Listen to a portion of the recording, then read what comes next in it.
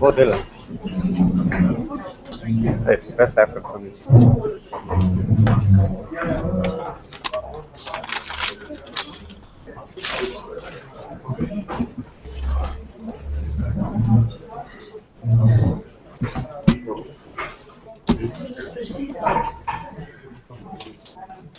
Aha, kapitan, pri možem.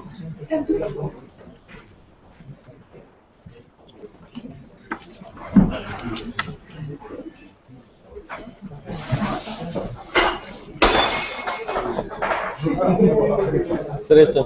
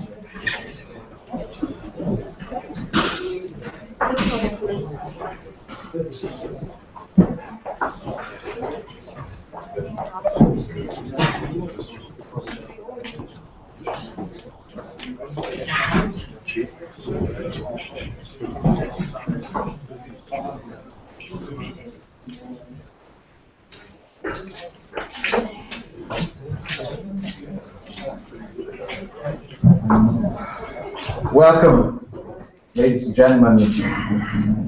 Please allow me in the beginning to thank to all of you who managed to come today to the first regional Bitcoin centrist and European conference. Thank you, sponsors, organizers, my team, speakers, guests, and of course the media. We are very excited to have you here. I will be short, so let's start it because we are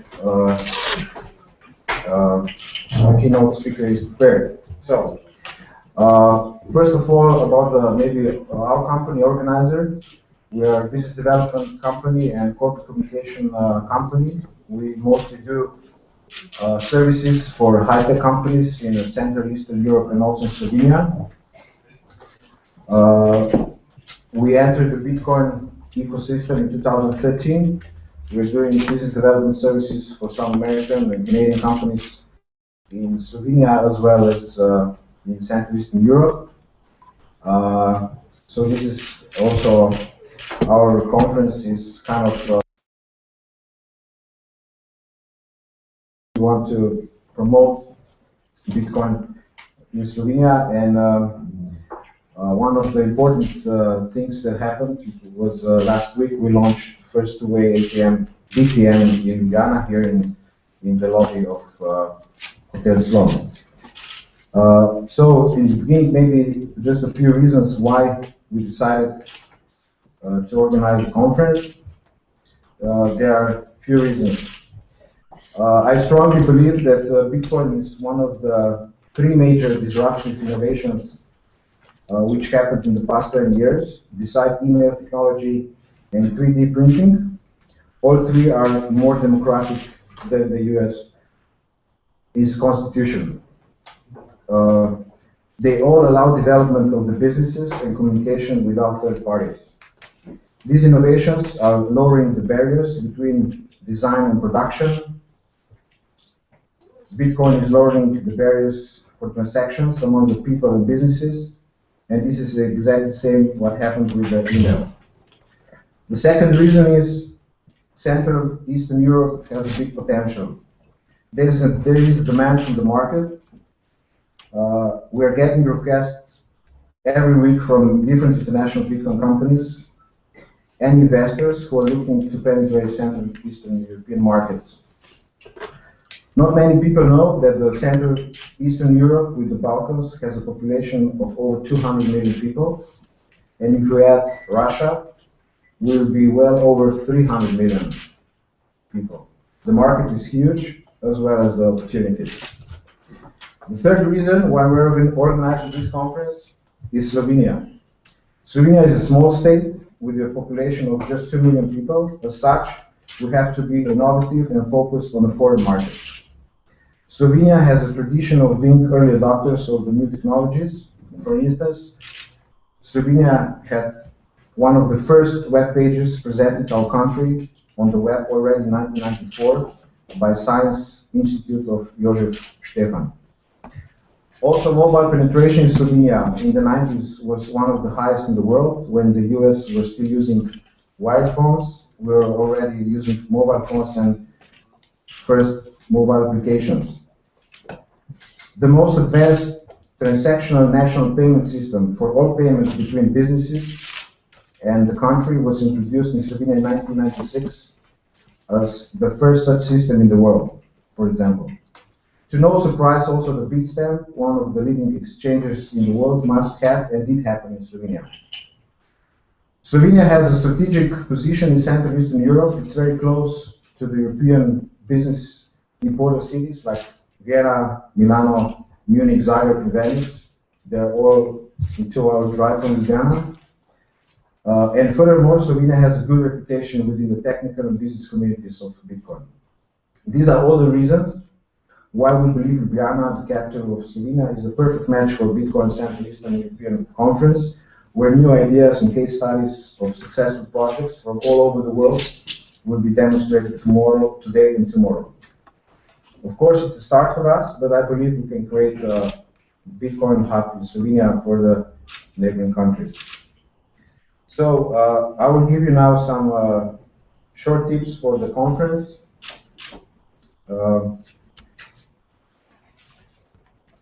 Okay, this is our official hashtag for the Twitter. Please tweet as much as possible. We have a Bizabu application, which is a networking application we're using for the conference. Please sign in, and find the conference page and start networking. As a part of the exhibition, we have here Zoran Kutuzovic, multimedia artist, who is doing some great paints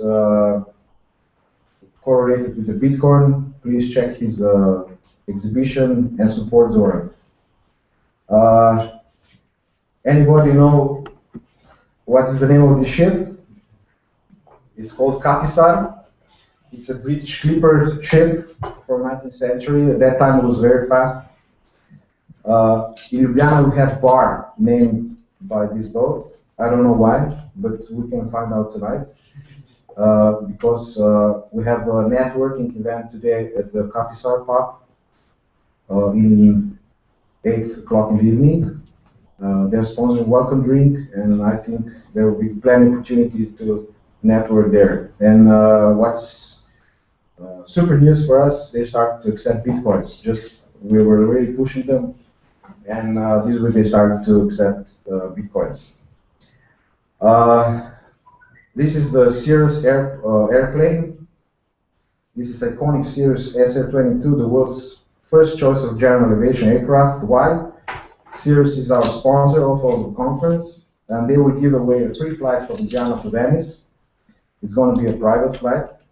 So we are all in the game for this flight. During the conference, please find a fishbowl at one of our hostesses and put your business cards in it. So tomorrow we will have a lucky draw. If you don't have a business card, just find some paper and put your name.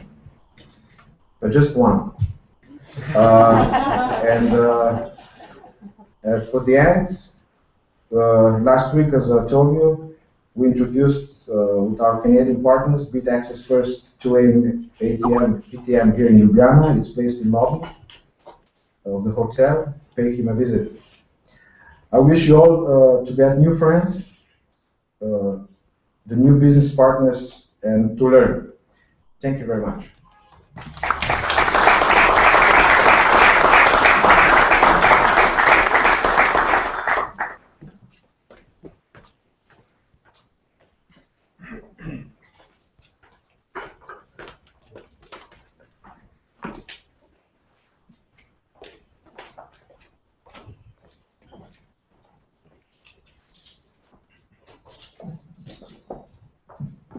Okay.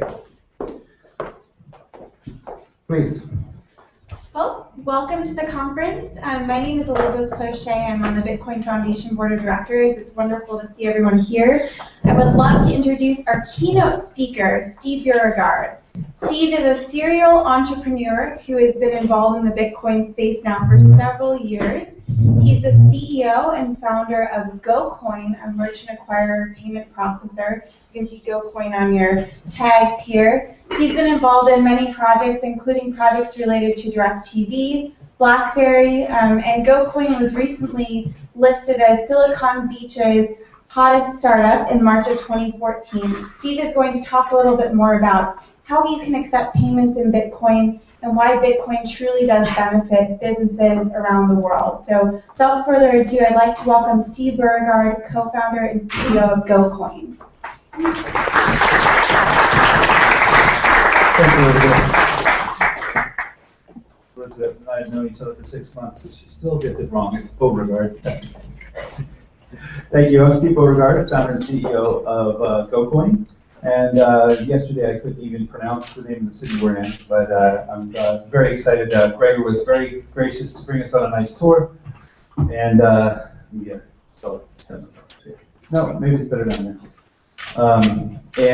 Wow, what a beautiful city. So I'm very, very happy to be here in Ljubljana. I hope I said it right. But welcome to everybody.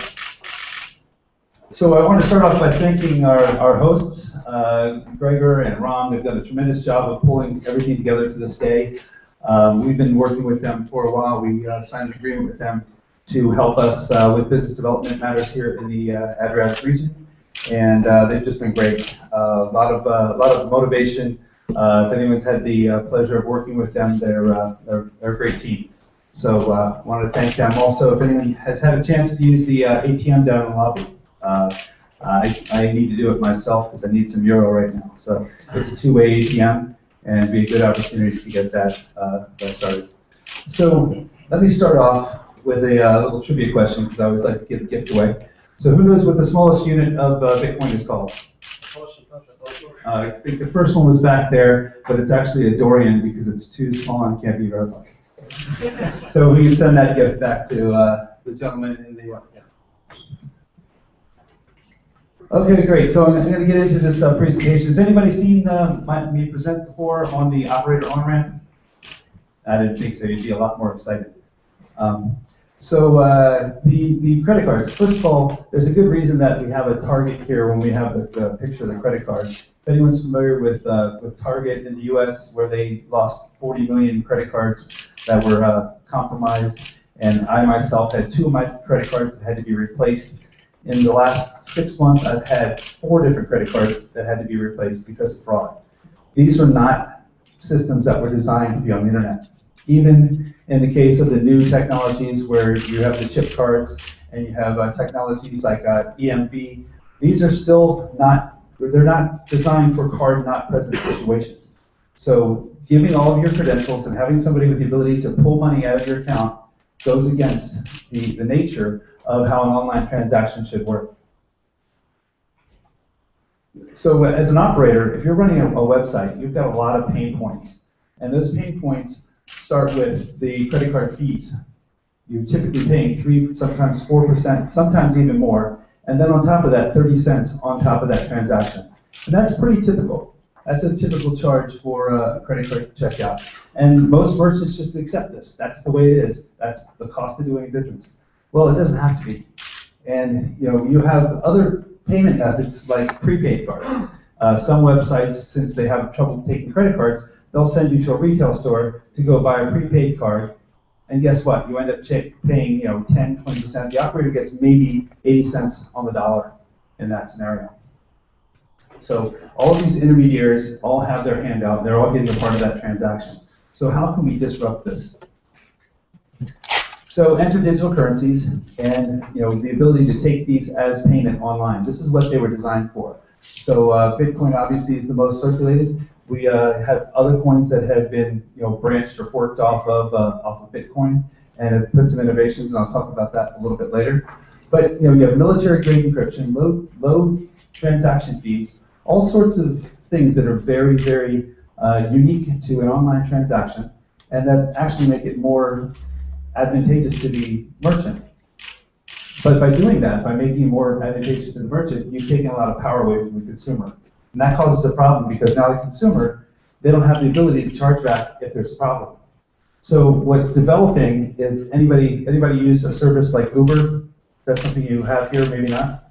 Uber is a ride-sharing service where you can hail a car right from your phone. And somebody who's a driver that is on the same system sees that you need a ride and they come pick you up. It's part of what we're calling the sharing economy. It's an economy. Airbnb is another one of these kinds of services where if you have a spare room in your house, you can put it up for rent for a night.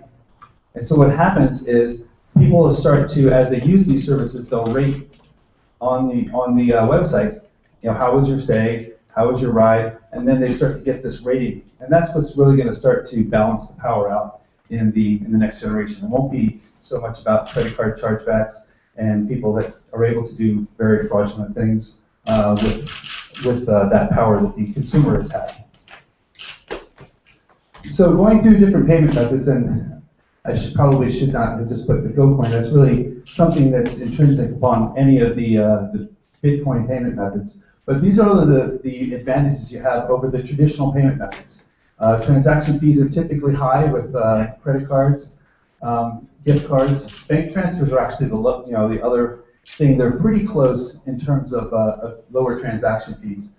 Another one that's big here is the international fees. Oftentimes when I use my credit card over here from the US, on my credit card, every single time I've used it, it's $1.50 for each charge that I make over here. And that's the privilege I get of using my card. So those fees are all very, very unnecessary, and that's where the banks are getting fat. So my old adage is that pigs get fat and hogs get slaughtered. So I think we're in a situation now that the hogs are ready for slaughter. I think it's time to disrupt the incumbents who have had an absolute monopoly on the point of sale, both in the retail stores as well as on the online transactions. So what you've seen so far is a presentation I've given probably 6-7 times over the last, call it 4 or 5 months. Okay, and what I've realized is I've gone down the path. We're getting merchants. We're convincing them that they should sign up and start to take Bitcoin as a way to get paid.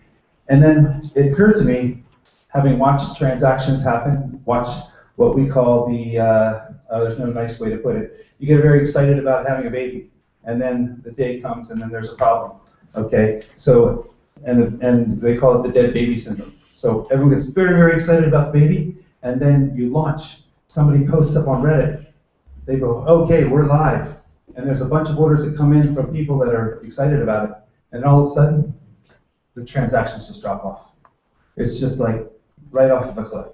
And the problem is, people that have Bitcoin, by and large, don't want to spend them. I don't want to spend them. So why is that? So I break them down into 3 major categories. The first one's the Bitcoin millionaire.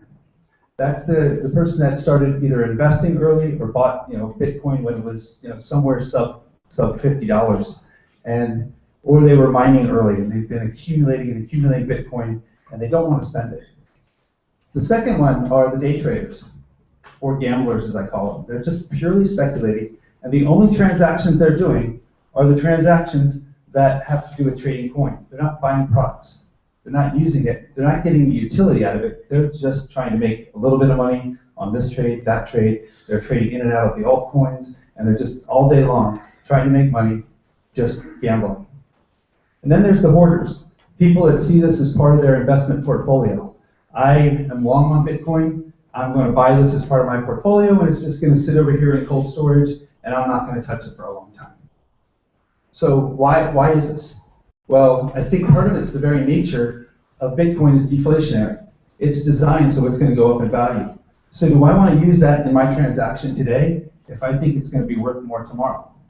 So it causes a very, very interesting problem. So a lot of it is, what things can we do to stimulate people with Bitcoin to spend them?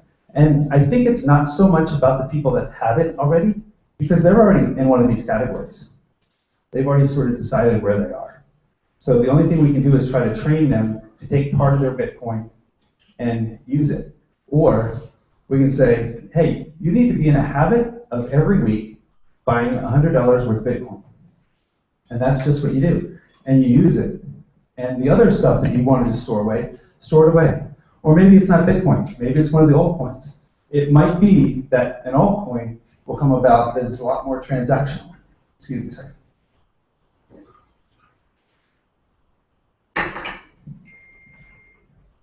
So what are the use cases? What are the things that will encourage use? So for that, you have to look at a little bit of the history. So we've moved beyond, thankfully, the Silk Roads and some of the early sites. But these are businesses that were successful in establishing a cycle of use.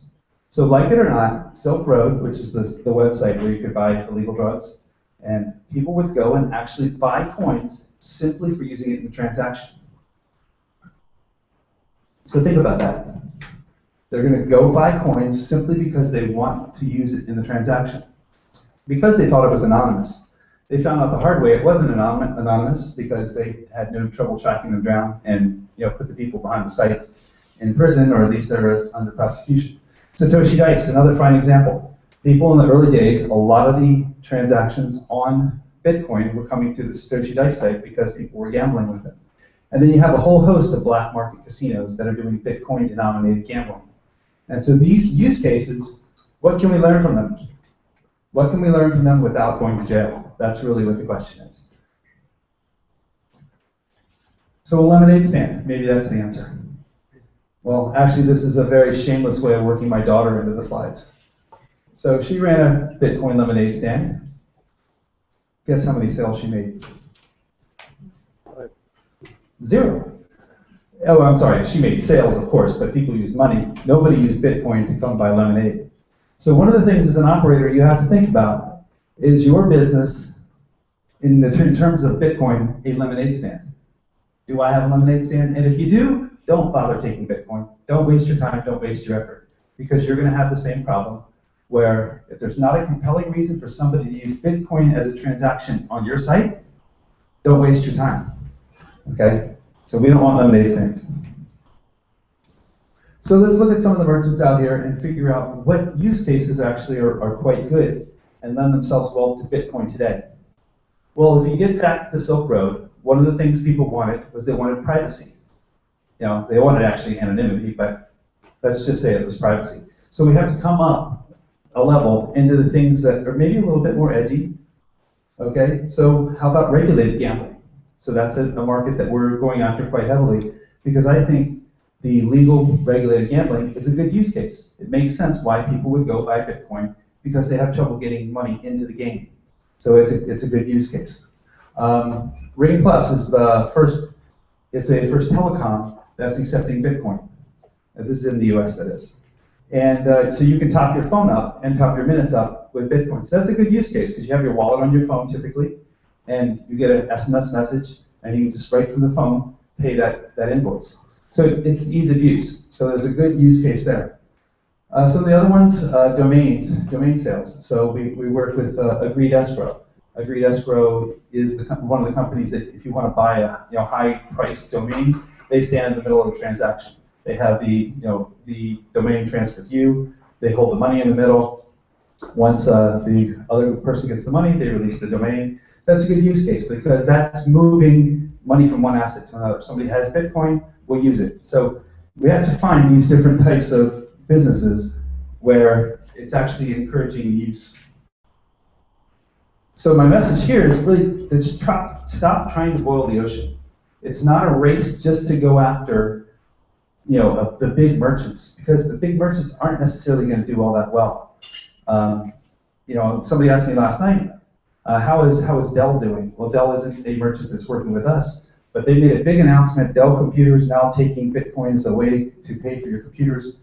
And I thought about it. Would I buy a Dell computer with my Bitcoin when I can use my credit card? If there's a problem, I can charge it back? Probably not, because that's not necessarily a great use case. I think it's a great deal for the industry. It gives validation, and that's all good. But how many transactions are they actually going to do? So what are the key characteristics? So what's going to repeatedly motivate people to go buy coins simply for the purpose of using it in a transaction? And that's the question I think we really need to get to. So the answers I have, and by the way, if anybody has the answers here, I'd love to hear them, because this is a problem we all have, and I think the only way we get to more mainstream adoption is by solving these problems, finding these ecosystems that will work and that will feed themselves. I mean, the most common one, I'm going to go backwards here, the most common one is mining. Mining makes sense because you have coins, you buy mining hardware, which is the latest and greatest, which produce more coins, which you then use to buy more mining gear, which produces more coins. It's a cycle, and it feeds itself.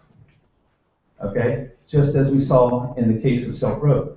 Somebody wants drugs, unfortunately, they use them, then they want more, and it just feeds itself. So they'll keep going and buying the coins simply to use it in the transaction. So that's the kind of thing we need to find. So the other characteristics are privacy, when somebody wants privacy in a transaction. For example, let's say you want to take your girlfriend on a nice trip. You're going to fly to Italy and stay in a nice hotel and have a nice time for the weekend. But your credit card happens to go to your wife. Okay. That's a situation you may want privacy. Like it or not, and that's certainly not something that I would do, because that's a happily married man, but there are some people that would. And you recognize that those are situations that people want privacy. So sites like Cheap Air and sites like Expedia should do quite well in advertising to those markets. But think of this as a means to an end, because these are sort of edge cases, and they're not necessarily the most socially proper, but at the same time, they do feed an ecosystem, and that's really what's going to get us to the end goal, which is really to serve unbanked, the unbanked of the world, and give them an on-ramp to participate online in transactions. So another is where credit card payments or other payment methods are commonly rejected. So think of an operator who, right now, they come through the credit card, somebody fat fingers in their billing address, and then bam, their credit card's rejected. Well, shouldn't it pop up and say, have you considered using Bitcoin? Okay, here's where you can get it, here's where you can get a wallet. Bring them right through a path that shows them how they can use another payment method. And oh, by the way, here's a coupon code that you can come back and use that gives you an incentive to go get Bitcoin. So those are the kinds of solutions we need to start putting in place so that it becomes more mainstream adopted. But the places we're going to have to do it are probably going to be a little bit more edgy. Not illegal, just edgy. So here's some of the brands that we're working with. And I think I've got a repeat slide, so there's not much to talk about here. But these are some of the big names in the industry that are accepting Bitcoin today. But if you look around that chart, the situation I'm talking about, there's very few that really have that need to go buy coin just to use it in a transaction. So different ways to get Bitcoin, and I think it's important to think about this as well, because obtaining Bitcoin is difficult. That's part of the problem too. So as you're talking to people, have them think about these different ways they can get it. The traditional way is you download a wallet. You get the wallet either on your phone or on your computer, wherever you get it. Then you go to one of the retail sites, such as Bitstamp, ExpressCoin, Coinbase, one of the places where you can buy it. And then you have Bitcoin. Well, another one people don't often think of is services like Gocoin and BitPay and others have the ability for professional service providers to accept it as a form of payment. So you can generate an invoice from within the system for legal fees, for professional services, computer programmers. We have every different type of service provider you can imagine. PR people even are taking Bitcoin payments through our platform. And actually, they do some pretty significant numbers based on the fact they're in the Bitcoin ecosystem and they build through the system in Bitcoin. So that's another good use case, and it's a great way to earn coins. Earn coins, you can do it through mining also, but there's hashing. And then, of course, the ATMs. So this is a picture I took last night of the machine in the lobby downstairs. So another easy on-ramp. And as these become more and more prolific and out in easy to access, I think that that's another great on-ramp for ways to get Bitcoin.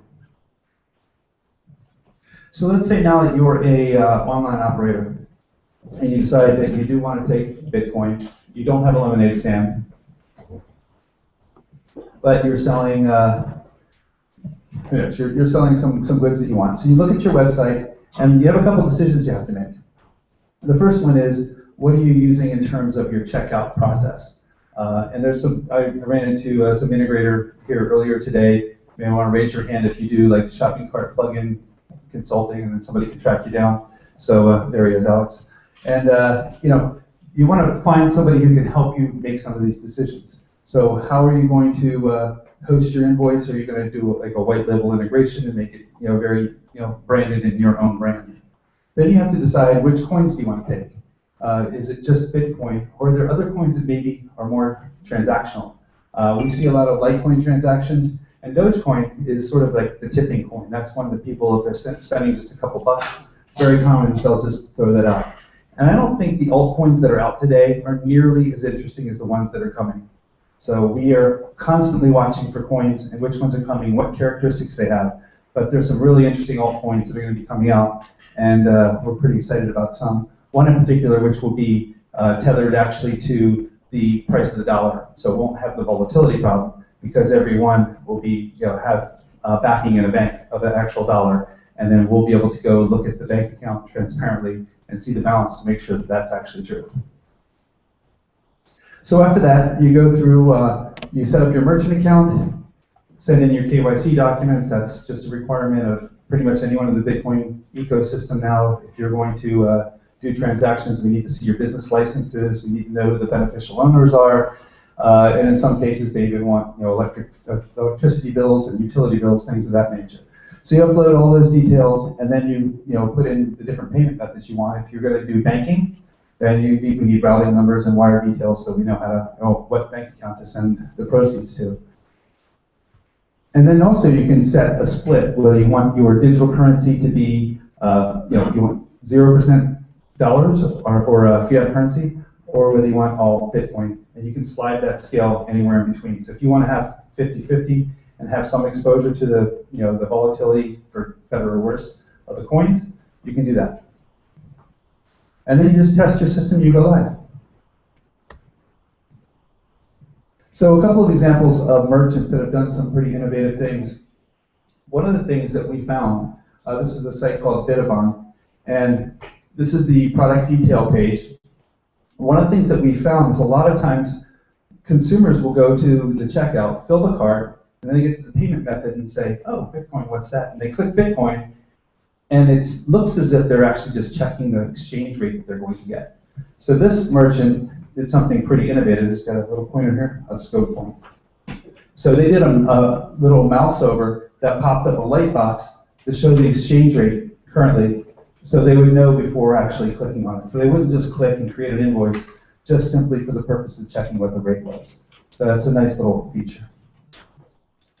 So those that haven't seen what a transaction looks like, when you do actually click pay, this is what you typically see. You see a big QR code come up, and then you'll see the actual price. This happens to be a Litecoin invoice, and then you'll see the big long public key where you actually transmit the money.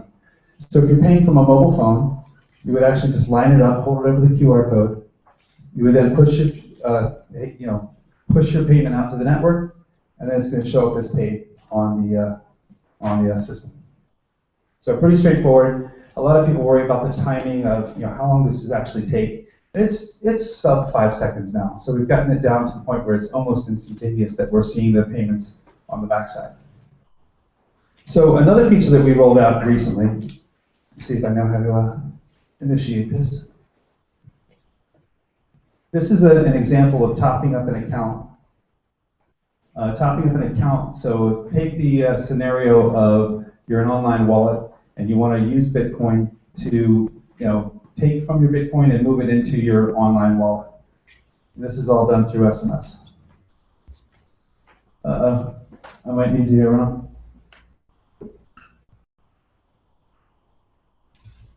Just click this. I'll let you drive.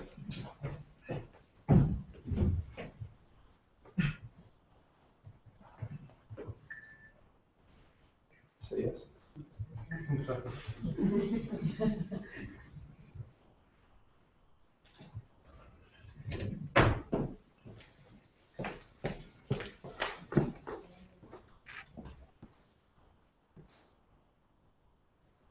We created the merchant super site to demonstrate how easily customers can fund prepaid accounts using digital currencies, including Bitcoin and Litecoin. I'll show the funding process as the customer would see it. I'd like to add funds to my account. I can select from some preset payment amounts and choose the type of digital currency I'll be paying with. The last required field is an email or SMS number to receive the payment request. Immediately, I receive a text alert with a payment link via Gocoin on my mobile phone. Clicking the link launches my Bitcoin wallet. I confirm the payment amount from my account to complete the transaction.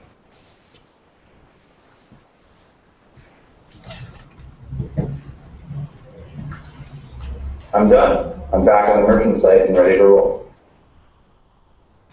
Okay, so the point there, and that's all mocked up. So if you imagine that you're a website, you already have the cell phone number, and you're able to just send that right away. We get back to excuse me one second. I've been on the Mac too long.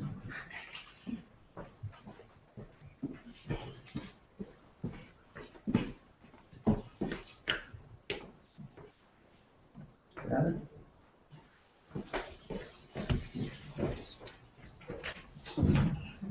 Never thought I'd see the day that I was completely illiterate on a PC.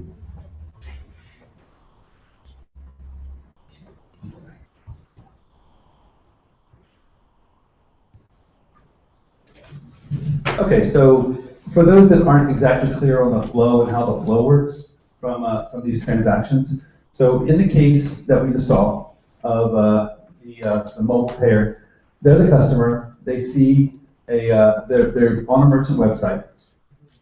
They have, let's say, $100 they want to top up on their account. The merchant website then calls over to the Gocoin API and says, what is $100 currently in Bitcoin, Litecoin, Dogecoin, whichever coin they're using. We then send the invoice, step number 3, directly to the customer. And the customer sends the Bitcoin back to us. That's often something people don't understand. We're controlling the address where the coins are received. And from there, we then notify the merchant website that we've received the coins. That's an irreversible, non-chargeback event. So from that point, they can finish their transaction, give the transaction ID to the customer, and complete their transaction. Then the magic happens on the other side, where we go and take that, convert that into fiat currency, wire that down to our bank account, and then ultimately distribute and settle that payment with the merchants. So an example here of shopping cart plugins and how these work. This is I think it's a WooCommerce plugin. It's easy. You can just drop this in. Literally have these up and running inside of 5 minutes. We had one merchant that we actually literally from start to finish within 15 minutes had them up and running and tested with an easy plugin like this. Just to show a quick example of what, as a merchant coming in and seeing the dashboard, the different areas. This is when you want to create the bill. Preferences is where you're going to set things such as where my payout addresses for the different coins. You've also set in preferences things like your payout address for bank accounts, ACH, SEPA, UK faster payments, Gyro down in Southeast Asia, any of the different payment methods. And then there's areas for developers if you want to actually fully integrate this and build a white label solution that sits on top. So one such company doing that is called XP Terminal, and they're going to be launching a point of sale register that is sort of replacing the swipe card terminals, but it's going to be fully digital currency enabled with multiple currencies. And they built that as a complete white label solution. There'll be no branding from Gocoin there. It'll be completely their application. So a couple of things that are unique to working with digital currencies as opposed to traditional payments, things that you don't necessarily see that you have to consider before you launch your site. Because what happens is the help desks are the ones that really are impacted the most. Because some of the things that are unique about Bitcoin payments is you can't control, when you create that address, you can't control how much Bitcoin they send. So there's a lot of people I see that try to game the system. They'll go sign up for like a mining contract, and they'll put the invoice out there for $2,000. Then they send 5 cents in Bitcoin and think that they can game the system. So that's going to show up as an underpayment. Okay, so it will show paid at first because we detected that there was a payment at address, but it's going to be sitting in an underpaid status. So it's not going to work. But people will try anything because they like to try to rip sites off. So another thing you'll see is overpayments. We had one person one time send 5 payments of the same amount to the same address. No one knows why. I don't know if he just kept clicking and thinking it wasn't working, but for some reason he made 5 payments. So you have to get that Bitcoin back to that person. So you need to be able to refund Bitcoin back to them. So actually a little interesting side note. Some years ago when I worked in e-commerce, I ran operations for a website that was selling a lot of online goods. We actually would target the drunk shopper. We would send out email promotions on Friday night at 11:30, and we actually found that there was a whole category of people that had been out, maybe at the pub, had a couple drinks, and they loved to shop right then. And boy, they were good. And we had them identified as the people and they would spend a lot of money. It was very, very interesting.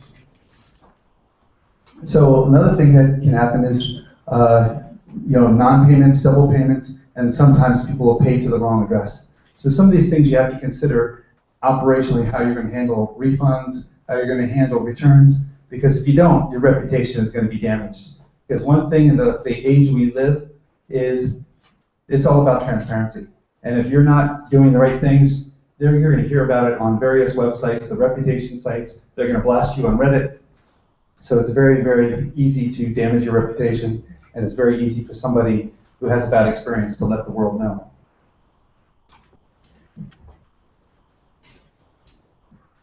So what strategy should operators take? These are some of the things that I think they ought to be doing. Because if you think about it, Bitcoin ought to be the #1 way but websites want to be paid. It's the lowest cost, it's the lowest friction, and there's a lot of advantages to the merchant. So they need to put deals in place. They need to make deals that are special for Bitcoin people. So for example, we have one site that offers a lifetime membership that's only available in Bitcoin.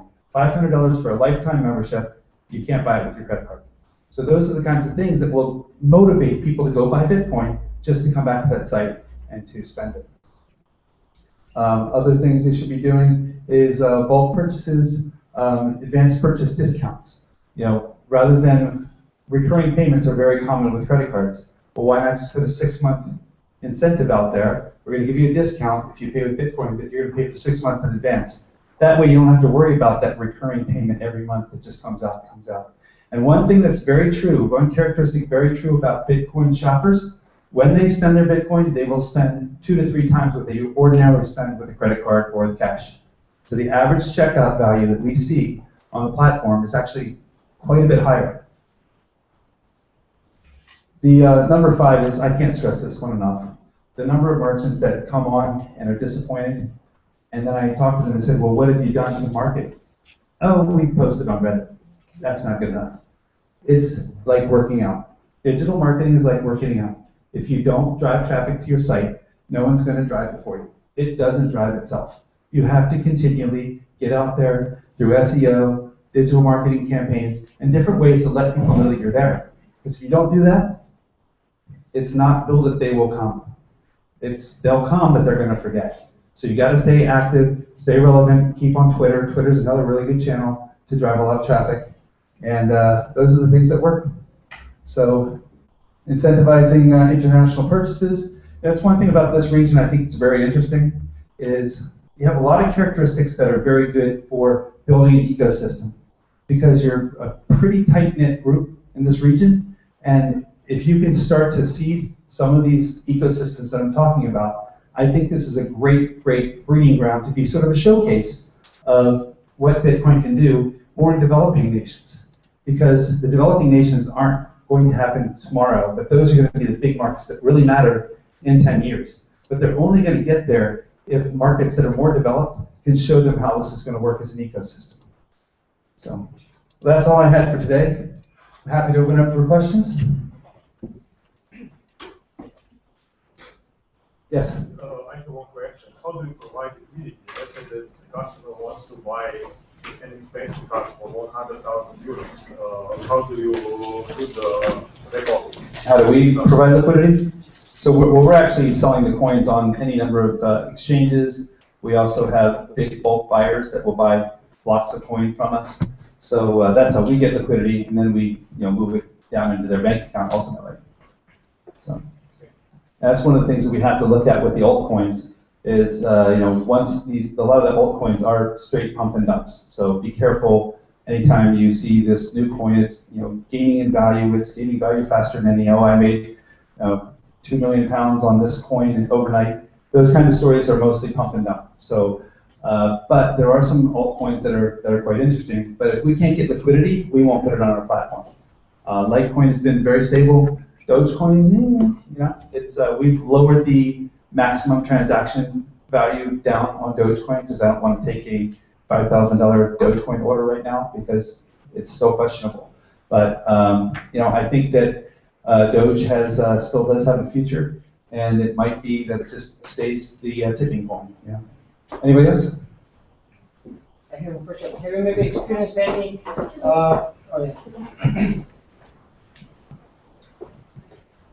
Hi, Gregor. Have you maybe experienced any large companies in the world doing global business that they optimize the cash pooling system to the Bitcoin system? The cash pooling system? Cash pooling. So they pull together the cash accounts of all companies worldwide, and they just transfer the money between accounts. Yeah, I have not seen anybody doing that. That would be a little bit out of our wheelhouse. I think there is a company that's working on more B2B commerce, and that's one of the things that we've been saying to a lot of our merchants, especially developing nations. Try to convince your channels to accept Bitcoin too, and that way, because oftentimes they have suppliers that they need to pay. So if we can pay them in Bitcoin and have them pay their suppliers in Bitcoin, then there's just more Bitcoin that's going out there.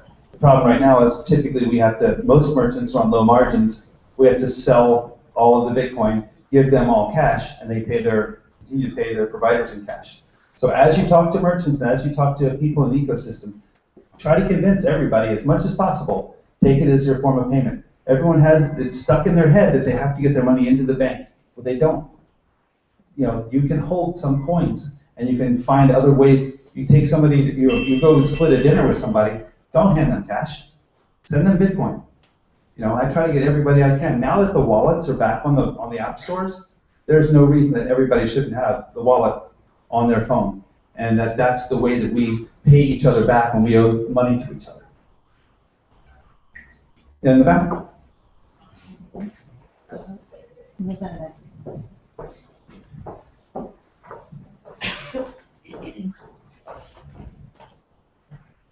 Hi. So I wanted to ask you how exactly the chargebacks and refunds are done, because in business with credit cards, when you always have the options to do a chargeback with the issuing bank, and here as the issuing bank is not present, how you gain the trust of the customers if the merchant is not okay or something wrong? That's right, and we've certainly shifted that balance of power. The consumer has too much power right now with credit cards and chargebacks. They are constantly charging back things illegitimately and trying to claw money back from merchants. It happens all the time. It's managing fraud from the merchant perspective. This does move the balance way in the power to the merchant, and it really comes down to reputation. And online reputation can be ruined very, very quickly. So if you have somebody doing something, for example, we had a merchant show up on our site I think they were in Brazil, and they sold something to somebody here in Europe. And it was their very first transaction, and the merchant's like, hey, I didn't get my merchandise. So we shut those down very, very quickly. So yes, there was one transaction that went through. Luckily, it wasn't very big, but that merchant got shut off very quickly. So reputation management online in the day of transparency is really what we have to rely on right now. There are some companies I know also working on escrow services for higher ticket items. So escrow.com and Agreed Escrow are two in particular that will stand in the middle of that transaction and take a little fee. So those are some of the things that are being done to combat that problem. My question is regarding the legal issue. How do you see developing the legal issue? Let's say the Bitcoin in USA is treated as commodity, in Germany like a private currency, somewhere it's non-defined yet. What do you see the trends in the future? Oh boy, that's a good one. I probably more than anybody on the planet have talked to more regulators and more jurisdictions around the world, getting our arms around the landscape. And most are coming down as a property. That seems to be sort of the common trend. And I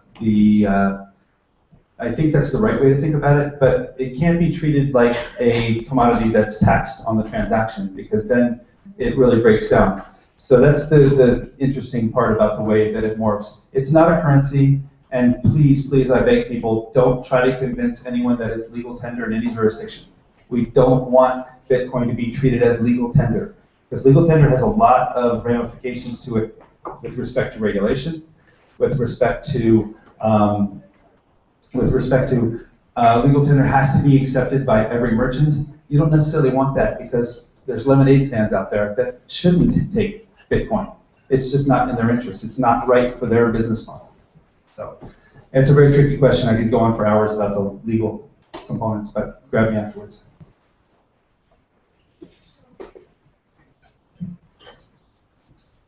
Anybody else? All right, well, I guess we'll wrap it up. Thank you guys very much.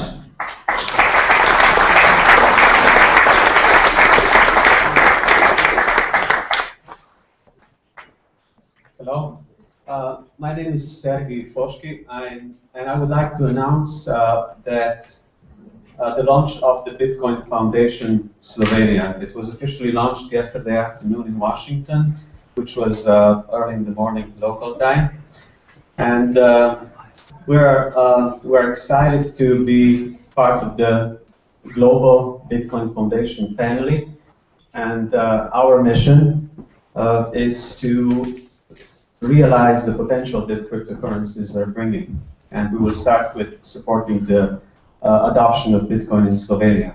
I will have a session tomorrow afternoon to talk and present the foundation in a greater detail. And right now, I would like to announce Elizabeth Ploshay. She is serving on the global board of Bitcoin Foundation. She is a great advocate of Bitcoin, and we're very happy to have her here. Her speech will be about Bitcoin, the key to global financial inclusion. Elizabeth.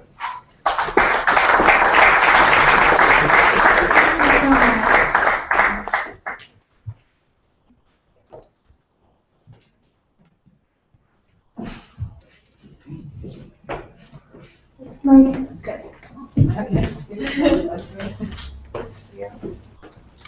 Well, again, it's wonderful to be here and just to see how the Slovenian Bitcoin economy is truly, truly growing. I'm not sure how many of you are aware of what's going on in the Bitcoin community outside of the merchant processing space, but one of the main reasons why I got involved in Bitcoin is just the potential good of this currency. To me, Bitcoin is beyond just a way of transacting and processing payments and sending money to individuals around the world. But Bitcoin is truly a social, political, and economic game changer. This is one of the first times in history where we've literally been able to reach individuals around the world with just one currency. So beyond just being a currency, Bitcoin is a payment gateway. It's very efficient and secure, and I know Steve touched upon that, really highlighting how you don't have risks of chargebacks, identity theft. But beyond that, again, you can reach people who you never were able to reach before. The credit card doesn't take us too far. PayPal doesn't take us too far if you want to send money, say, overseas to Africa. So this morning, I really just want to talk about how Bitcoin truly is a catalyst for good, and a way to not just, send money overseas to those in need, but to prompt us to give more. Bitcoin truly is the key to global financial inclusion. How many of you have heard of the term global financial inclusion before, or know what I'm referring to? Okay, so I'm going to talk a little bit about this, but there are 2.5 billion people around the world who don't have access to a bank account. So literally, again, 2.5 billion individuals around the world are barred from interacting financially, or they have smaller amounts of money that they transact with locally, but can't reach you and I around the world. Bitcoin also empowers individuals to really consider what their financial rights are and to understand that they have more financial freedom and a way to interact with people around the world. So with this news, I think once you learn about Bitcoin, there's really no turning back. Why would we go back to the current systems we're using? Why not embrace a technology that's really changing the world? I have this insignia here, Bitcoin, free the market, free the world, and it's truly a tool for freedom. So I want to talk a little bit about Bitcoin and charity. One of the best things about Bitcoin is the removal of the middleman. How many of you are concerned about donating to an organization because you don't always know where the funds are going to go? Okay, yes. Same here. There are some organizations where I think I'm going to send a donation, but who's going to be processing that donation? And who's going to be taking out fees in between? So you can see from this graphic here, with Bitcoin, you're in essence cutting out the middleman. So if I were to donate from my smartphone here, take some Bitcoin, and donate to an organization of choice, I know that the Bitcoin are going to go directly to that organization. And if you're using a processor, like BitPay, for example, there's only going to be a 0% transaction fee. Now, if you're donating with, say, a credit card or through PayPal or other services or even writing a check, the processing fee can be between 3 to 4 or even 6%. So it's really unbelievable the potential here. Again, direct transactions, which are great, reduced fees, more to the cause, and certainly, I'm not sure how many of you have followed the price of Bitcoin, but the price has increased at times very largely. And if Bitcoin truly does succeed, the price will continue to increase. So if you're going to donate, say, a Bitcoin or a portion of a Bitcoin or even $5 in Bitcoin to a nonprofit, charity, or good cause, that's like giving them a seed for further financial growth. Again, Bitcoin has global reach. So the neat thing is, if an organization that's promoting good around the world is accepting donations in Bitcoin, they have a tool to reach those in need. One of the best things about Bitcoin is how it is an asset to developing countries in the third world who have economic struggles that we fortunately don't have here today. There's a way to pool international donations.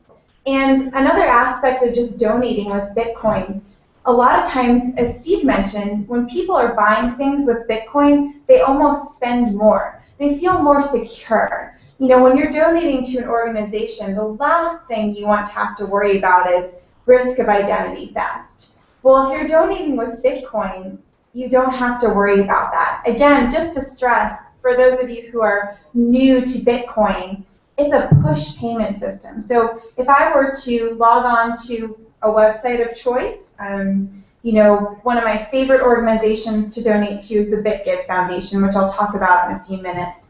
I would just literally take my smartphone here, pull up my blockchain.info wallet, scan a QR code, and send Bitcoin. I wouldn't have to say log on to the website, put in my first name, my last name, my mailing address, all of my credit card information, exposing myself. Again, more freedom to give, because you know that your identity isn't going to be compromised. Again, Bitcoin is borderless. It's a trustless peer-to-peer network, and it's decentralized. So you don't have what we would call in the Bitcoin community central points of failure. So I'm on the Bitcoin Foundation Board of Directors, but I also work full-time for BitPay. BitPay, like Gocoin, is a payment processor, and we seek to provide tools to nonprofits and charities to make their job easier, to accept donations in Bitcoin. We have 0% transaction fees. We've historically always been 0% at transaction fees for charities and nonprofits and even political campaigns. But recently, BitPay just launched a feature of free processing across the board. So if you are a merchant and you want to accept payment, or if you're a nonprofit and you want to accept donations in Bitcoin, you can sign up globally and accept donations and payments in Bitcoin through BitPay at, again, 0% processing fee. So again, why BitPay? 0% compared to 2 to 3 to 4 to 6% compared to chargebacks, risk of identity theft. You can't beat it when you have a system like BitPay powered by Bitcoin. We have a very easy interface to use. We have 9 different currencies we process payments in, 33 different banking relationships, over 40,000 merchants around the world, and a support team as well that's able to answer any questions you have. We also recently have launched some features too to socially promote charitable giving. So as Stephen mentioned, you know, a lot of times merchants are excited to accept payment in Bitcoin, but then how do you get the word out? So we have a neat donation page that we just launched. So you're a charity and you want to accept donations in Bitcoin, there's a feature too through Twitter and Facebook where someone can donate and say, I want to make that public. So they'll donate and then have that feature to promote, I just donated to this organization, you should consider that too. And again, the other person who's going to donate in Bitcoin, the process is seamless, very quick. So we have a lot of different organizations partnering with us in the nonprofit area and of course for-profit merchants as well. Some of my favorites are actually listed here, and I'm going to talk about a few of them later on. You can see here Sean's Outpost. How many of you have heard about Jason King before? Does that name sound familiar? Okay. If you're not in the Bitcoin space, you might not know about him, but he's literally helped an entire homeless community in the United States and is starting up homeless shelters around the world powered by Bitcoin and also Dogecoin and Litecoin.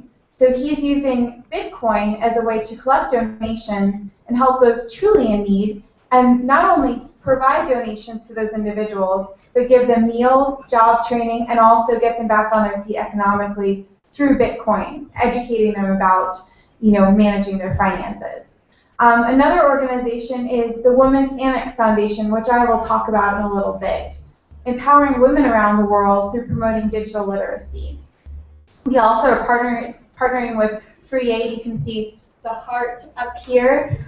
Their goal is to get aid immediately to places in need. So if there's disaster relief here in the US or abroad, and you know, there are tons of use cases for this.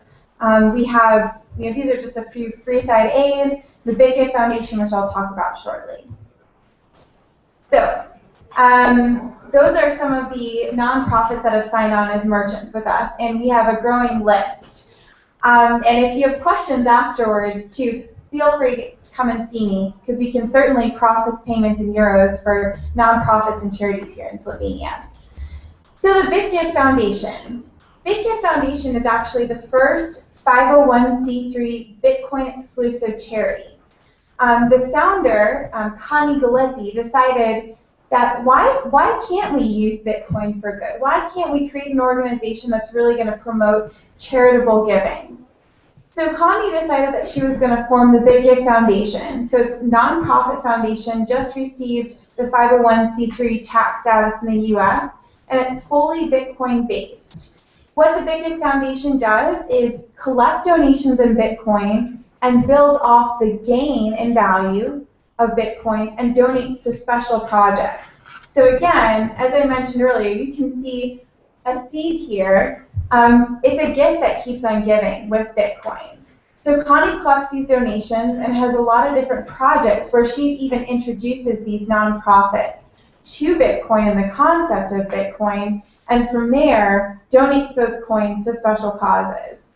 One of the goals and the missions of, say, the BitGive Foundation are really to promote sustainable organized giving power and have effective donations, targeted donations. So there are not those middleman transaction fees, and also people can even see where their money's going. One of the greatest things about Bitcoin, I'm not sure how many of you have concerns about Bitcoin or transparency of Bitcoin. Bitcoin is actually much more transparent than many would know, because every single transaction is kept track of on the blockchain. So if I were to donate to a charity right now, that transaction would be on the blockchain.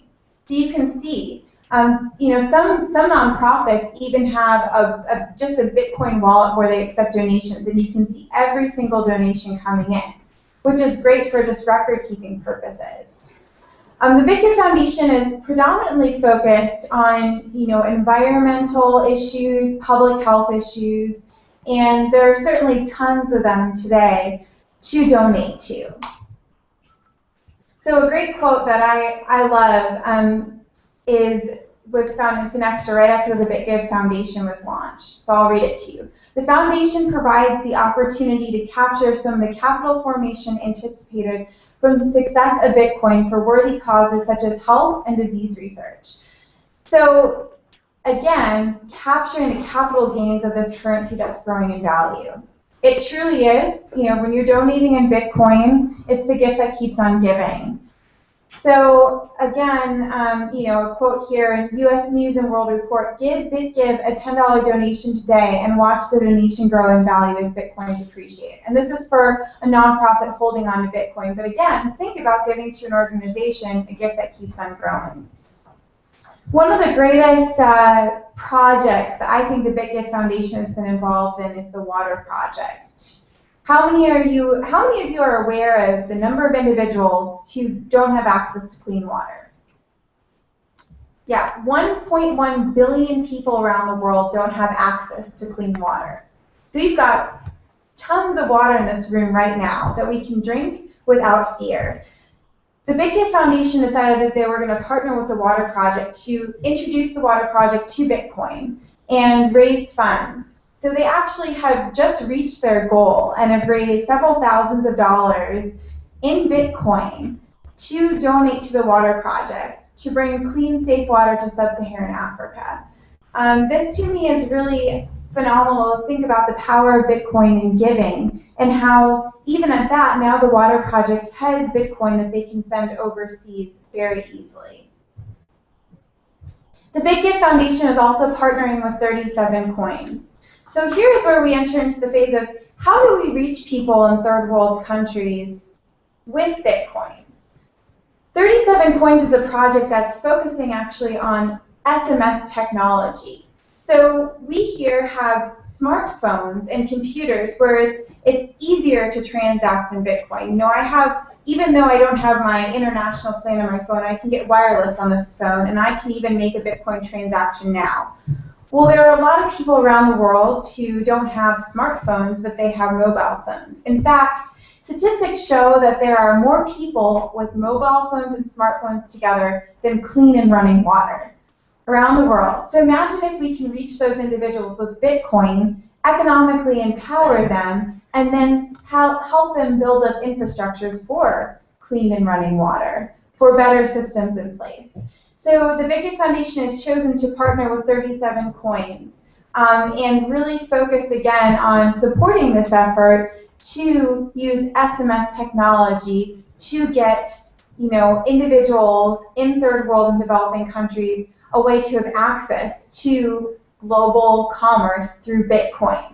So think of all of that. Just think of, again, Bitcoin now able to empower individuals around the world who were originally prohibited from having access. Someone in a Maasai tribe in Africa is more likely to have a mobile phone than running water, now you can reach them with Bitcoin. To me, that's pretty phenomenal. So again, as I mentioned, the BitGift Foundation just recently got the 501c3 status. And you know, we're seeing a change in just the narrative of the Bitcoin ecosystem. It used to be that, again, and keep on going back to Steve's presentation, but he mentioned Silk Road and Satoshi Dice. And, you know, the start of the Bitcoin ecosystem, you didn't have as many efforts like this in place of 501c3s. But again, it's really exciting just to see the potential of this currency and how there are more and more groups focusing on the positive emerging.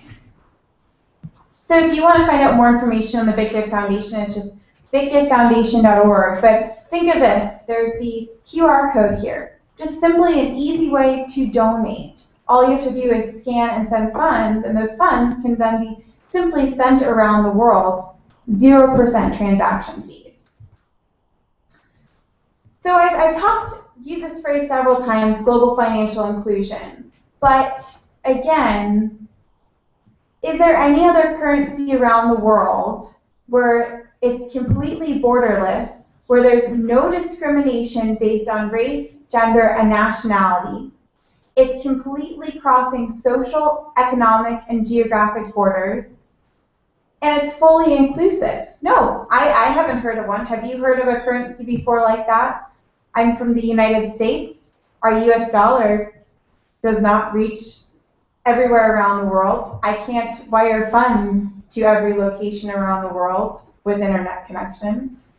The euro, I don't think you can send euro to every location around the world.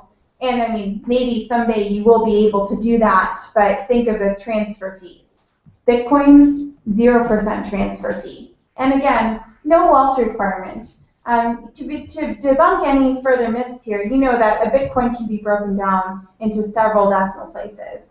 So I could send $1 in Bitcoin to my friend in Botswana with a 0% transaction fee. I could send her $2,000 in Bitcoin, 0% transfer fee. No bank account, no problem. Again, 2.5 billion people around the world don't have access to bank accounts. With Bitcoin, you can eliminate that issue by providing them global financial access. You don't need a bank account to get Bitcoin. You just need funds and internet connection. And frankly, you can receive Bitcoin with a web wallet, or as we saw with 37 coins in a few slides earlier, with SMS mobile technology. And one of the other interesting aspects of Bitcoin that it's hard for us to understand because we're so used to centrally controlled systems, is that Bitcoin is fully decentralized. There's no central bank, there's what I would say no central point of failure, and it's a way in which we, individuals, people around the world, can control our finances in a peer-to-peer fashion. You know, I sit on the Bitcoin Foundation Board of Directors, we have our chief scientists, but we're not even controlling Bitcoin. It's all a peer-to-peer global ecosystem. And again, it's a point that I keep on reiterating, but I think it needs to be stated. Bitcoin provides global access without a surcharge. So I want to share a few case studies. One of my favorite is Bitcoin in Botswana. Botswana is a very small country in Africa, and the banking system there is okay, but again, if I wanted to send funds to Botswana, wire funds, think of how onerous a process that would be. If you wanted to send funds to Botswana, very difficult to do so. And the percentage of individuals who have bank accounts there is certainly a lot lower than what we have here in Europe and what I have in the United States. So back in January, I got connected to a woman named Alakanani Atirlan. Alakanani learned about Bitcoin a few years ago when her son was very sick with a heart condition. And she was looking for a way to bring in funds and resources for her family. She was online looking up, new investment opportunities and found out about Bitcoin. Well, her son tragically died of his heart condition, but she decided, you know what, this technology has a lot of promise. I want to look further into it.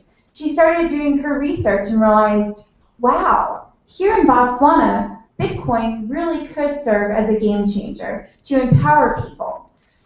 Alakanani started educating her peers and her friends and her family about Bitcoin, and has since then single-handedly organized meetup groups. So in the US, we talk about meetup groups. Do you guys have a meetup.com here? Familiar with it? Maybe? Okay, yeah, you do. Yeah, so she organized a meetup group to educate on Bitcoin. And she's actually now even been communicating with the Botswanan government about Bitcoin. And most recently made her first international trip, her first plane ride actually, from Botswana to Amsterdam to speak at our Bitcoin Foundation conference there. And the neat thing about getting her to Amsterdam, we were able to effectively raise all funds for her travel in Bitcoin, purchase her flight in Bitcoin, and pay for her accommodations in Bitcoin, and then with the rest of the Bitcoin that we collected, donate to her funds. Now, how would I have been able to donate to her funds easily with fiat currency? Not too easily, but I can send her funds directly with Bitcoin. So you can see here she's working on just to empower individuals about this new form of economic liberty and freedom. And they're clearly very excited about Bitcoin. Her community is definitely growing in size. All right, so that's Alakanani. Now another aspect of global financial inclusion. Not only do individuals around the world not have access to bank accounts because they don't geographically live in an area where there's a bank account, or their governments are so corrupt or uncertain that there's a scare in using a bank account, but there are certainly women around the world who are told, because you're a woman, you can't have financial access. Because you're a woman, you will only be able to get a bank account or have access to finances if you go to the bank and register with your father and brother and other family members. So I learned about something called the Women's Foundation, or Women's Annex Foundation, a few months ago when I was thinking about this issue. Thinking about, wow, in Europe and in the United States, there are some women in this room, and we certainly, I'm sure all of us have bank accounts, and we can manage our finances, we can make purchases, we can research, go online, do what we like, we can have our own careers. Well, there are many women around the world who are told, because you're a female, you can't have that access. So the Women's Annex Foundation was created to really promote digital literacy to women around the world who, again, are told, nope, you can't have access. I want to read their mission statement here because it's very powerful. Our mission is to train women and children in digital literacy, empowering them to create a sustainable economic model for themselves and their families. We are currently operating in Afghanistan, Pakistan, Egypt, and Mexico, and our goal is to expand globally. So they're using the strategy of education to reach these women in need. And the best part is they're using Bitcoin to power freedom. So the Women's Annex Foundation has decided, well, we're focusing on innovation, digital literacy for women. What a better way to do so than with Bitcoin? So the Women's Annex Foundation recently signed up as a merchant of BitPay to start processing payments in Bitcoin and donations in Bitcoin. And they accept donations, and the price of one Bitcoin right now, I think, is about maybe almost $500 per Bitcoin. But I like to say here, one Bitcoin goes a long way. And they have some really great projects. They're focusing on specifically, getting these women, their main target country right now is Afghanistan, but into a computer lab where they can learn typing, basic skills, where they can have access to the World Wide Web. So that's about $13 a year just for one female to have entire access to web. $13 a year, that's pretty minimal. And then to build a media lab, it's about $20,000. But again, for those in the Bitcoin community who have started early, that's a smaller investment. And they're seeing tangible results with this. So 2,900 top female students are generating a good amount of funds for them each day. They're becoming more top earners in their country, and they're having incomes that are 55% higher than national average. Digital literacy leads to freedom, and freedom is powered again through Bitcoin. The female up here, her name is Fareshta Furrow. She's really spearheading the Bitcoin community involvement in the Women's Annex Foundation. But again, what she has personally seen from her own experience is the power of getting connected to the World Wide Web and then a global currency like Bitcoin where she can interact and send funds to women around the world.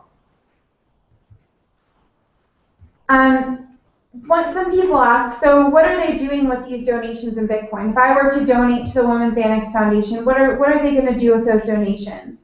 Well, in fact, they can pay their writers, the women who are writing for the Women's Annex Foundation and who are in these computer labs and doing projects and doing blog posts with Bitcoin. So how can those women spend Bitcoin? Those women who are in Afghanistan and in other countries where they don't have rights to their own finances actually can get paid in Bitcoin with a Bitcoin wallet, and then from there buy things like Amazon gift cards and Skype gift cards. Might not be able to have, say, something shipped to their residence, but they can find videos and books that they can read online that, again, they normally wouldn't have access to. So how many of you have heard about blockchain.info? A few? Okay, so it's a very popular Bitcoin wallet, and the CEO of blockchain.info learned about what the Women's Annex Foundation is doing and was very intrigued. He stated, the Women's Annex Foundation is a pioneer in using Bitcoin as a payment system in developing countries. For reasons of safety, convenience, and cost, we believe the digital currency movement will help elevate the lives of women around the globe. So, Bitcoin, promoting global financial inclusion. You can see Nick Carey here and Fareshta Furrow. They got to meet at the New York Bitcoin conference. And here's just another example of their computer lab. Okay, so we've talked about Bitcoin and charity, the good of Bitcoin, global financial inclusion, reaching people who have been prohibited from access. But here's another issue that is really, really critical: money remittance. I'm not sure how familiar you all are with some of the higher rates of money remittance, but it's unbelievable if you want to send money overseas. If you are an immigrant, either going to Europe or specifically the United States, and you want to earn money and then send that back overseas to your relatives, the rates are staggeringly high. So for example, I am a Kenyan citizen and I moved to the US and I work and I need to send money home. Western Union takes up to 12 to 25% of those funds. Almost a quarter of those funds that you're earning and you want to send back, taking that out in a transfer fee.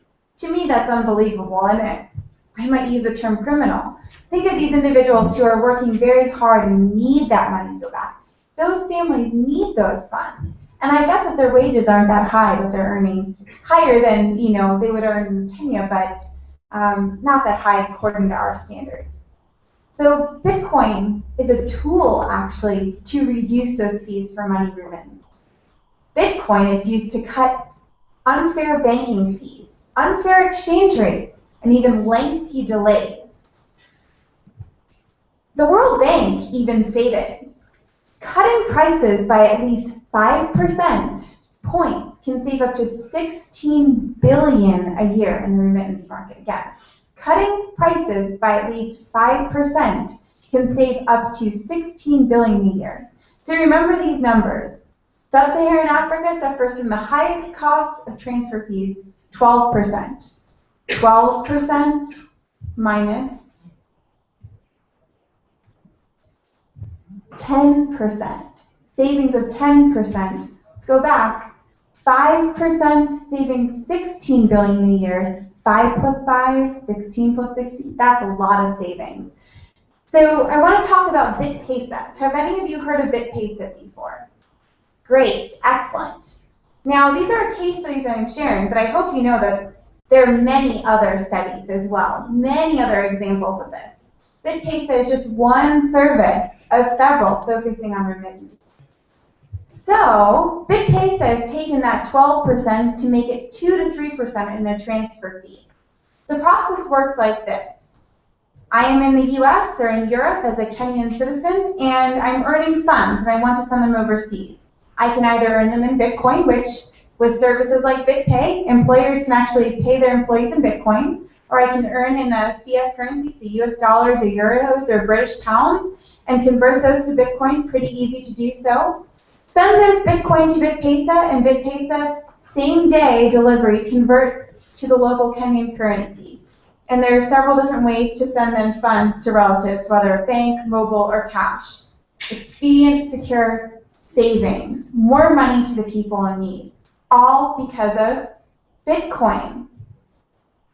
Again, 75% savings for transferring funds. With a staggering amount like this, why would you go back to a service like Western Union? Why not Bitcoin? And this is the first example of many to come, many more international platforms like this, more funds to those in need. And with those further funds, think about just the potential to build up a global economic ecosystem. So you can see Bitcoin is growing in Africa. I mentioned Botswana. I mentioned now Kenya with BitPesa. And this is the first of many opportunities like this. There's a financial future for individuals in need. And, you know, we can work through our current infrastructure. We can work through traditional banks and traditional finance. We can work through credit card companies and other traditional payment processors like PayPal. But I think the process of getting funds and figuring out how to reach people in need is just going to be much slower if you're not using a technology like Bitcoin. I mean, with Bitcoin, we've been able to break down barriers. We've been able to just break statistics down, and we've been able to break down those percentage points to make, you know, the transfer fee from 12% to 2 to 3% to get money over to sub-Saharan Africa. From, I don't know what a typical wiring fee is these days, it depends on the country, but let's just say even 5% to 0% to send money overseas. From 2 to 3% or 4% to 0% for making charitable donations. From 6% for PayPal transfers to sometimes 0% if you're using a payment processor like BitPay. Statistics are showing that Bitcoin is a social, political, and economic game changer. And again, provides a financial future. We have unbanked populations in Europe and in the US. And one of the companies that I really appreciate the work of is ExpressCoin. Will Wheeler is the CEO of ExpressCoin, and he stated, our position is different. Bitcoin is intrinsically a global currency. So our aspirations are to expand abroad, and the segment of users we're targeting are really underbanked or unbanked. So not only is Bitcoin a way to empower you financially, provide you with a financial future and a really neat investment opportunity, to provide you with a more secure way of payment, but to reach people who are, again, barred from the financial ecosystem. Think of the homeless population who just, if they're just thinking about meeting their basic needs, why would they consider a bank account, you know?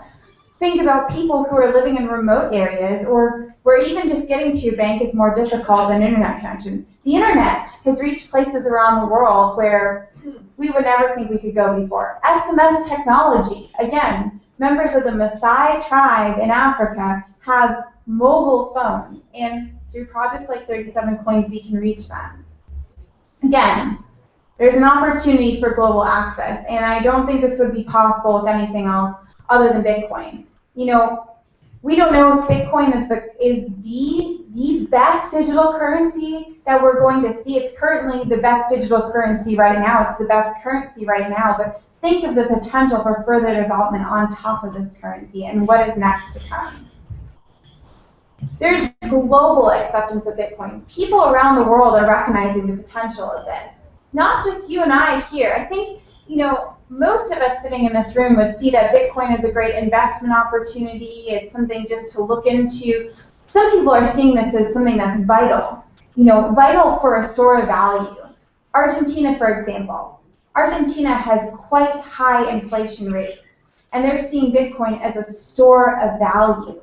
When they're told, no, you really can't get US dollars or other currencies, we want you to hold on to Argentinian pesos. They're losing money in their sleep. But actually, if they're investing in Bitcoin, there's a potential to gain money in their sleep and have access to global currency. In fact, BitPay has opened up 2 offices in Argentina, in Tucumán and Buenos Aires, and we're signing up merchants there and working with the local ecosystem to get them signed up to accept payment in Bitcoin. It's pretty phenomenal potential there. Another aspect, Cyprus. Back in April already of last year, 2013, the government of Cyprus started going into individual banking accounts to pay off national debt. Now, a government could not go into your Bitcoin wallet on your computer and take out Bitcoins to pay off national debt. This is another way to secure your funds outside of unstable government. And again, as I mentioned very clearly multiple times in this presentation, connecting people to the global economy. Botswana, Kenya, Afghanistan, Pakistan, Iran, Mexico, China, Singapore, countries around the world. People have access now. If you have internet connection, you have access. If you have internet connection, you can get a Bitcoin wallet, and I could send Bitcoin instantaneously to that individual. You could as well. So once you've learned this information, there's no turning back. Really, no turning back. I mean, how can you take this knowledge and think, oh, Bitcoin, just dark market, illicit? No, this is a platform for change. It's a gift that keeps on moving. It's history. You are making history today at this conference, just learning about this innovative technology of being able to reach people around the world where, as before, you could never take, I wish I had a credit card, if you plastic card. That cannot take you far. You can't transact with someone everywhere around the world. Bitcoin on my smartphone, I can send to anyone around the world who has internet connection. And soon, with mobile phone technology, SMS, I can send to individuals in a remote tribe in Africa to send them immediate aid. It's a trustless, peer-to-peer system. No trust in a central bank. No trust in one individual. All peer-to-peer, individual involvement, community development, saying, let's work together to use this innovative technology to make a difference. Let's have community consent before we change the protocol. Let's have multiple people involved in making this the best financial infrastructure that we've seen to date. And it is the best financial infrastructure that we've seen to date. To be able to have this borderless technology to literally reach people around the world.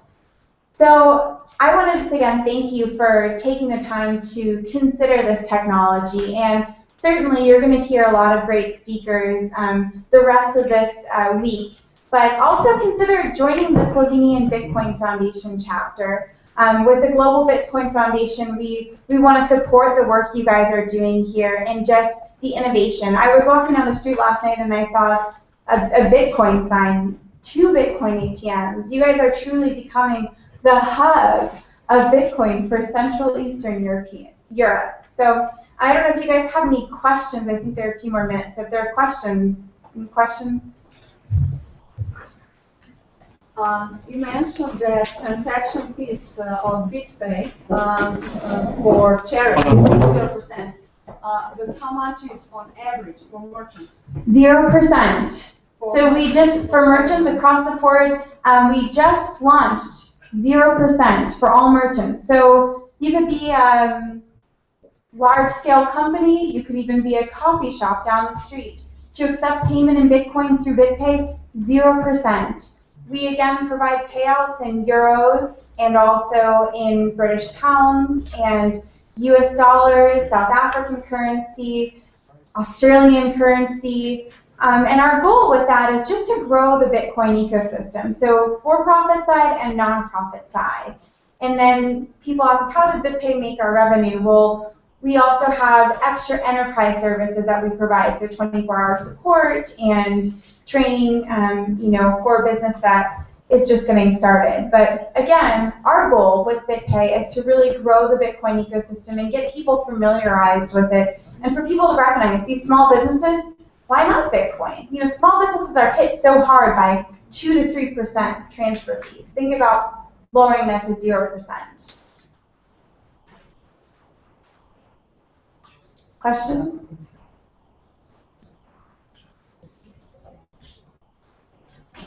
All right. Okay, well, thank you.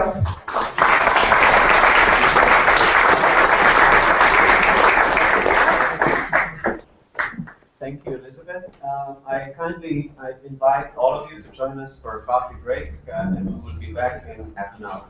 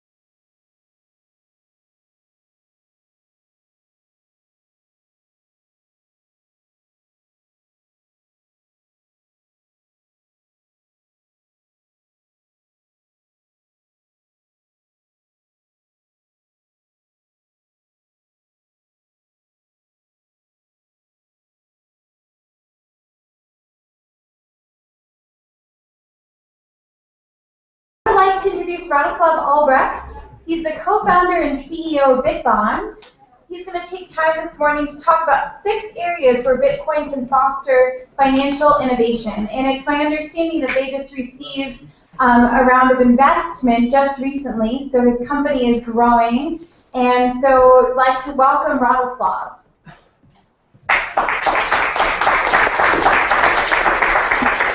Thanks. Thank you very much for the introduction.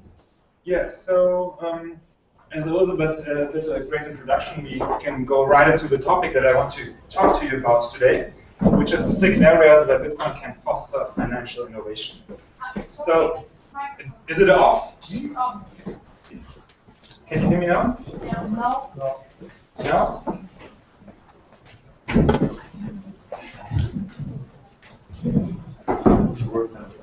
This one? No. But this one should work. Thanks. Cool. Thank you. All right. So thank you, Elizabeth, for the introduction. And yeah, I would say let's go right into the topic. The 6 areas where Bitcoin can foster financial innovation. So I have a background in banking and in management consulting, and have been consulting a couple of quite big banks related to restructuring topics and also strategic reorganization. And then at some point I stumbled on Bitcoin and thought that Bitcoin is a great way to actually innovate in financial services, which we will see is not that easy actually. So let's start. Why is it so difficult to innovate within the sector of financial services? there are two main reasons for this. One is the infrastructure.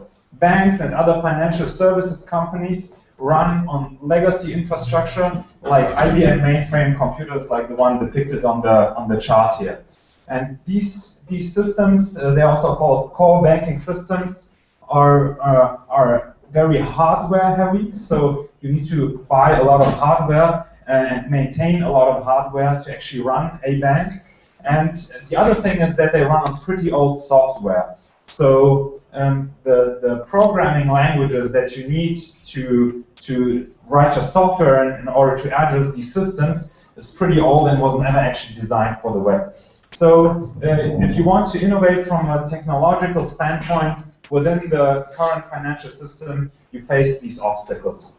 And then there is a second obstacle, and that's laws and regulations. The financial services industry is amongst the most regulated industries in total, probably on par with industries like pharmaceuticals.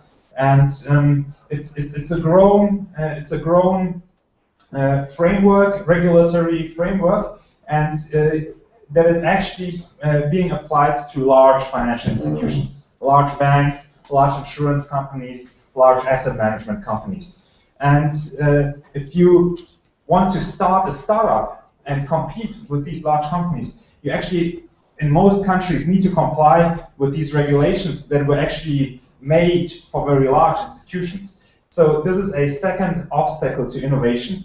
And if you combine these two, the infrastructure that is necessary and the requirements from the regulatory standpoint, it turns out that to start a financial services startup is quite a difficult thing. I'm not saying it's impossible, but it's much more difficult than if you wanted to start an e-commerce shop and sell shoes online, where you can rely on open source software and it's not so heavily regulated, so there is a lot more competition going on.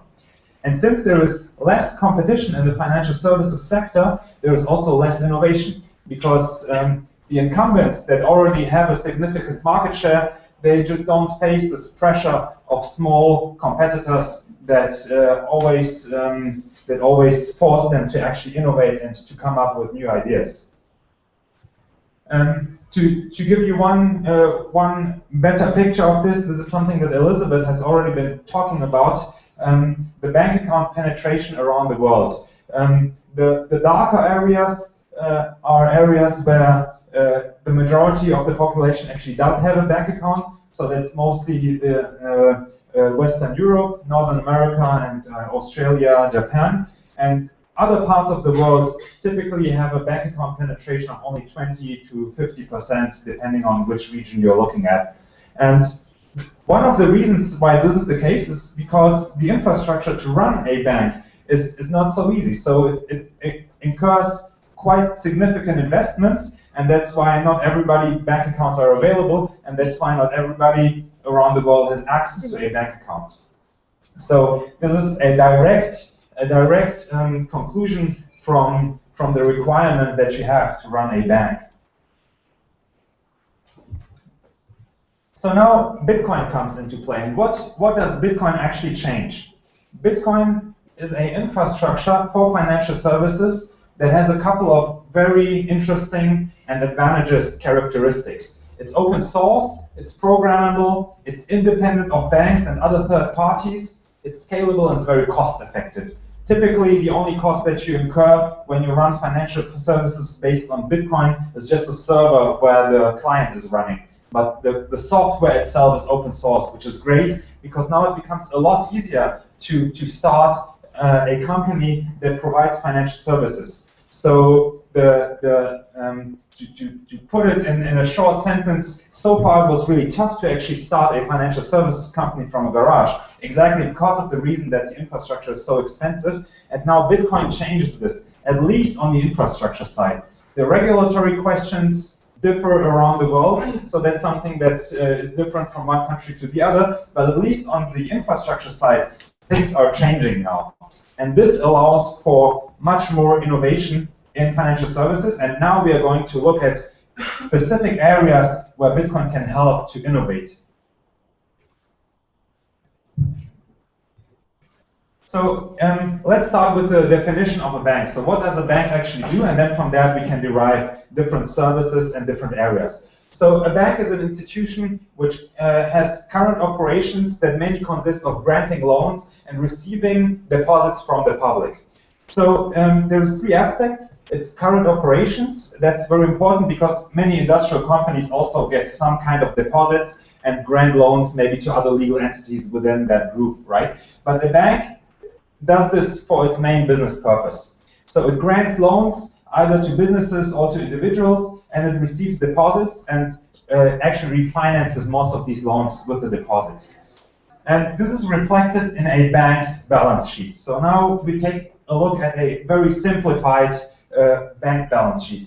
So first we have the so-called banking book. The banking book consists of loan assets, and there are many different types of loans. So you have overdrafts. So on a typical checking account, you are granted an overdraft. That's nothing else but a loan from the bank on a very short notice, sometimes without any notice period at all. Then you have installment loans that are given out to individuals, mostly to purchase larger items or to pay for medical bills or to pay for a larger vacation. And these installment loans typically run for 1 to 5 years and have a fixed repayment of principal and interest every month. And then you've got mortgages, which are also a certain type of loan that is secured by the property that is being purchased for the loan. So that's one big part of what banks are doing, and this will also be one part that we will be looking at how Bitcoin can innovate in this space. Then the second bit of the bank balance sheet on the asset side is the trading book. These are assets that banks are holding either for its own account or for customer accounts. So why do banks hold trading assets? Typically it's because of hedging purposes, and that's nowadays probably one of the main instances where banks are holding trading assets. So when banks are selling securities to third parties like other companies or asset managers, they typically want to do a riskless transaction. So they don't want to take a position where they need to have a view on the market, how these assets are going to evolve, and that's why they do something that's called hedging. So they hedge the position and only want to make a riskless fee on that transaction. And that's why they hold different types of assets like stocks or commodities or currencies or bonds in their portfolios. And this is also something where Bitcoin can innovate quite substantially, as we are going to see. So that's the asset side of the bank's balance sheet. Then we have the liability side and equity. And the liability side is also very interesting because that's how the bank typically refinances itself. And if you look at European banks, for example, you will see that about 50% of the refinancing volume of European banks on average comes from its clients' deposits. So people who have money in their checking accounts and in their fixed-term deposits are one of the most important refinancing sources for banks. And if you have banks that do a lot of retail business, this share goes even higher. So sometimes banks refinance themselves by 80 to 90% just from its clients' deposits. And we will see how Bitcoin can innovate in this area as well. And then banks have bonds that they issue to refinance themselves, and the equity part, which is also very interesting, but we won't go into this now because it's not relevant for this presentation. Then, if we look beyond the bank's balance sheet, there are three other types of services that banks do provide that are called off-balance sheet transactions because they are not accounted for in the balance sheet. But these are also areas where Bitcoin can foster financial innovation. And these are checking accounts. So we're not talking about the money that's in the account that is actually used for refinancing, but we're looking at the services around the checking account. And typically this is really related to personal finance management tools. Then the next thing are payments, which is probably the most obvious thing about Bitcoin, right? Because it's a payment network, and banks also provide a lot of different types of payment services. And then the last bit that we're going to look at will be cash management for enterprises, where banks also provide solutions and where Bitcoin might help to innovate. Okay, so let's start with the first area, which is loans. How can Bitcoin help to innovate in loans? So first of all, as we have seen, a large part of the world's population doesn't have a bank account. But as we have heard in previous presentations today, you don't need a bank account in order to transact with Bitcoins. So what does that mean for the loans business? It means that you can actually access markets where you could not be present before. Because now the requirements to actually get a loan for a borrower is much smaller, because all you need now is an internet connection and not a bank account. Therefore, people who were not able to get a loan so far can get one now, because all they need is an internet connection. The second bit is you can reach new customer segments. Typically, a bank loan, at least in Western Europe or in Northern America, starts at somewhere like 1,000 euros. There are some providers who do smaller loans as well, but typically the bank wants to have larger ticket sizes. Why is that? Because smaller tickets are typically not profitable. So the costs that are associated with a loan for this bank are not covered by very small loans. This changes with Bitcoin, because since Bitcoin is an infrastructure that is very cost effective, it can become profitable to actually do microloans that are, when we express it in euros or dollars, in the range of, I don't know, 100 or 200 euros or dollars. So you can actually get to new segments, and people can get a microloan that we were not able to get before, because they, as a customer, were not a profitable customer to the bank. Then the next interesting part where Bitcoin helps to innovate is to do cross-border lending. Typically, banks operate in a pretty small proximity, so just in the region around where you have the branch, right? But why is that? It's exactly because of the reason that transaction fees are too high to do cross-border transactions, and also in many cases they take too long. So there are two important aspects why cross-border lending, at least on a smaller ticket size, is not happening. Of course, you have the bond market, which typically is international, but I mean, who has access to the bond market? It's just larger corporations that have revenues in the hundreds of millions of euros. So only very big players right now have access to international capital markets, and Bitcoin can actually help to give access to much, much smaller entities, be it individuals or be it companies, to get funding from international investors. Then the next interesting aspect about loans are the interest rates, especially in countries where there is very little competition in the loans segment. You see lenders that charge excessive interest rates. And excessive, I mean beyond 500 or sometimes even beyond 1,000% on a per annum basis, right? And why is that? Because typically there is not enough competition, and if somebody wants to borrow money and they have only one monopolist who's willing to lend to them, they are willing to actually accept these high interest rates. If we have international lenders that are able to grant loans through Bitcoin, the competition will drive interest rates down to more reasonable levels, somewhere maybe in the range of 10 to 20, 30%, which from a Western European perspective still seems pretty high, because the interest rate level is very low in Western Europe. But if you compare it to interest rates that are in the hundreds percentages, this is actually a big, big improvement for people who don't have any other options. And then last but not least, one very interesting point is collateralization. So typically, loans are collateralized by assets that are very valuable and that are larger assets. And also this only happens if it's economically feasible, because if you want to collateralize a loan, somebody needs to value the asset that serves as a collateral, and then if things go bad and the borrower doesn't repay the loan, somebody actually needs to monetize this asset. And this becomes easier if we do an application that's based on Bitcoin that's called smart property. We won't go into this now because it would take too long to speak about the technology that's behind it, but the main message is that you can use the Bitcoin blockchain in order to grant and refuse access to assets, and that would make collateralization a lot easier. It's not already being done today. Smart property is a pretty new concept that it's being evolved, but I'm pretty optimistic that in a few years we will have collateral on loans that's based on smart property, and that will also improve the loan business for both, for the lender and also for the borrower. So this is how Bitcoin can innovate in the loan segment. Now let's have a look at investing and trading. We saw that a bank has a trading book where it holds different types of assets.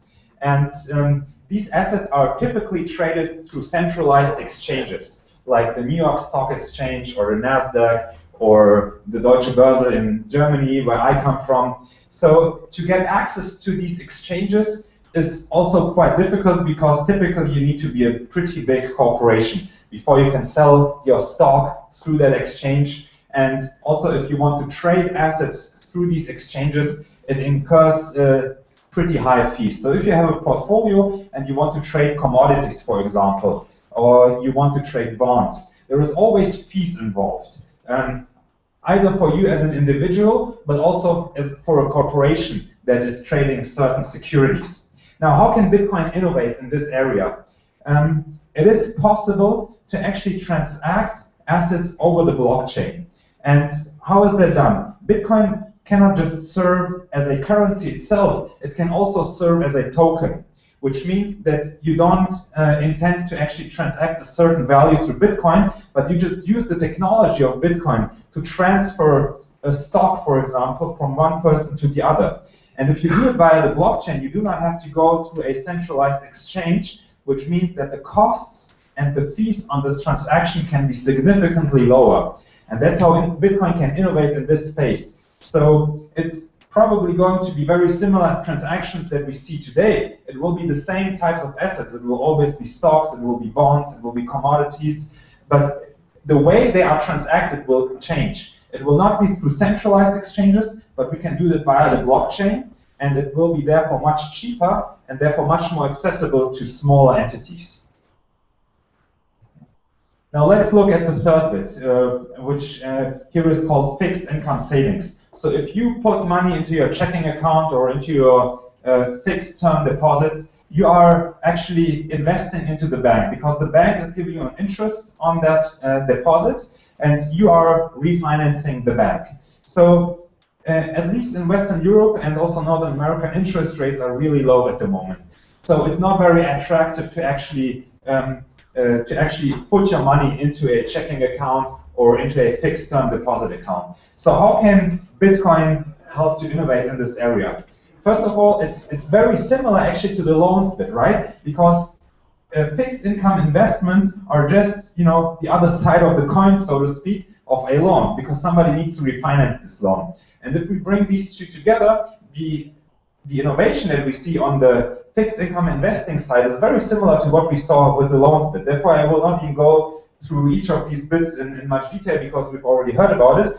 You can access new markets where people don't have bank accounts. You can reach new customer segments, typically in smaller ticket sizes, because if you open a portfolio with a bank, to invest less than 1,000, 2,000, 3,000 euros is not really worth it because the fees will typically eat up the returns that you're going to make on this portfolio.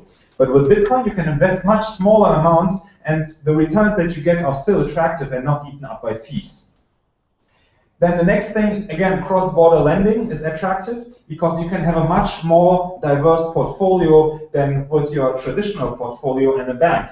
You can diversify internationally and therefore maybe get better returns because in some parts of the world you might have a recession, in other parts of the world you might have economic prosperity, and you can do diversification in a way that was not possible before. And then the same applies to interest rates, as I have mentioned. Since we have an international market, interest rates will probably be higher than if you go to your local bank that charges just something that is slightly above the central bank rate. And this is also what my company does, Bitbond. It's a peer-to-peer lending company, and we bring together borrowers and lenders around the world, and the interest rates that you can get through Bitbond are not excessively high, because of course the borrower also needs to have a fair deal, but they are typically much higher than what you can get in a European or a US bank account.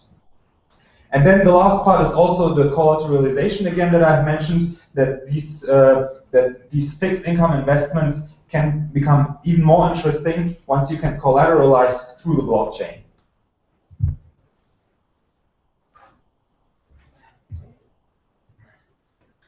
Okay, now let's have a look at the fourth area where Bitcoin can help to innovate. And these are the checking accounts. So we're not actually talking about the financial and refinancing side of the account, but we're looking at the services that are provided around this account. And a checking account in the Bitcoin wallet is just called a Bitcoin wallet, right? That's nothing else than your checking account for Bitcoins. And which factors do actually make these Bitcoin wallets better and more innovative than a regular checking account at a bank? First thing is compatibility. So imagine you have multiple checking accounts at different banks. Typically, they are not compatible with each other. And sometimes banks even have different protocols with which these accounts are addressed. So there are mobile apps that combine different checking accounts of traditional banks. But to build these mobile apps, it's pretty difficult if different banks have different protocols. If you want to build a mobile app that combines different Bitcoin wallets or that watches what's going on different Bitcoin addresses, this is much more easily implementable because the protocol is always the same. There might be different accounts, but the technology in order to address these accounts and in order to provide services on these accounts gets much easier. Then data availability is also better, since on the blockchain everything is public. It's just much easier to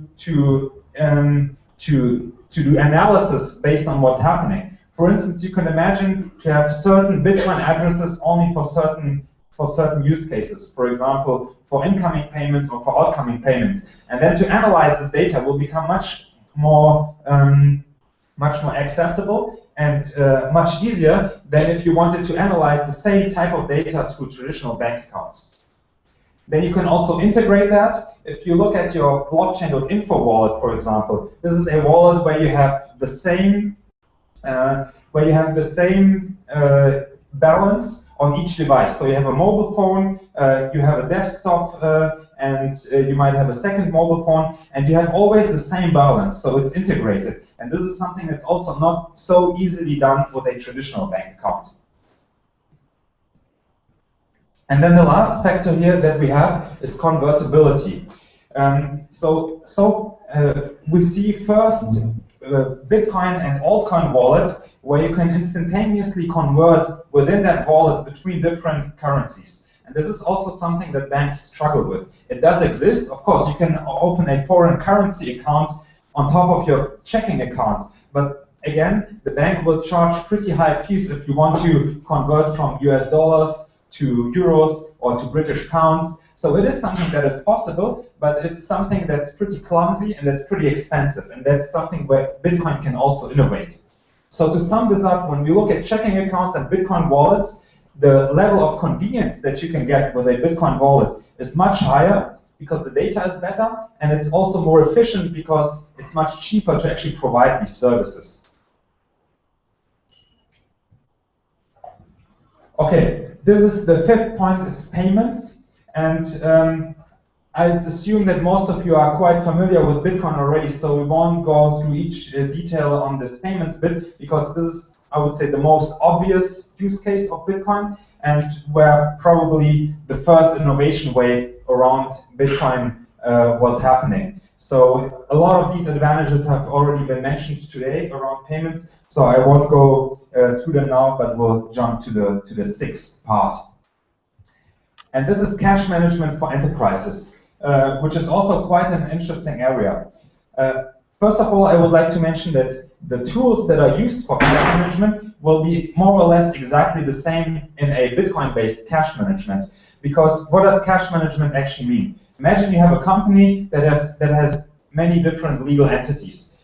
Even within one country, this often happens when you have two factories, for example, and one corporate headquarter. All these entities have their own cash flows. And what you typically want to do is you want to deploy the funds as efficiently as possible. So one entity might have a cash shortage and another entity might have a cash surplus. What you want to make sure is that the one entity that has a cash shortage doesn't take out a loan, because there is another entity within the same company that has a surplus. So you want to transfer funds from one entity to the other. But of course, you need to know about it, right? Because if you don't know about this, if you don't have a cash management in place, then one entity will go to a bank, get a loan, pay interest on the loan, and the other entity will just have the money in a checking account where it doesn't earn any significant interest on it. So that's why companies do cash management, right? And the same thing would happen if the whole system was running on Bitcoin. So that's one part. And then the other part is liquidity planning. So every corporation and every enterprise does liquidity planning in order to make sure that they don't run out of funds in the near future. So this is also one thing that is not changed about Bitcoin. Liquidity planning is something that will go on in the same way. But still, there would be a couple of advantages if you did cash management based on Bitcoin. So which are these advantages?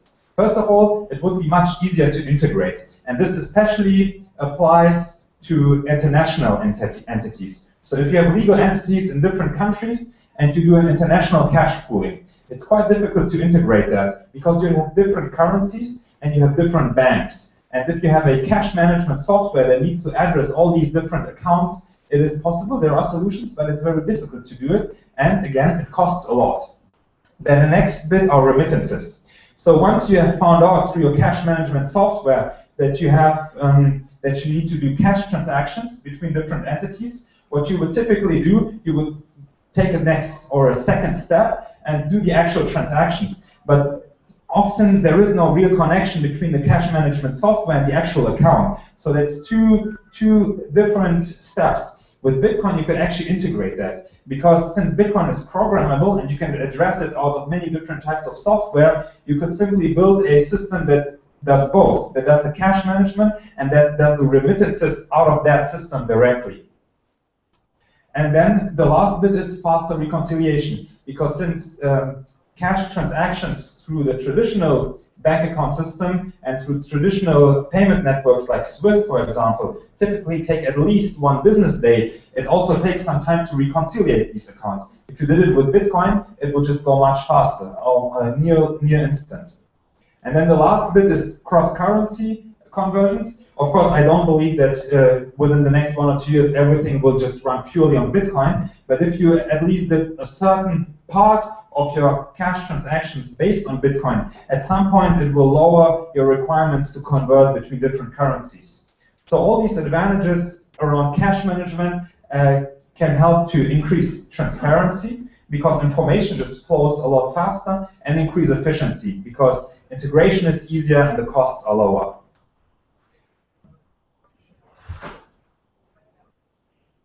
Okay, so these were all the 6 areas where Bitcoin can help to innovate. I'm not sure how much time we have left. Is it 15 minutes or is the presentation over now?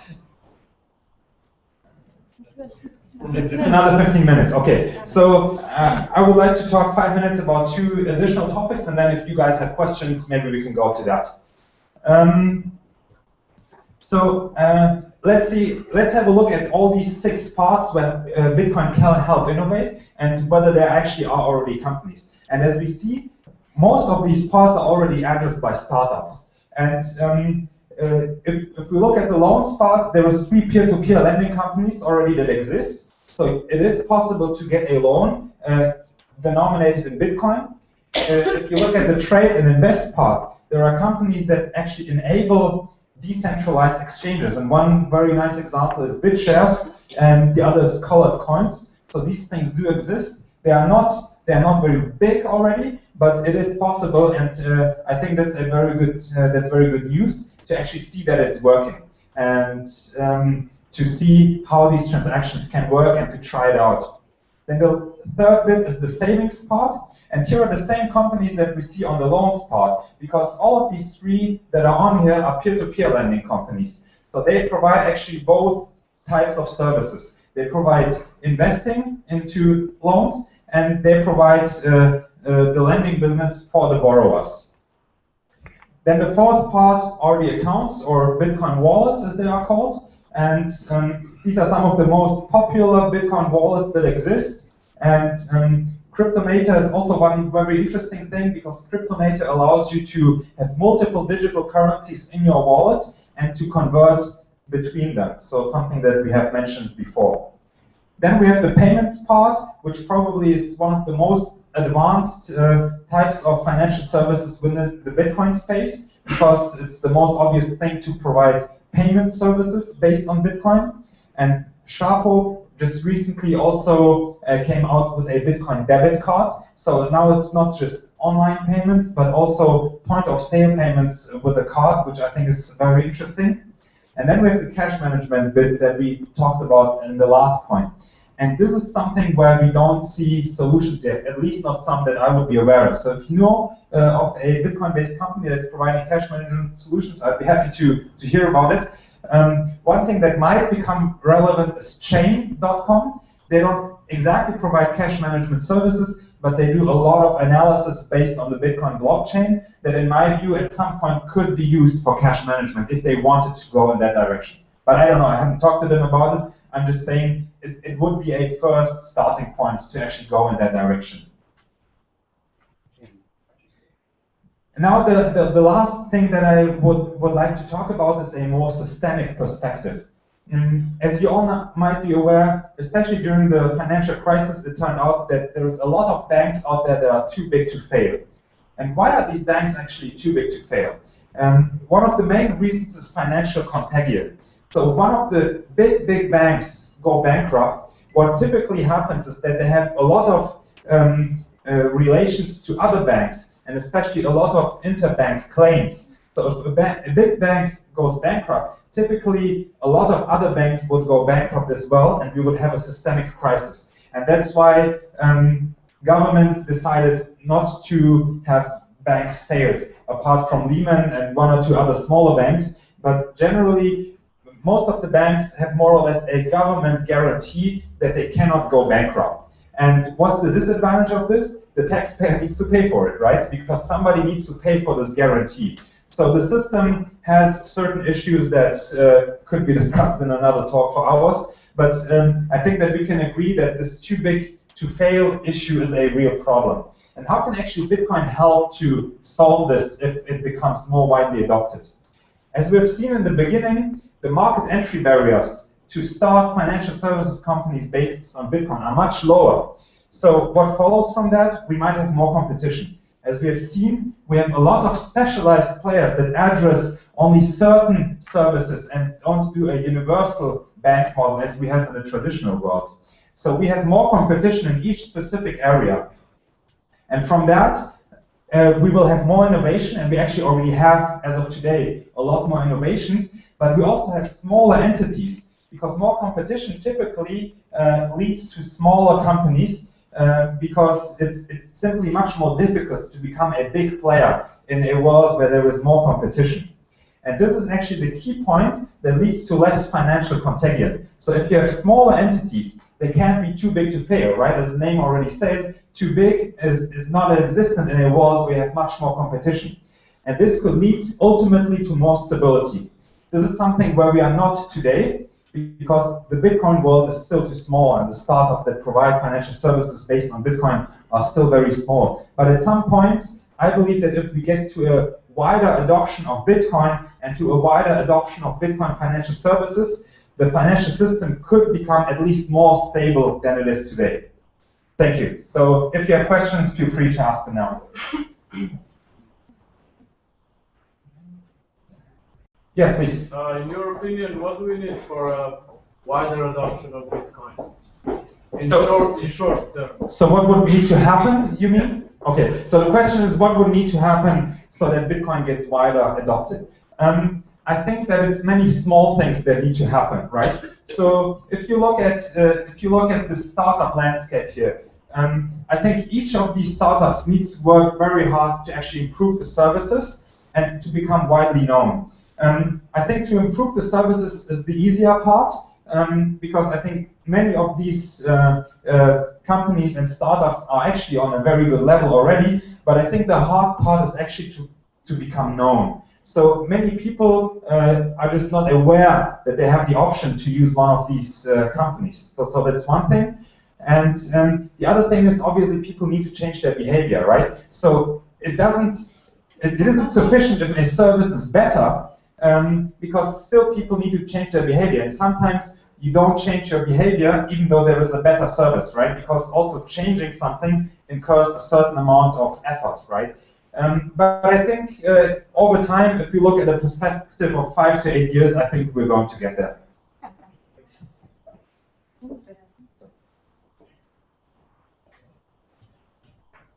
Okay, if there are no more questions, I'll say thank you very much, and yeah, you can now proceed afterwards.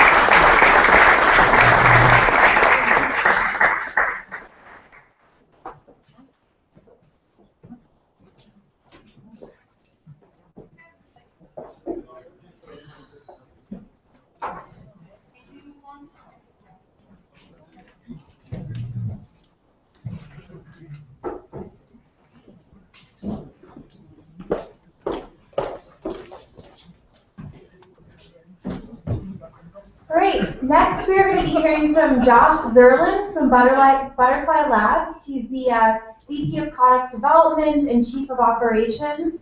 He's going to be discussing the Bitcoin mining landscape, how it impacts you and your businesses. I'd like to welcome Josh Zerlin.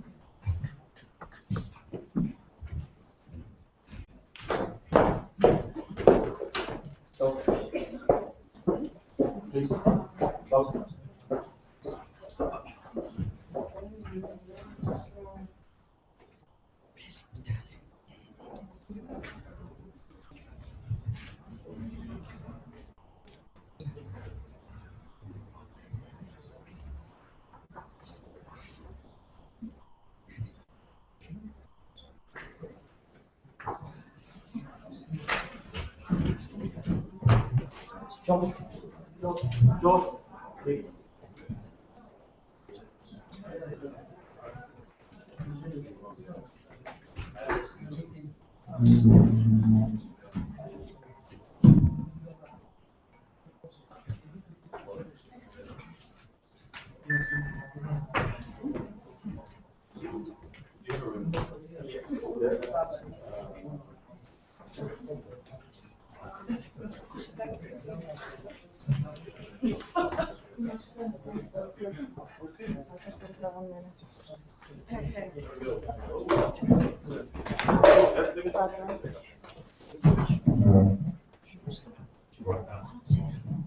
Okay, all right. There we go. All right. Hello, everyone. Everyone having a good time so far, I hope? Seems like a very great conference. I'm enjoying it. My name is Josh Zerlin. I'm with Butterfly Labs, and I'm here to talk about the future of Bitcoin mining and what you need to know if you're interested in Bitcoin mining, especially if you're a business or looking at being a business in the Bitcoin space. And I have a number of different topics to cover, and I'll try to cover them as succinctly as possible. But I do like to go over some of the basics, because I always find a lot of the people here don't know exactly how Bitcoin works or what we're looking at when we talk about Bitcoin. Specifically, we're talking about two different types of Bitcoin. There's Bitcoin the currency and Bitcoin the protocol. And these are very different topics, and it's very important to know which you're talking about when you're talking to someone about Bitcoin or when you're trying to explain Bitcoin. With Bitcoin the currency, that is what everyone thinks of when we talk about Bitcoin. It is used for trade. Merchants accept it, and you can spend it, you can buy it, you can sell it, you do it on an exchange, and it can be transferred instantly around the world. It's stored in a wallet, it's defined by the public and private keys, and it's referred to as BTC. That's what we talk about when we say BTC. It's Bitcoin the currency. We also have Bitcoin the protocol. Now, this is where it gets complicated for some people. It's not used for trade. It can't be sent or received, and it can't be transferred. But it does define everything about Bitcoin. It defines the wallet, it defines the public and private keys, it defines the nodes, but it's never called BTC. You don't call the protocol BTC. So you need to be cognizant of the differences here when you're talking to, say, a programmer versus a merchant. The programmers are typically going to be more interested in the protocol and how it works and how they interface it with your software or with your website. When you're talking about interfacing it with the customer, you're talking about the currency. So let's move on to Bitcoin, the currency, which is a deflationary currency. There are two types of currencies. There's more than two types, but for our purposes, there's two types of currencies, inflationary and deflationary. With an inflationary currency, like the British pound, the US dollar, or just about any other currency that you can think of in the world, you can print as much as you want. You can print dollar bills, you can print pounds, you can print them all. And that means your money will be worth less tomorrow than it is today because you can print more and there will always be more available, but the value will be less per unit. With a deflationary currency, such as Bitcoin, there's a limited amount. In the case of Bitcoin, there'll be just under 21 million coins ever produced. So that means as more people use it, they'll have to split these Bitcoins into smaller and smaller amounts, which means each individual Bitcoin will be worth more tomorrow than it is today. And that's the important difference between the fiat currencies we currently have and Bitcoin. Now, I spoke a moment ago about divisibility, and with a fiat currency, you cannot have anything cost less than 1/100th of the base unit. In the US, that's called a penny. And you can't divide anything. Nothing can physically cost less than 1/100th of a base unit. Now you're saying, hey, there's lots of things that cost less than 1/100th of the base unit. When you go to another system that's not a fiat currency, when you have something that costs less than that, you have a ledger or you have a barter system, an IOU system. The ledger can be paper, it can be electronic, it can just be an agreement between people. But if you just want to use a currency without any of these augmentations, you can't have anything cost less than 1/100th of the base currency. This is important because with Bitcoin, you can have it cost 1 Satoshi or 1/100 millionth of the base currency. Now, that is a very small number when it comes to something not very expensive. Now, if for some reason, let's say Bitcoin went to $100 million a coin in 10, 20, 30 years, then 1/100th of a Bitcoin would actually be pretty valuable. So we can actually increase the decimal space to 16 decimal spaces, or 1/10 quadrillionth of a Bitcoin. Again, you can't do this with fiat currency. This is another strength of Bitcoin. Divisibility is a strength of Bitcoin. Another strength, or not strength, depending on which kind of currency you're talking about, is the central authorities. With traditional ledgers, you have a central authority. That's your local merchant. That's your bank. That's the government. Someone other than you controls your money. They control the existence of your money, and they control how it flows. And as these ledgers grow, they become more complicated, which means they become easier to perpetrate fraud on. They become easier to steal from. They become more susceptible to errors and lost money. This is a major problem. The theft in the banking industry is a huge problem. Billions of dollars are lost each year because these ledgers are so complicated. With Bitcoin, it's a peer-to-peer system, and 51% of the network has to agree on this ledger. So the majority of the network has to agree on this big, wildly complicated ledger, and it's controlled by everyone because 51% have to agree, but it's controlled by no one because you can't get 51% of the people to make a change at the same time to commit fraud on this ledger. So you control your funds. Nobody can control this ledger because everyone controls this ledger. And unlike traditional ledgers that the banks use, the governments use, as this ledger for Bitcoin becomes larger and more complicated, it becomes harder to commit fraud against. It becomes harder to alter. It becomes harder to forge. So as Bitcoin grows, it becomes more secure. With a traditional ledger, as it grows, it becomes less secure. So Bitcoin is distributed, it's peer-to-peer. It's deflationary. Your Bitcoins will be worth more tomorrow than they are today. And it's divisible. There's no central authority. It can be divided to 1/100 millionth of a single unit of a single Bitcoin. It addresses the problem of ledger control and who has access to this ledger. And there will only be 21 million coins ever produced. Now, that is a misleading number because there's actually, right now, there's a little over 12 million, close to 13 million coins that have been released into the wild that people are using, or should be using, or could be using. But about 40% of those are actually in circulation. That 40% number will probably remain about constant. So once we reach the 21 million coins mined, about 40% of those will always be in circulation. The rest of them will be pretty much lost for good. And this goes back to the deflationary nature of Bitcoin.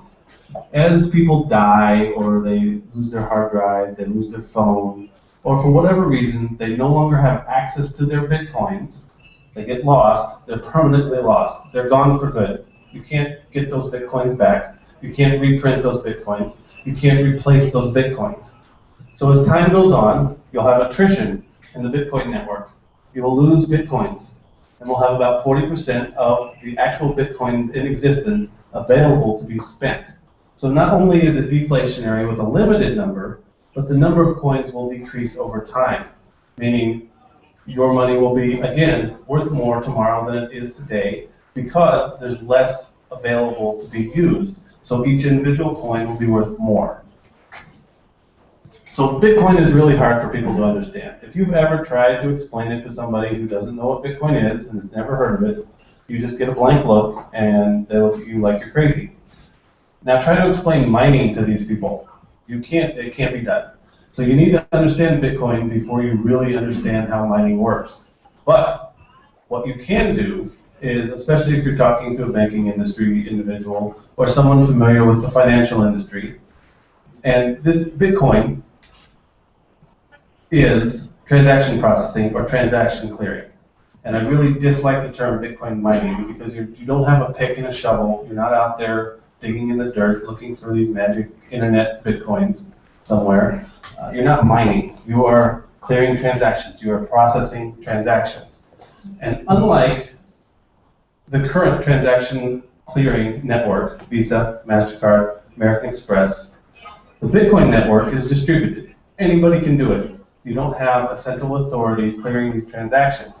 And that's what Bitcoin mining is. Bitcoin splits up the current payment network where you have, let's say, your Visa. You do the transaction processing. You look at a transaction, you authorize it to be processed, or you don't. But you also do the payment. So when I make a transaction to you as an individual or as a merchant, I give my credit card number, Visa authorizes it, they send the US dollars or the pounds or whatever your local currency to you. So they do the transaction processing and they do the payment processing all in one step, and they charge you for this privilege. With Bitcoin, it splits these two, the payment processing and the transaction processing, into two different entities. And with Bitcoin mining, that refers to the transaction processing side of things. The payment processing can be handled by anybody as well. We have BitPay, Coinbase, Circle, a lot of other companies that are getting into the payment transaction processing space. But Bitcoin mining deals with the transaction processing space. As you can see by this super complicated chart up here, we have miners in every country in the world, everywhere. Everyone, there's at least one person mining in just about every single part of the world, even in Antarctica. We've had miners at the top of mountains. We've had miners in the wastes of Antarctica, in Australia, the outback. People put them on backpacks with a solar charger and a cell phone, and they've gone mining out in the middle of the forest. So we have mining everywhere. Anyone could do it. They do this. Why would they do this? Actually, I'll get to that in a moment, why they would do this. So Bitcoin mining is based on the fundamental concept of the blockchain, which is the ledger. The ledger and the blockchain are pretty much synonymous. So there's a couple fundamental components of the blockchain that are important and why it's secure. And as I said, Bitcoin mining is transaction processing. So the blockchain is an unbroken chain of blocks, starting with the Genesis block, or the first block, which Satoshi Nakamoto created back in 2009. There were no transactions in it. And this is important because every block after that needs transactions of some sort, and that even if there are no actual transactions of I sent a Bitcoin here and or I received a Bitcoin here, you still have a transaction in the form of the previous block. And this is what makes everything so secure. So with the first block, the Genesis block, there were no transactions. It just had a value, and the mining software at the time, which was the client, basically took no transactions, created this block, and it came up with a number. This block had a value. These are just made up numbers. They're not accurate numbers, but they make it easier to understand. In this case, let's say 2578 was the value of the first block. With the second block that was created, it takes any transactions that were done, and these transactions have a value. It takes a random number, and it takes the value of the previous block and runs them through the SHA-256 algorithm. This is the fundamental algorithm of mining. It's a complicated mathematical algorithm that runs through several different iterations and spits out another number. If that other number matches what the network is looking for, you've created another block, and the process starts over. If it doesn't match what the network is looking for, which is what usually happens, you do the same process again with a different random number and hope for the best. So Bitcoin mining is basically a giant lottery system where you try billions and billions and trillions of different combinations until you find the right one that's a winning ticket. So back to the blockchain. With the value of the previous block in this mathematical algorithm, you come up with another number. Let's say it's what the network's looking for. Bam, you've created a block and you have Bitcoins. Everybody's happy because you've just won the lottery. You start this process over, you make another block. It uses the value of that second block in the third block plus a random number, spits out another number. If it's what the network's looking for, you've created another block. And so on to where we are today at 300,000 some odd blocks. Now, because you're using that value of the previous block in the next block, you secure the blockchain, because if you change any transaction or anything in a block, it changes the number that comes out the other end. So that will change the value that you use in the subsequent block, which changes the value that comes out the other end, and so on. So you can never ever change anything in a block that's already been created without invalidating every single block that comes after that. Now, a lot of people start stumbling on that, saying, I don't get that. And the important part to remember about this is, because you cannot change any previous block without affecting every other block, and because 51% of the network has to agree on the ledger, you cannot go back as an individual and say, I want to change these transactions in this block without everyone else on the network agreeing with you. And if you ever try to get more than 10 people to agree to do anything at the same time, you know that it's going to be very difficult to get thousands and hundreds of thousands of miners to agree to change this ledger. So you have a ledger that's distributed, that's based on, every block is based on the value of the previous block, and you can't get the whole network to agree to change at the same time. So the network is secure because of the blockchain and because of the way it's designed. Now, again, we go back to, why would someone do all this? Go through this complicated process to do this.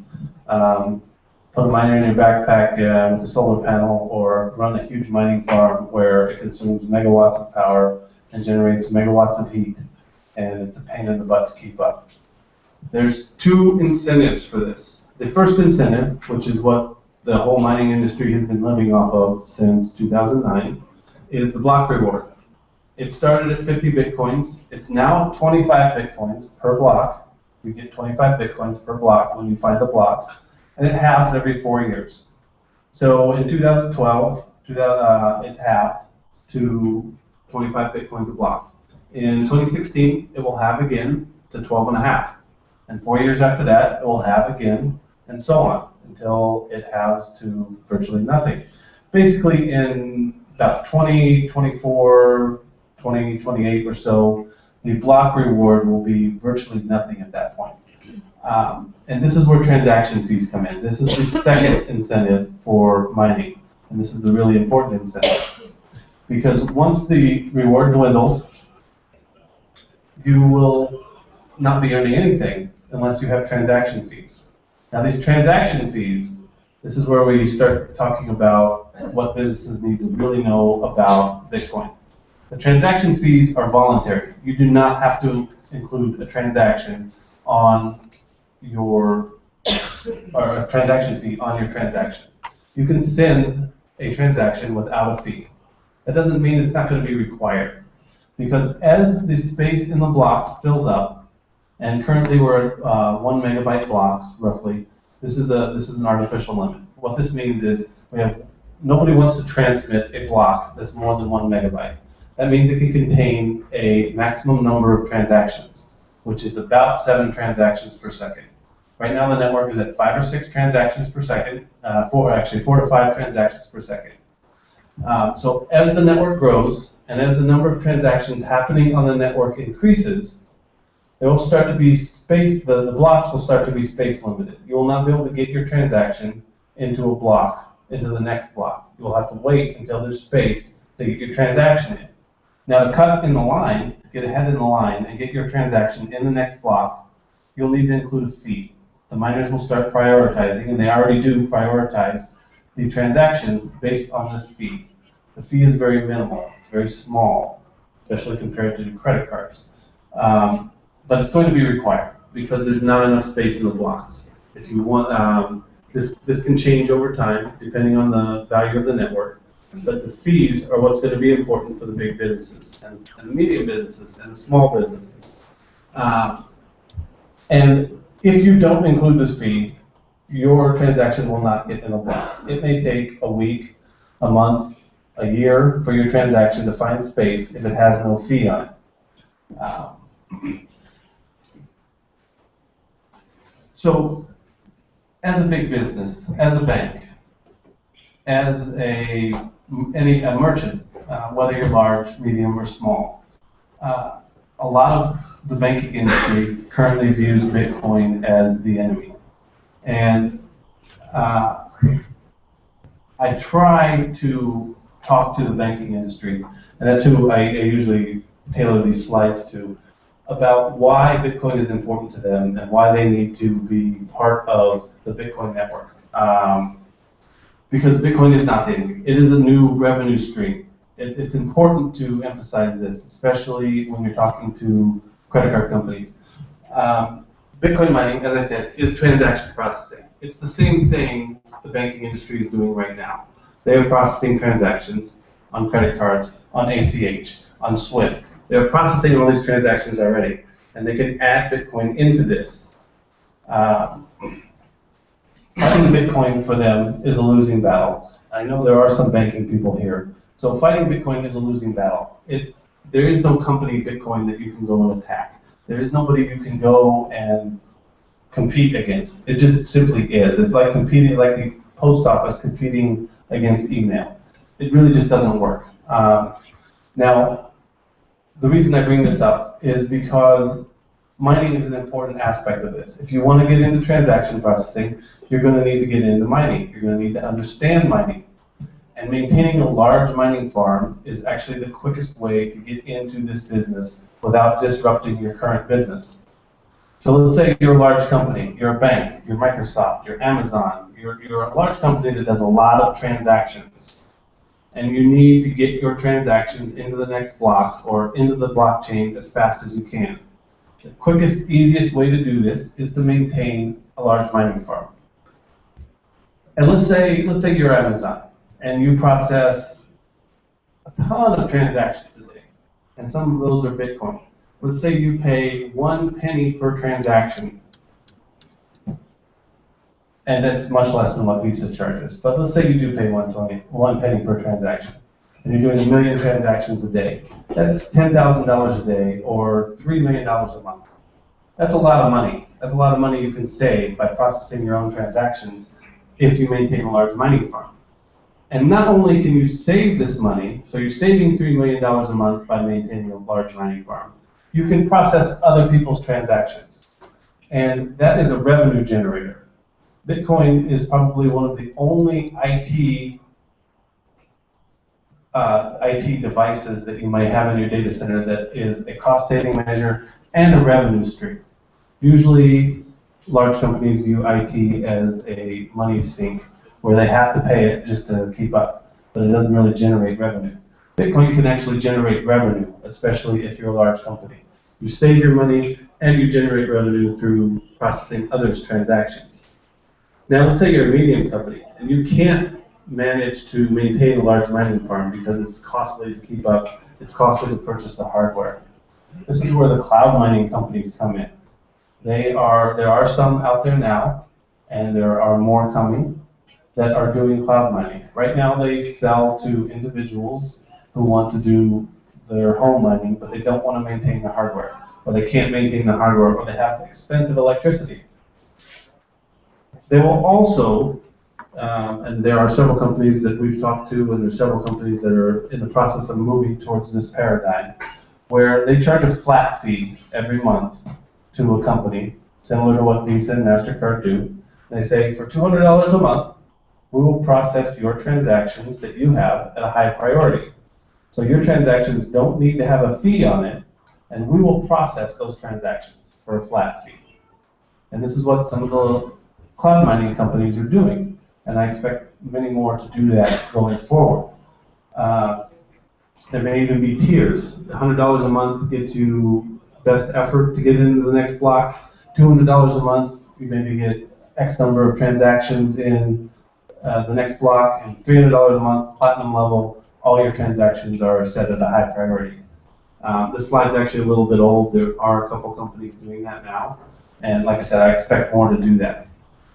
Now, what if you're a small company and you can't even afford $300 a month? Because that's a lot of money for, say, you're selling honey on the internet, or you're basket weaving on the internet. You can't really afford that.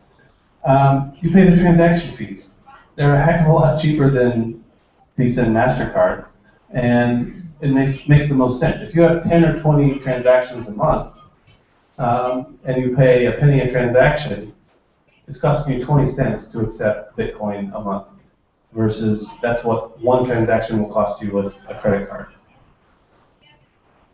Maintaining your own mining farm, whether it's cloud mining or whether it's a physical hardware in a data center, has other benefits beyond just being a revenue stream. It has a lot of security benefits. And also, if you are a large mining farm maintainer or a cloud mining farm operator, expect to see a lot of these people making peering agreements.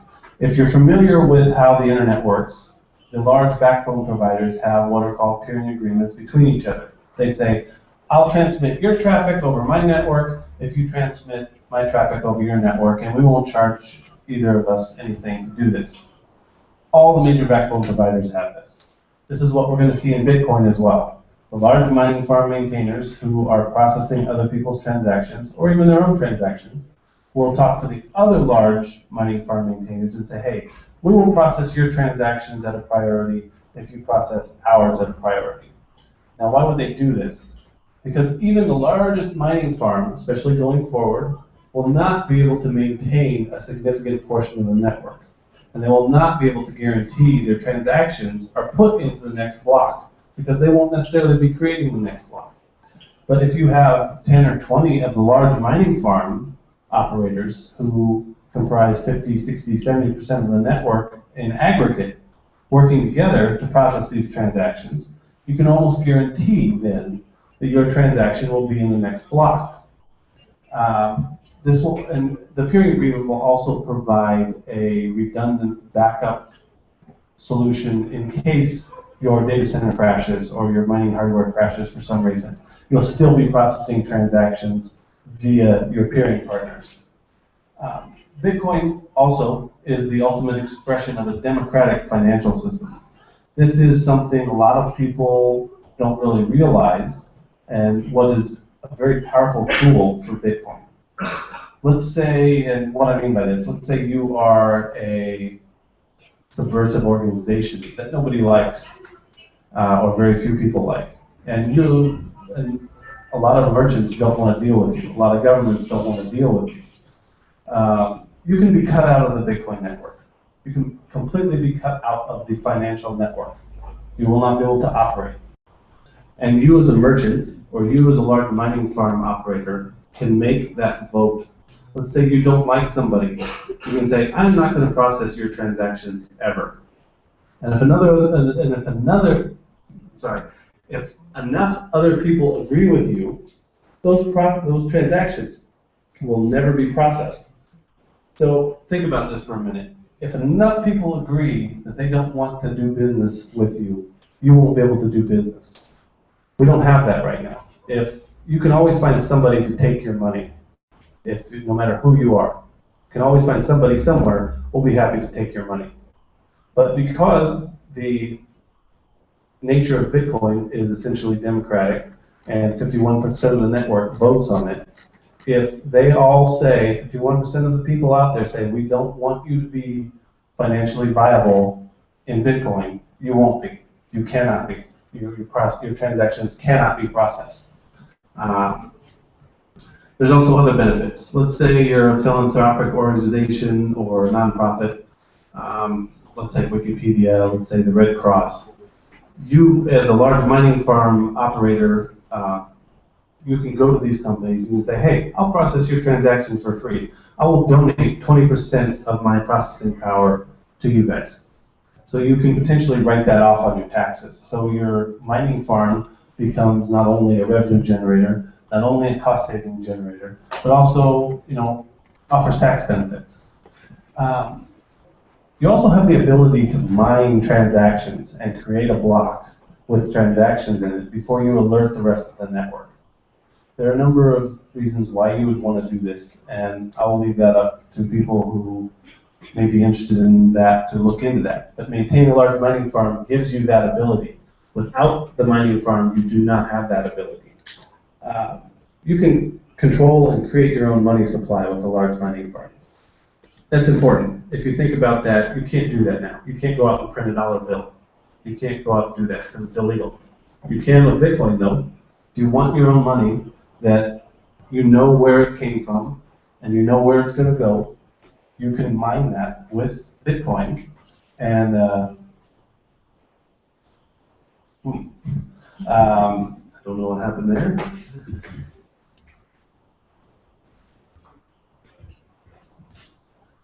Looks like we're rebooting for, okay. I was getting pretty close to the end there. So we'll let that update. But so Bitcoin mining is not dead. I get that a lot. People say, "Oh my God, home mining is dead, and we can't mine at home." It's the end of distributed mining. Mining is becoming decentralized or becoming centralized, and this is not true. And this is a really important point. People say with the advent of ASICs, with the advent of these large mining farms, mining is becoming centralized, and people are up in arms about that. That is not the case. It is actually just the opposite. Mining has been centralized since the first pool came online 2 or 3 years ago. Mining is very centralized right now. The top 4 pools control 98% of the network. They control the majority of the mining. If you are connected to a pool as a miner, you are not mining. The pools are mining. You are providing processing power to the pools. So there are 4 people on the network right now. There are 4 miners on the network. A total of 4, total of 5, total of 6, total of 12. Mining is centralized. Mining is very centralized. And as we move into these large mining farms, as we move into these cloud miners, we are decentralizing it because these cloud mining facilities and these mining farms are not connected to a pool. They have their own pool. They are solo. They are effectively solo mining. So they are decentralizing the network. So as we move into this ASIC era, and as we move into 28 nanometer, as we move into 14 nanometer or more, and as these large mining farms grow, the network becomes more decentralized than it is now. So the power of ASICs and the power of all of this is going to further secure Bitcoin and make it more secure. It's not going to kill mining. Mining is not dead. It is here for good. You can't have Bitcoin without mining. And it's going to be around forever. So as a large business, as a medium business, as a small business, as a merchant, you need to at least have a rudimentary understanding of mining and why it's important to you and what benefits it may bring to you or how you can utilize it to augment your business. So I thank everyone for listening to me today. I'll be happy to answer any questions.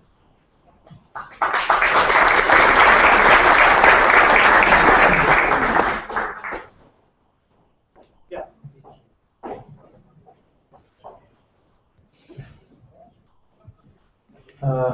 have a question regarding the fees and the transactions. So I submit the transaction, I send the transaction with a very small fee or maybe without a fee. So let's say that this will happen in a couple of years, not now, because this is not an issue now.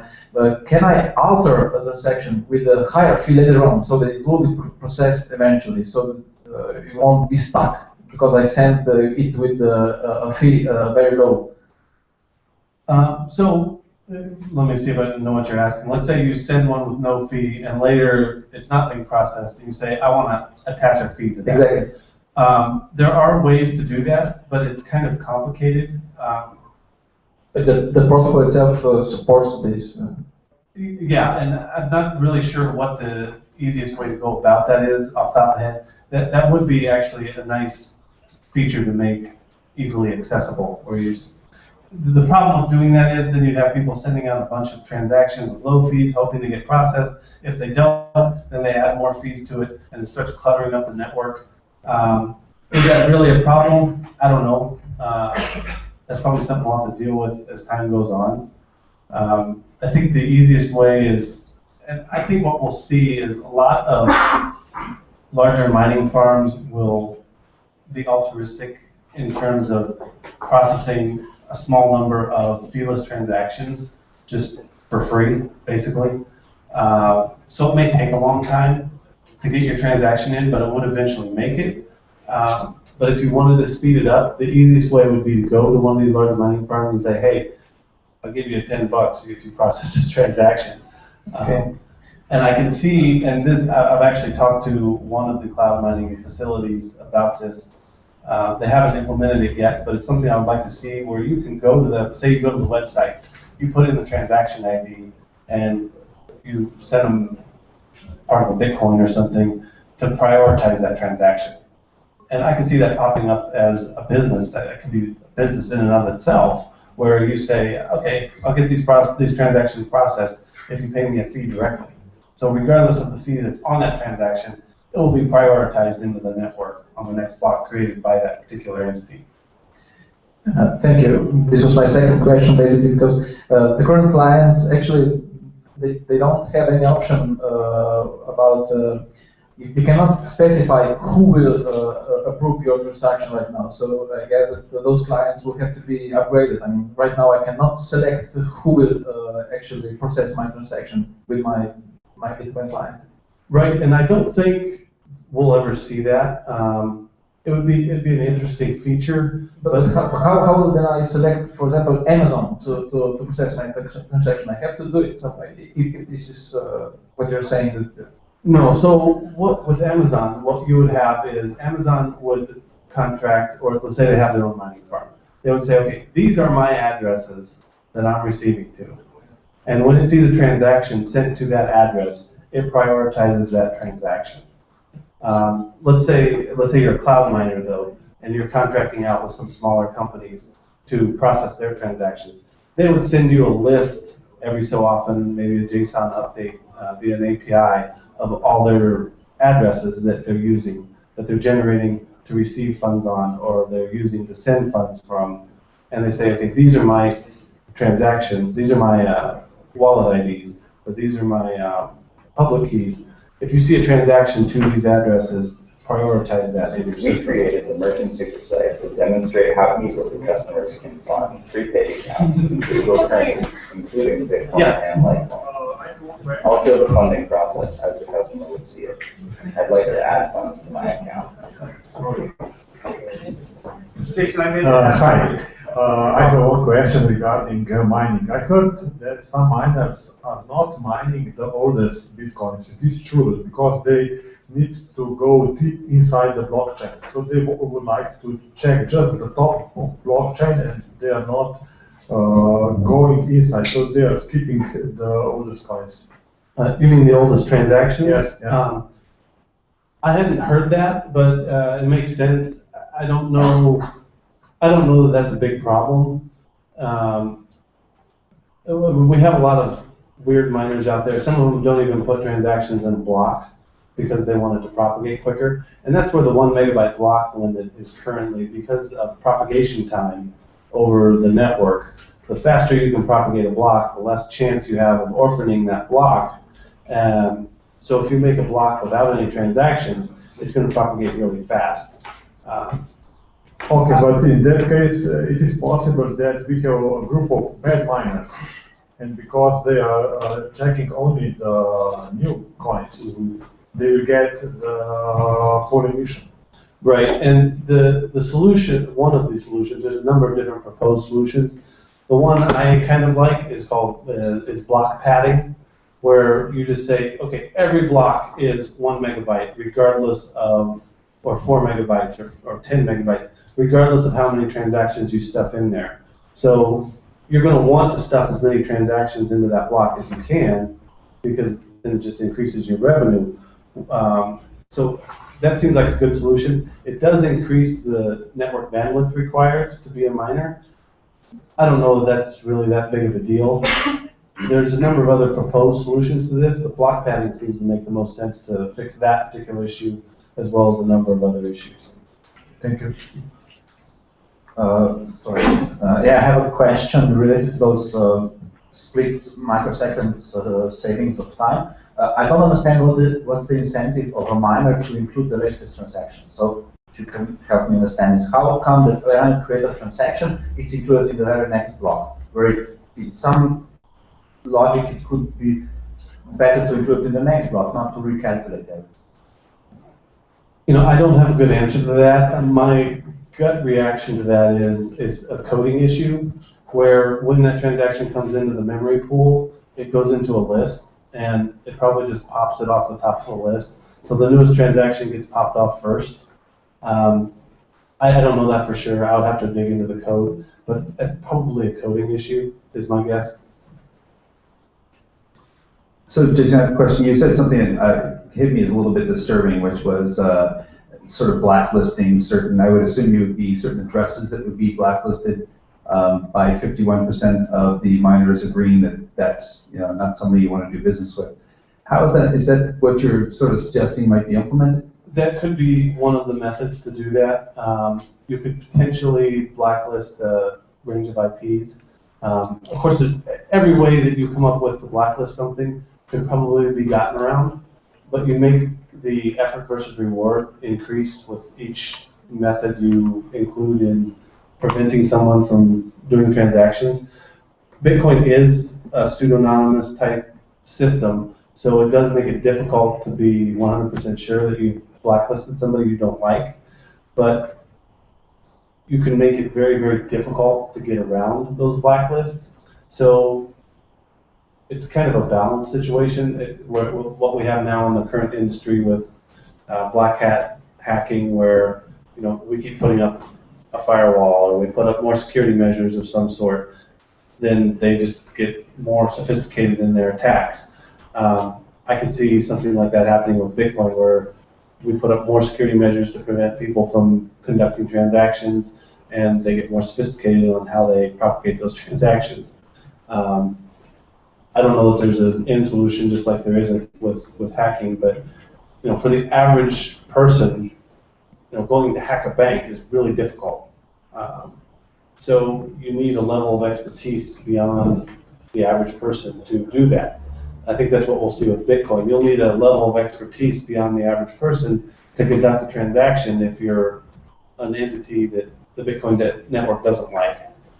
Yeah, I think that's the part that's a little bit scary is, the thought that you'd be blacklisted because everyone sort of thinks that Bitcoin is freedom of their money, and now you're sort of now going back and imposing the ability to impose sort of sanctions, if you will, on certain people. And that is scary. The saving grace to that, though, I think, is the fact that Bitcoin is not based in one culture or in one country or in one. It's not one entity where, let's say I'm a U.S. citizen and we disagree with, say, ISIS. So, as a U.S. citizen, we don't want to process any of their transactions. But people in other countries may agree with them, and they want to process their transactions. So I think with the mix of with Bitcoin being global and worldwide and all these different cultures, getting enough of the network to agree to not process a transaction is going to be monumentally difficult task. So you have to be a really, really bad person that everybody in the whole world hates to actually be blacklisted off of the network. But I think it will be possible. Will it ever physically happen? Man, there'd have to be something really bad for that to happen. Hi, my name is Edward. I'm from Slovenian press agency. I have a couple of questions as well. So, do you think something or someone could kill Bitcoin? Here I'm thinking about governments, the possibility of 51% tax, malleability issues, or something like that. Is it possible currently? Yes, definitely. It could be done, especially with a well-funded government. It would be fairly trivial at this stage to say do a 51% attack, or there's a lot actually cheaper methods to wreck the Bitcoin network. As Bitcoin grows, that will go from maybe to no. I think we're almost to that stage now from a public relations standpoint, where if you're a large government, you come in and you just unilaterally shut down Bitcoin, you're going to get a pretty big public outcry. I don't think it would stop anybody that really wanted to do it at this point. 2 or 3 or 4 or 10 years from now, I think, yeah, you would have a big problem, not only from a technical standpoint, but from a public use standpoint. You know, if you have trillions of dollars flowing through Bitcoin through merchants everywhere, especially in your own country, and you come in and shut it down, all those constituents are going to be mad and vote you out of office potentially. So yeah, right now it's definitely vulnerable. Hopefully we will continue to live for the next couple of years until we aren't vulnerable to something like that. Okay. Do you think in, let's say, 10 years, Bitcoin will still be the king, or we might have something like Bitcoin 2.0 with faster transactions, broader, I don't know? That's actually a really good question. I can see either happening, but what I think the most likely scenario is Bitcoin can evolve. It's flexible, you know, it's just computer code. So it can be extended, it can be recoded, it can be made and molded into what we want it to be. So will the Bitcoin of today look like the Bitcoin of 10 years from now? Probably not, probably be totally different. And you could consider it Bitcoin 2.0, but it's an evolution, and it just evolves from where it is now. So I don't think we'll just see a wholesale new Bitcoin. We've already reached a critical mass right now, and trying to generate critical mass with a new coin that is a complete fork from the current coin would be really, really difficult. It'd be easier just to modify Bitcoin to do what we want it to do. Thank you.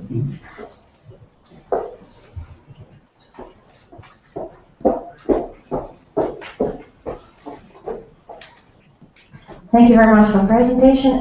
You mentioned that you also speak a lot with people from finance and banking industry.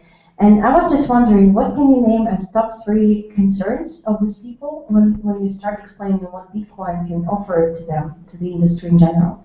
The top concerns, well, regulatory is the biggest concern, at least in the US. Because there's no specific framework to regulate Bitcoin, they don't know what to do with it. And banks are traditionally very risk averse, especially when it comes to regulatory issues. So that just getting in the door is difficult there because they say, it's unregulated, we don't know what's going on with that, we don't want anything to do with it, I don't even want to hear it. And they plug their ears and say, la la la la. The rest of the concerns are fairly easy to address if you can get past that hurdle. You know, they don't know what it is, they don't know how it works. So explaining it and getting someone to really wrap their mind around how it works and why it's secure and why it's safe is another hard part. Then the third biggest thing is, what can it do for me? Why do I want to use it? Why is it important? Why should I care about it? And one of the bigger things I like to bring up, I used to work in the banking industry. One of the bigger things I like to bring up, and I was actually talking about it earlier, is it's really good, it's almost tailor-made, like it was designed to replace the SWIFT system. The SWIFT system is a rickety, nasty, ugly, old system from way back, and it has not evolved one iota in 30 years. And it's a horrible system. And Bitcoin can replace that wholesale without any modification, and it would really reduce the IT footprint of most banks dramatically.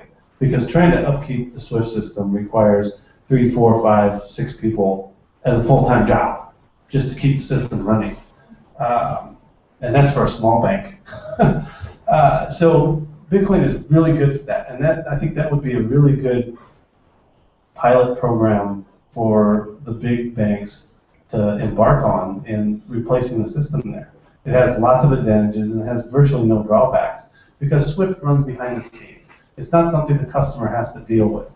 It's something the IT people and the banking managers deal with and the tellers deal with. They can be trained. They can be, you can explain the system to them. You don't have to educate customers. So it's a good system to really dabble with Bitcoin in. I mean, I know I'm talking, replace the SWIFT system. No, that's easy. No, it would be a very difficult thing, but I think the benefits to that would be huge. Yeah, I have another question. How much do you think the fee will increase when mining awards lower?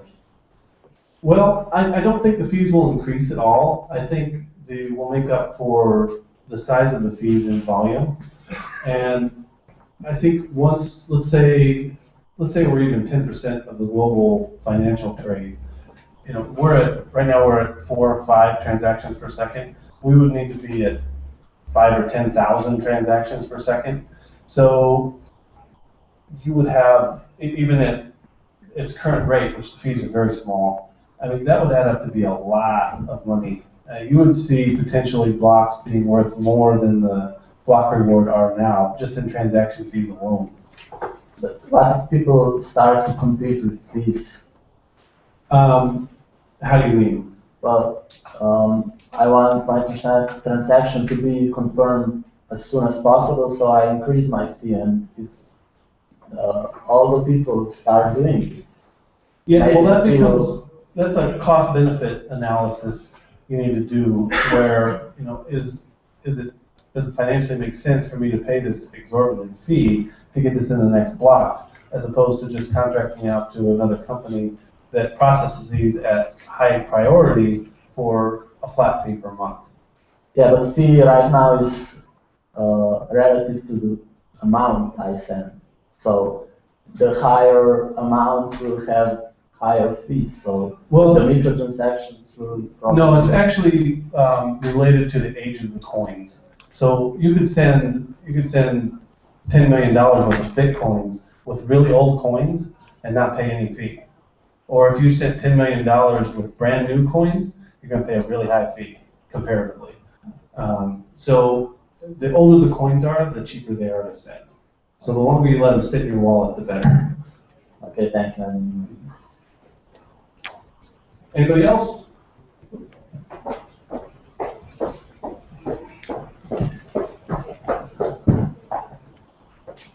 I have another question. Are you familiar with BitLicense that is supposed to be introduced in New York in a couple of months? I'm somewhat familiar with it. I haven't really read through it in its entirety because I'm not based in New York, even though it does affect us. As a hardware company, it's at Butterfly Labs. It's not as important to us, so I haven't dug into it as much as I'd like to. But do you have a specific question on that? Well, I mean, is it a good thing? Or no, it's not good. No. In what way? It stems from a reactionary measure from people who don't understand Bitcoin, and that's really the problem. I think that's going to be the primary problem we face, at least for the next year, is people making regulatory decisions based on assumptions or based on things they don't quite understand. So they want to cover all their bases, so they make it these broad regulations that make it difficult to do business. And then that's not just Bitcoin's problem. That's pretty much any technology problem. And the internet faced that, email faced that, online transactions with credit cards faced that. Everybody faces that with, laws move very slowly, technology moves very quickly, the laws can't keep up. But I think we would agree that every business and every needs some kind of regulation. Now, the general opinion from the general public, I believe it is that Bitcoin is somehow Wild West field. It is definitely the Wild West right now. I mean, and that's a good thing because it allows people to try different things that, in an established system, they may not try because it's very costly to get into that market or you don't want to put a lot of resources into a system that's already established on something that may fail. You see that in the movie industry. They don't want to try new movies. They just want to do the old stuff because they know it sells.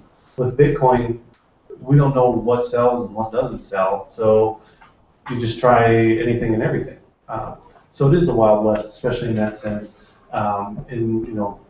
Just about in every sense. It's a dangerous place to be as a business if you don't know what you're doing and you're not very well established. But with that risk comes a lot of reward. If you're the first mover in a space and you're established and that space becomes a thing, you're sitting very well. So and just like the West, the first people to move out west in the pan for gold made a ton of money. The people that came after when it was safe, they didn't make so much money, but they lost money. That's the same thing with Bitcoin. The people who move now, they stand to lose a lot of money, but they stand to make a lot of money too. So it's very much like the Wild West. It's quieting down, and it won't take as long as a lot of other industries. I imagine we'll see Bitcoin be pretty stable in the next 2 to 3 years. It'll be a pretty safe space, whereas it took the internet a decade to come to that point. We'll probably do that in 3 years, is my guess. And you believe it will become a safe space with government regulations or by itself? Yeah, and a lot of people, especially a lot of the old school Bitcoiners, they're like, government regulation, it's bad. And it can be bad, and it probably is bad. There'll be a lot of bad things about it. But to make people feel safe, especially the big businesses, the incumbents, we need that. And it sucks. It's not good. But the alternate is we get crushed and there's no more Bitcoin. So it's the lesser of the two evils. So I think if we can guide that regulation to the best place for everybody involved, I think that's going to be our best bet on the Bitcoin future. It's not the greatest outcome in the world, but I think it's the best we can hope for at this point. Thank you. Any other questions? Thank you, everybody. I appreciate it.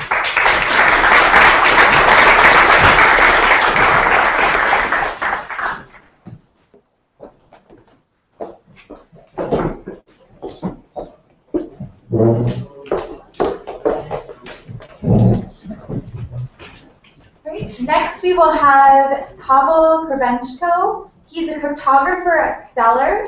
He has a PhD in information security and has worked as an engineer in public key infrastructures for banking industry and the government. And he's going to talk today about consensus technology and is it an alternative to Bitcoin. So welcome, Pavel.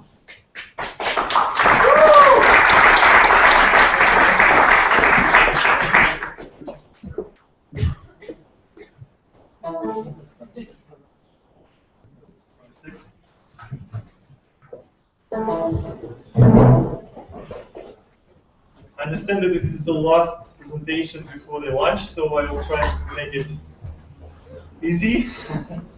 Enjoyable.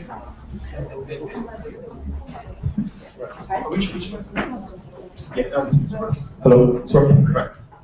So, hello everybody. It's nice to see you all interested in Bitcoin. And I have a first question to you.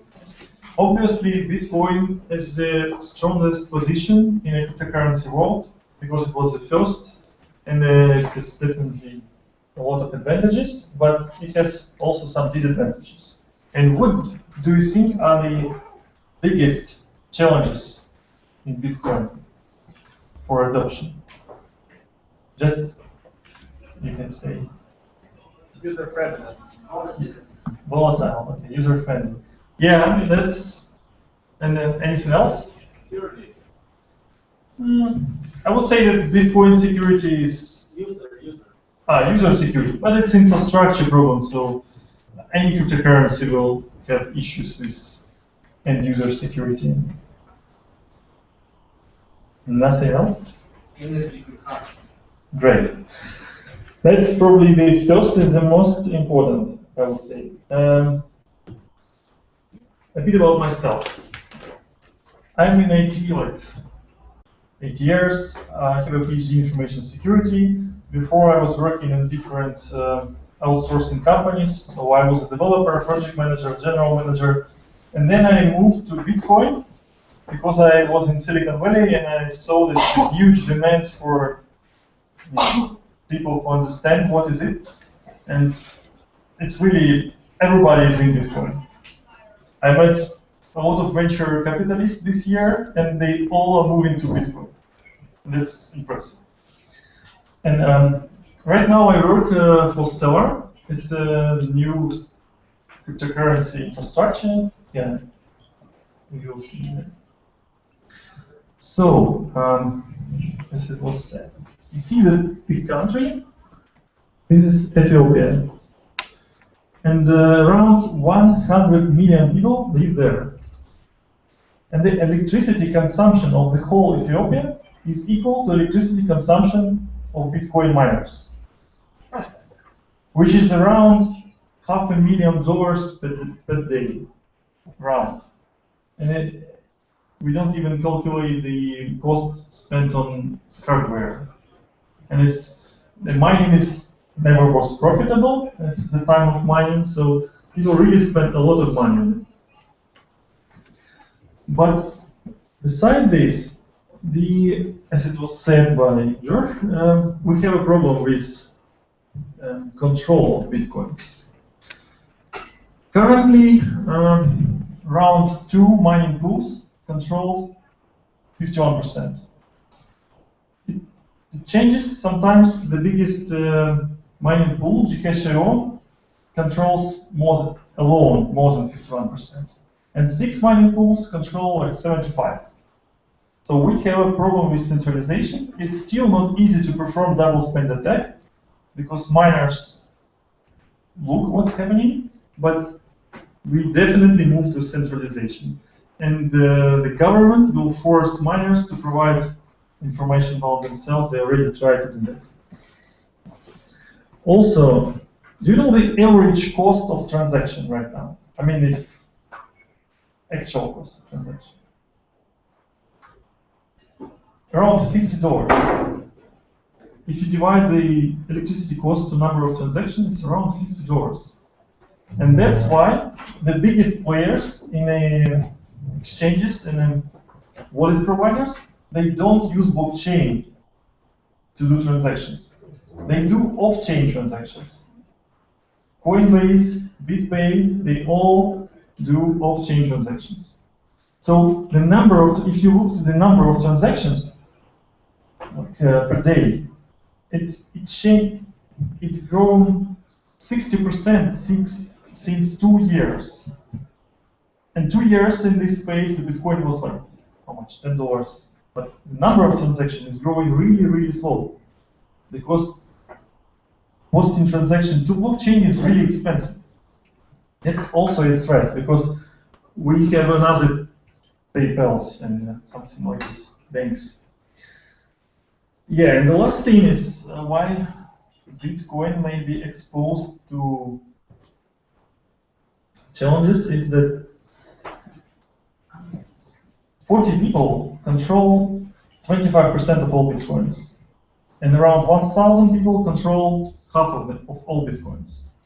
Only 20% of all Bitcoins are really moving, trading, moving, and the rest is just lying on some accounts.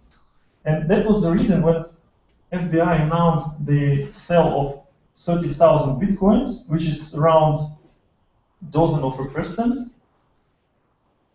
the price went down 10%.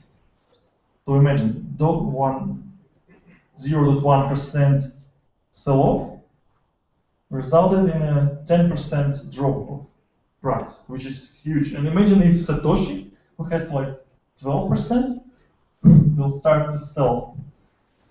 So that's one of the biggest threats to Bitcoin economy. That's why we have some alternatives. And the biggest alternative approach is a consensus-based system, or credit-based ledger systems. The development of such a systems started in 2005 by Ryan Fugger, and it was implemented in 2011 by Jed McCullough. You probably heard about this guy. He created MTGOX, Donkey, Ripple, now Stellar. So development was a part of an open source project Ripple, which was announced as Ripple in 2013. And then the founder of Ripple left the company and founded another company, which is Stellar. Technology is 99% the same, but the approach of distributing the coins is different.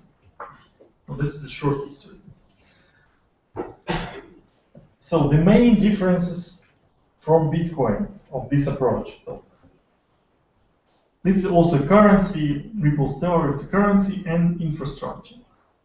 The main difference is that all coins are pre-mined in the beginning. It has some drawbacks, but we will talk about them later. So you don't have any mining at all. You don't need to spend money on electricity or whatsoever. And the confirmations are really fast. It's around 5 seconds. And there is no block race. I mean, nobody can create another fork of blocks. It's impossible. The processing of transaction is based not on mining hash rate, but on consensus. We will speak about it a bit later, but it's a very simple approach where when the processing nodes decide which transaction should be included into the next block, just by voting, direct voting mechanism. Servers don't charge fees, and they operate it on the goodwill. As soon as you don't spend money on electricity, you can run this processing node on the Raspberry Pi. It's very cheap to run the node. And every processing node, so like miner in Bitcoin, has to provide public information about itself.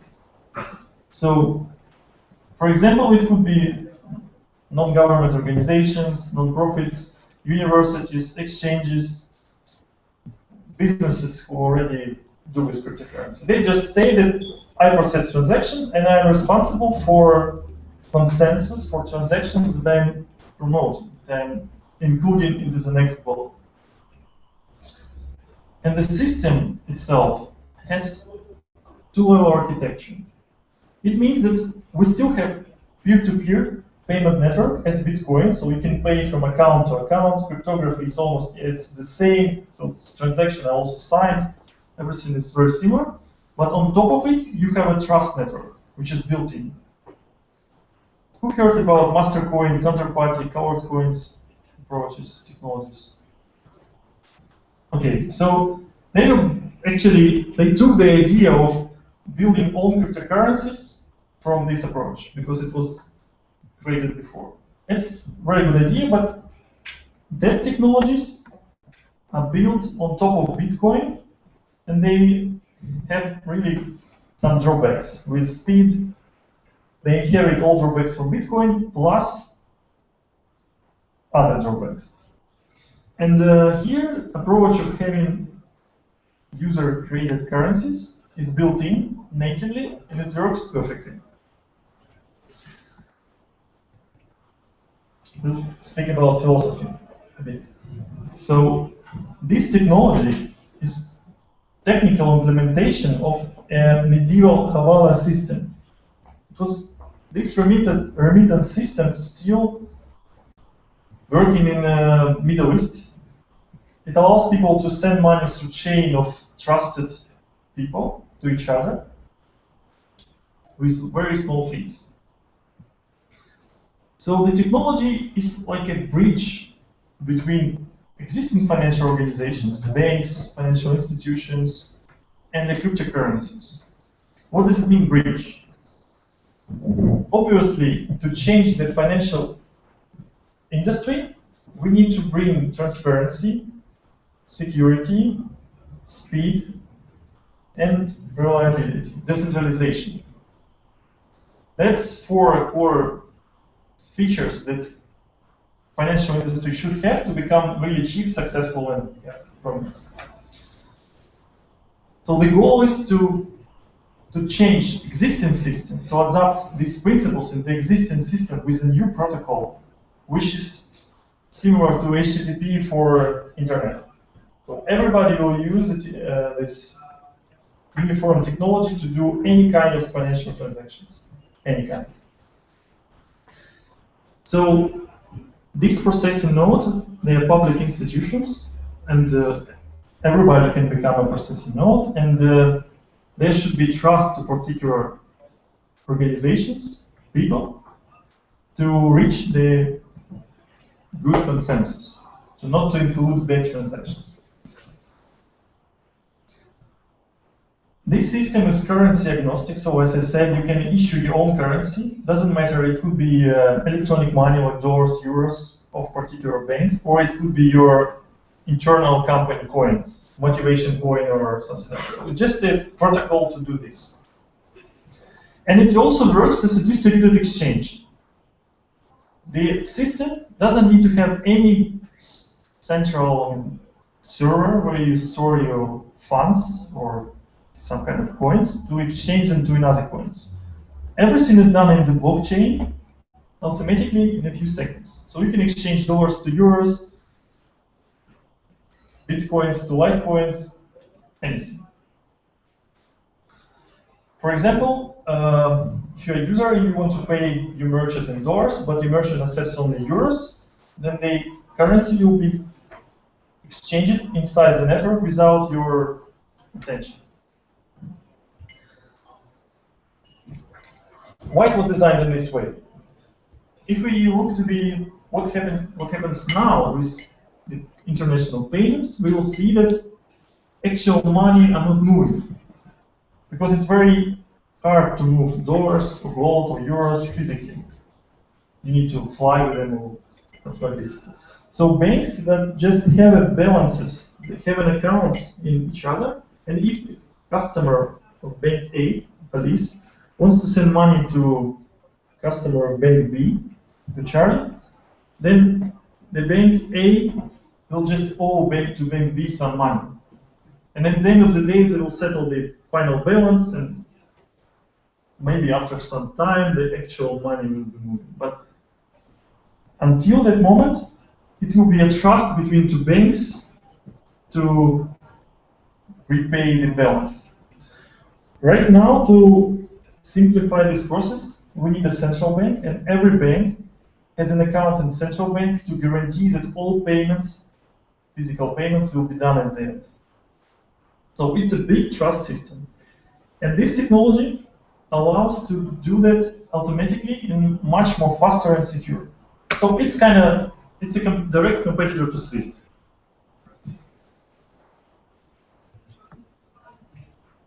This picture represents that, we have peer-to-peer network, we have a consensus of nodes, everybody can become a node, and then we have a concept of gateways. Technically, it's banks who issue currency, just electronic money, as we have right now, dollars, euros, and then people can send balances to each other. I can have an account in Wells Fargo, I can send money to Gregor, and my partner will receive money in currency he wants to. So this is a protocol that allows doing that.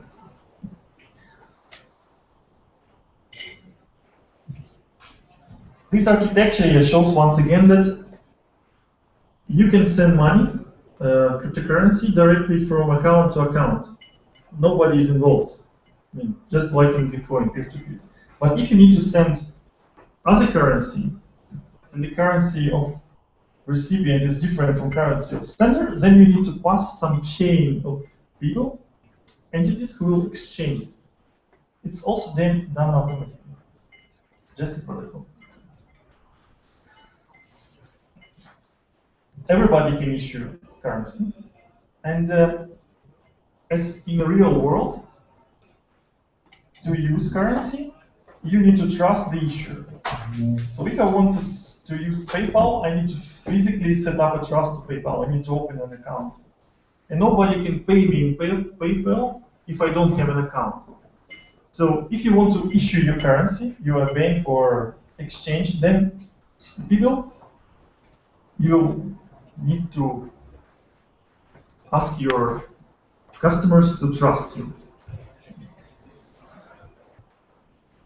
The trust level represents a situation when, for example, Alice has an account in bank A. Here is a gateway, it's the name of the gateway, and she wants to send money to Bob. Money is actually not moving. They're staying in the bank. It's just the owner of money is changing. That's it. And the protocol allows you to set different trust level to each pair of participants. This represents the situation that, for example, I want to make a deposit in some bank. For example, it's a Bank of Cyprus. I don't trust Cyprus Bank, so I only can have an account up to $100, no more. But at the end, at the same time, I want to lend some money to buy a property. And I can take, for example, $100,000 from the same bank. And bank, in this case, trusts me. So I will return this money at the end of the day. So between the two of us, there is a trust line. I trust the bank up to $100, and bank trusts me up to $100,000. This relationship are also built into the protocol. The next concept, which allows you to send money in one currency, but receive in another currency, is a payment path. So here, protocol allows to build a chain of entities who automatically exchange currencies. And it means that if Alice wants to send dollars and Bernard wants to receive euros, then it will be always a people who want to do an exchange for some commission. So for example, it's a Wells Fargo, it's a Deutsche Bank. And as soon as this operation will be done, the balances of Alice, Mark, and Bernard will be changed. In this situation, Alice has accounts only in Wells Fargo, Bernard only in Deutsche Bank, and Mark has accounts in both banks. And he is earning money on exchanging, and his balances in both banks are changing after each operation.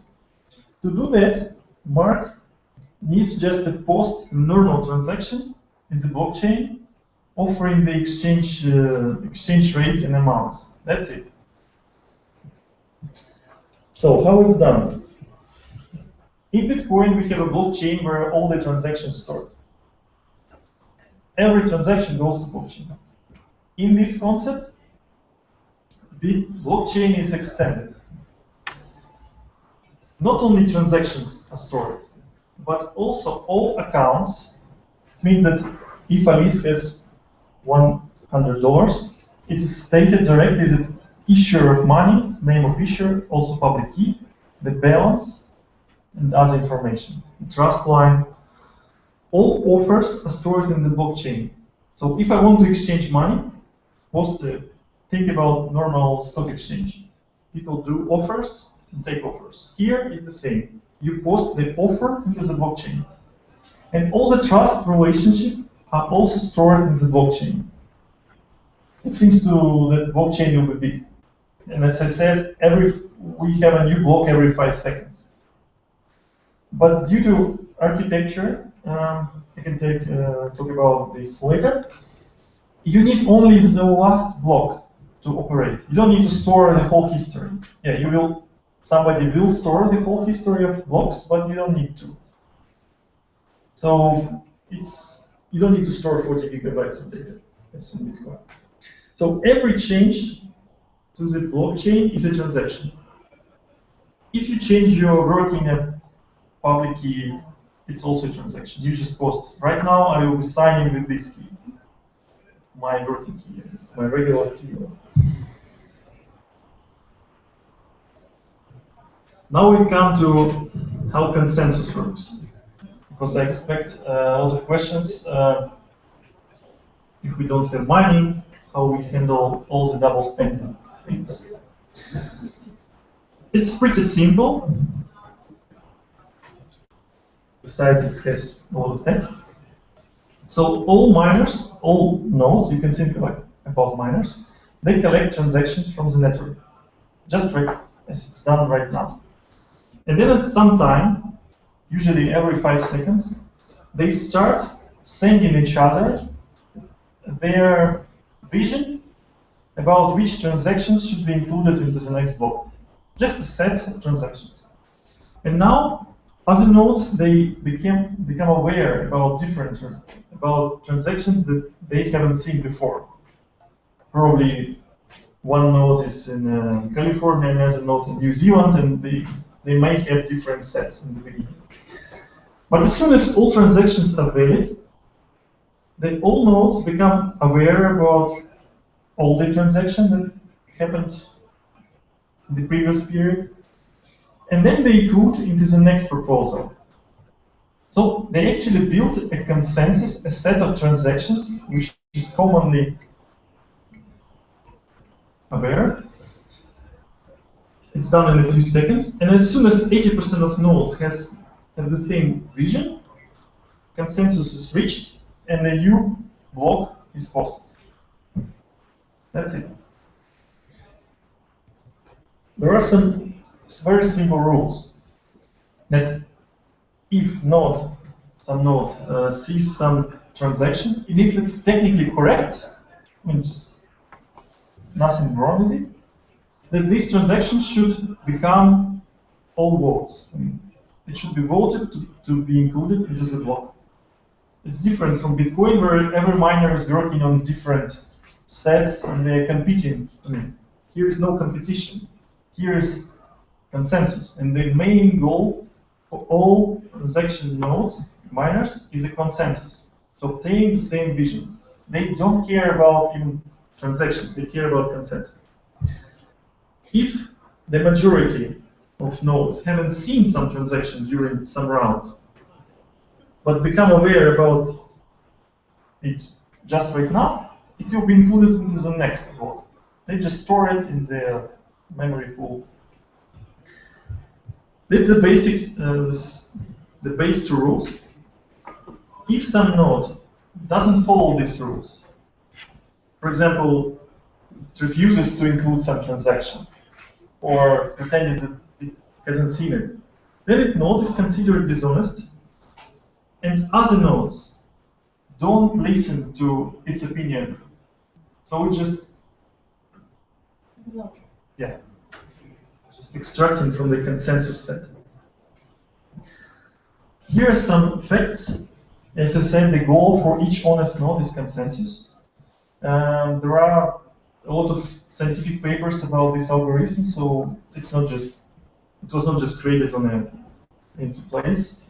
I can share the papers with some who's interested. There is no predefined time in the algorithm, so nodes themselves can decide how much time do they need. It can be thousands of nodes in the network, and they may need not 5 seconds, but 20 seconds, but it still is pretty fast. Even order of transactions doesn't matter, because all transactions are applied in a deterministic way. So each node will apply transaction to the ledger in a predefined way, which doesn't depend on node P. So even conflicting transaction actually can be included. into the consensus, but they will be applied to the block in certain way, which excludes every possibility of double spending or something like this. Yeah, that's a nice picture. I drawn it myself, as you might see. So the idea is that in the system, in the network, will be a lot of processing nodes, and they provide the public information. And people select the nodes on their own decision. And the main concept here is that I personally has to select nodes that I believe will not collude with each other and made a bad consensus. So I may select NSA processing node and Russian government processing node because I believe that they will not have a bad consensus. And I can select as many nodes as I want. But as soon as all nodes have at least one connection between each other, so their sets are intersecting, the consensus in the whole system will be the same. For example, but if some users trust this node, only one, then the user may be fooled by this node. But if users trust some set, which is pretty independent from each other, then they will be totally good. It's almost it. A few words about fees. Technically, there is no fee. The fee is taken in a built-in currency, Ripple, Stellar, which is really, really small. You can see for zeros. So you can make 1,000 transactions per day in a few years, and you will not spend even one coin. The reason for the fee is that during DOS attack, probably somebody wants to block the blockchain to make the blocks really, really huge. The fees is risen by servers, by processing nodes, and attacker will be run out of money very soon. That's the only, it's a protection mechanism. But if to speak about user-created currencies, dollars, euros, or something like this, the issuer decides the amount of the fee. So if I'm a bank and I want to issue electronic money, then I decide, okay, I will require to pay me 1% for each transaction in my currency. So I will get these fees automatically. Users don't need to use my internet banking. I'm not involved, but fees are taken up. And that's very good for such institutions. So the conclusion. Technically, it's a cryptocurrency, but it's also infrastructure. So it's an open source, free to use protocol for financial organizations to do transaction fast, simple, secure, and cheap. And the currency itself is playing secondary role. So you will hear about Ripple, Stellar, the same technology, different approach to reach the community, to distribute the coins. Ripple is a commercial company, it sells the coins usually. Stellar is giving coins for free to all the people. And it's different approach, but for financial institutions, technology is the same. And the Federal Bank, German bank, has implemented this technology for internal transactions. And a lot of other institutions. So we hope that Internet of Money will be really free, cheap, and fast. That's what the goal. Thank you.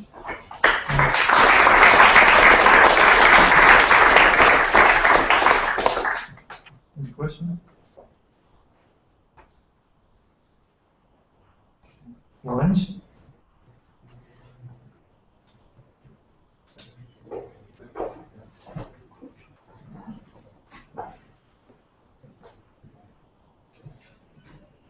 I think lunch. Thanks for your attention. You can ask me more questions during the lunch.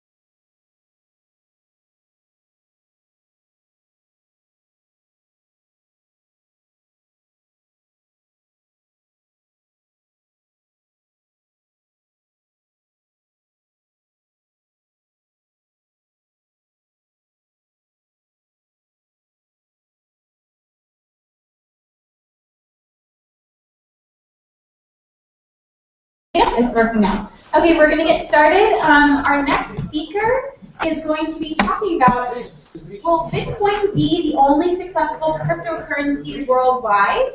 And Stanislav Wolf, who is VP of Product and Development at Acuna AG, will be coming to speak. Again, will Bitcoin be the only successful cryptocurrency worldwide? Stanislav. Thank you very much. So I know it's really tough to listen to the presentation after lunch. So we'll make it short and easy. So I will talk about like one of the most controversial topics in the Bitcoin world. It's Bitcoin versus altcoins. And I think one thing is clear. Everybody in this room thinks that Bitcoin will be really, really huge in the future. So how many people think Bitcoin will be huge? Wow, 2, 3, 4, 5, 6. Okay. Why are other people here? Okay, how many people think that altcoins will be really huge in the future? 1, 2, 3, 4. Not the same people. Okay. One thumb went down. So it's a really controversial thing because a lot of people are saying Bitcoin is the best thing around. Other people are saying altcoins will do everything better. So let's play it out like a soccer match at the Bitcoin Central and Eastern European Conference. And I will be a referee today. And I work at Acuna AG, and we started around 2 weeks ago a Bitcoin exchange out of UK.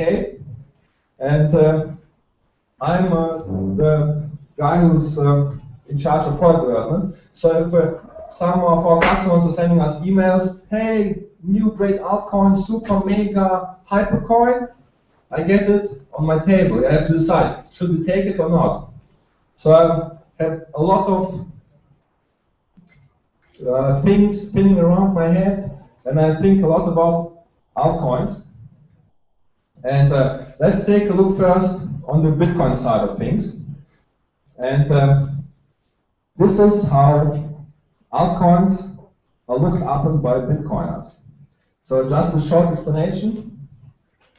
This is a picture out of the Pacific, and that's a Polynesian tribe. They are still living in the Stone Age, and they worship planes. They see sometimes planes flying over them, and they think they are gods. They're worshipping them. And Bitcoiners, like the hardcore Bitcoiners, are saying altcoins or Litecoins are like this plane. They look like a plane, but they cannot fly. And I think it's really interesting that like most of the altcoins today are still building on the Bitcoin code base. Basically, there's not much about them except for some marketing. And there are 3 big reasons why Bitcoin will always be the biggest cryptocurrency. And one is network effects. So basically, Bitcoin is so big, so many people are using Bitcoin. Why should we take anything else? Then we have price volatility. That's clear. If you have less liquidity, you have more price spikes. And altcoins will never overturn Bitcoin because nobody will use them because of the volatility. And third one is Bitcoin is a software.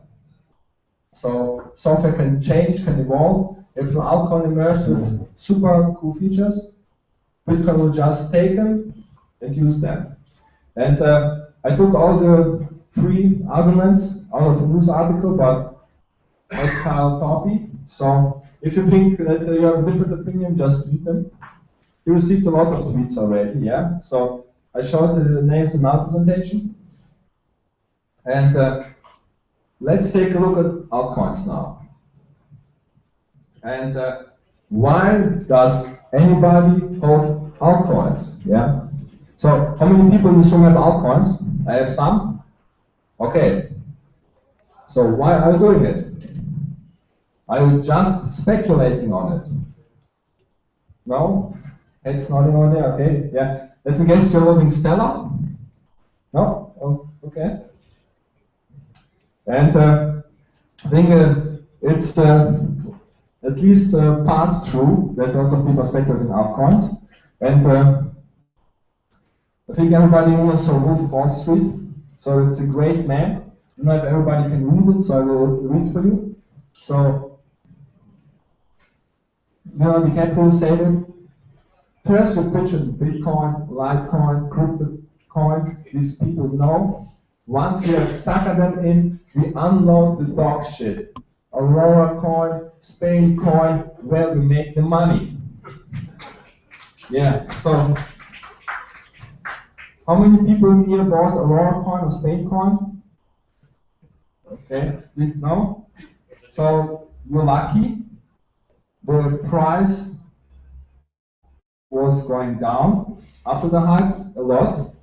I don't think if Aurora coin and Spain coin are around right now. I didn't follow it. But there are a lot of pumps and dumps going on right now. A lot of different coins are hyped. If you take a look at, for example, Aurora coin, it sounds great, but it never went off because technical side is basically just a regular S-script Bitcoin clone, and the marketing also didn't work out because most Icelanders, and maybe a lot of people didn't know about Aurora, the main goal of Aurora coin was to give coins to every citizen of Iceland, and the reason was that if everybody has coins, everybody will start trading with them. But that's a fallacy, because if everybody gets something for free, doesn't know how to use them, why should you see any value in them? So the experiment didn't really take off.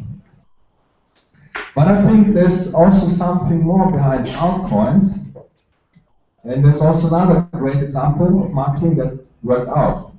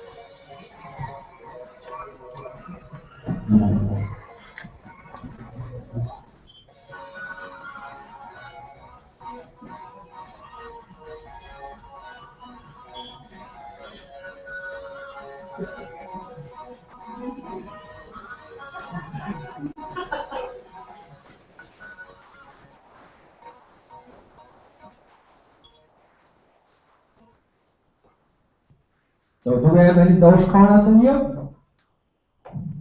Hey, yeah. Nice to see you guys.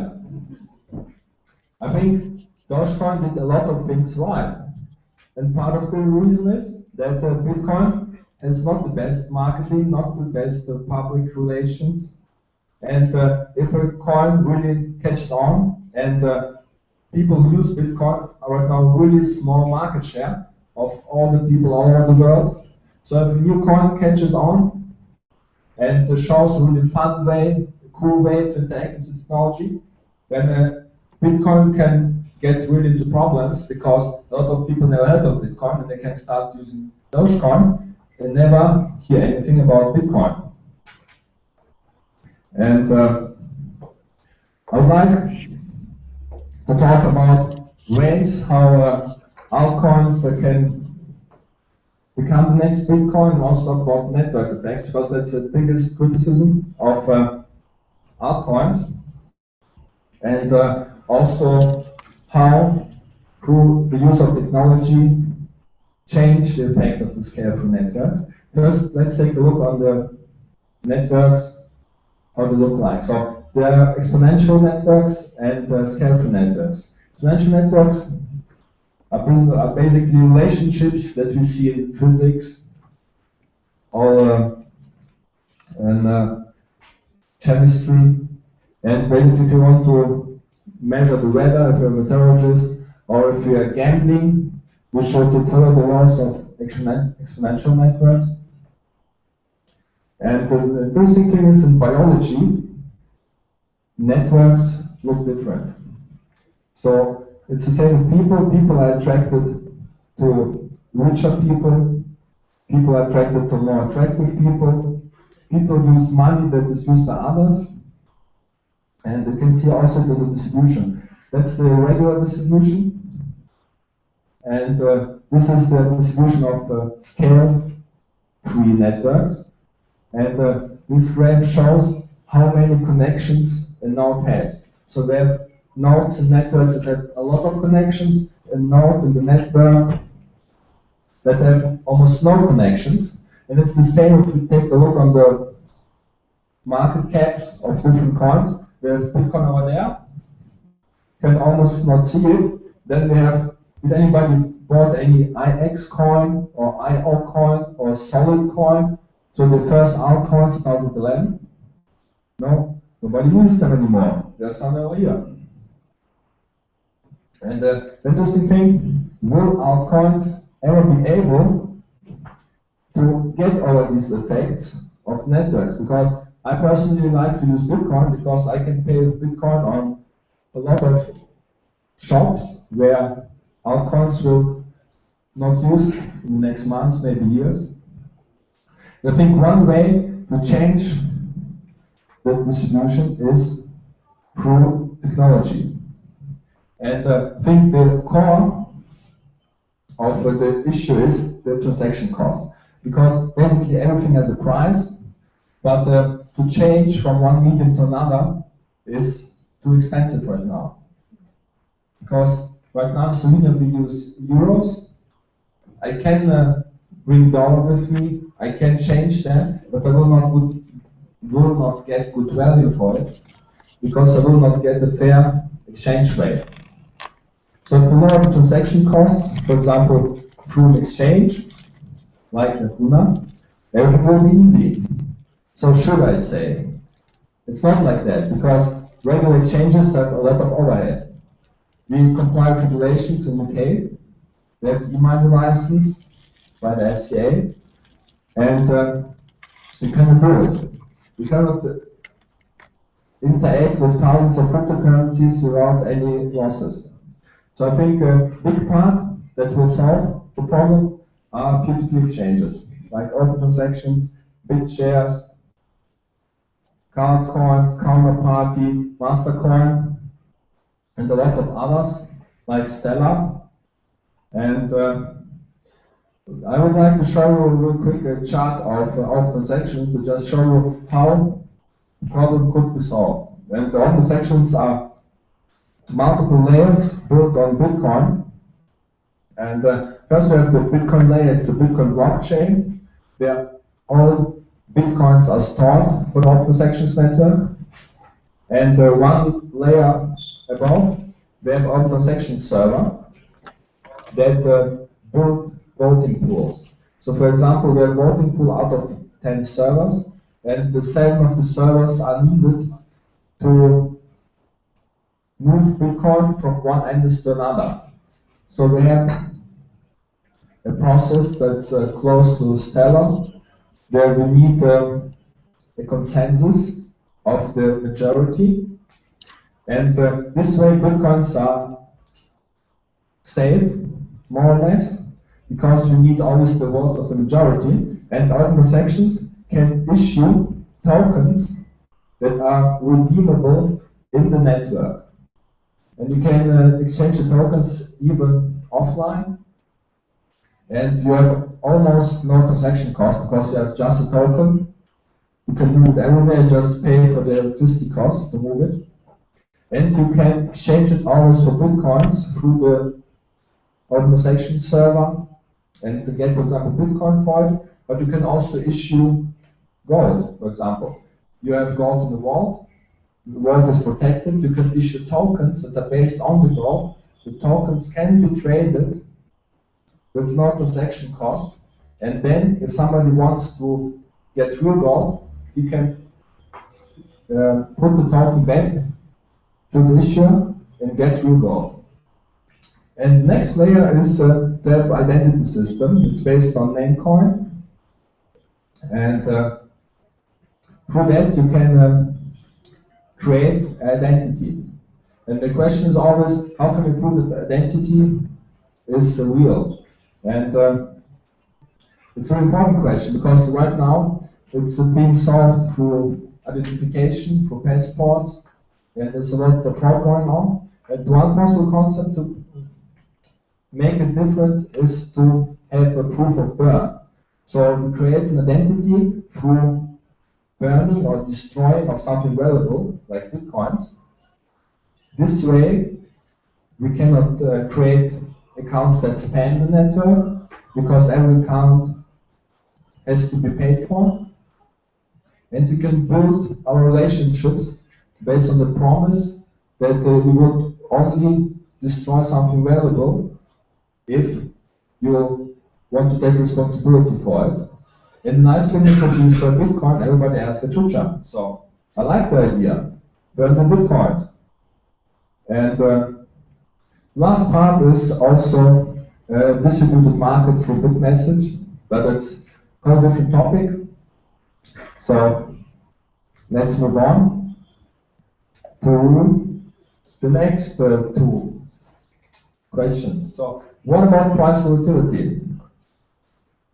I think price volatility is not a problem at all. The reason for that is volatility existed for as long as people are trading on markets. Right now we have tools to contain the volatility. We can hedge the risks, or we can also, if you're an investor, build a portfolio. For example, take the knowledge of Markowitz and build an optimal portfolio of Bitcoin, of altcoins, then we can get higher results, better results, and lower also the volatility and the risks associated with it. So I think price volatility is only really a problem if you don't have the tools for it. They are built, and then you can hedge all risks, also altcoin risks. And the last point, so I will finish soon, don't worry. And taking good ideas. So as a concept, it sounds great, but I will show you the Bitcoin price chart. The question is, if you make something new, you're risking something. And if you take a look at the chart, over here, nobody would worry if you change the Bitcoin software, because nobody was using it. Over here, it would maybe interest a couple of people. Over here, we have billions invested. We have big investment funds, venture capital, investing in Bitcoin and infrastructure.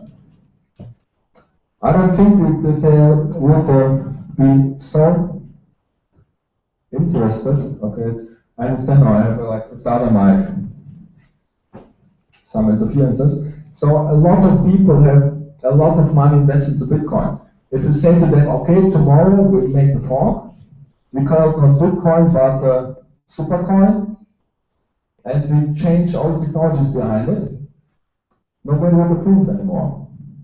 So there is a chance for altcoins. If they're quick enough, if they capture a lot of the market, before Bitcoin can really evolve, Bitcoin can be a fad of the past. And I think it's a real possibility for it. That's it. Thank you very much.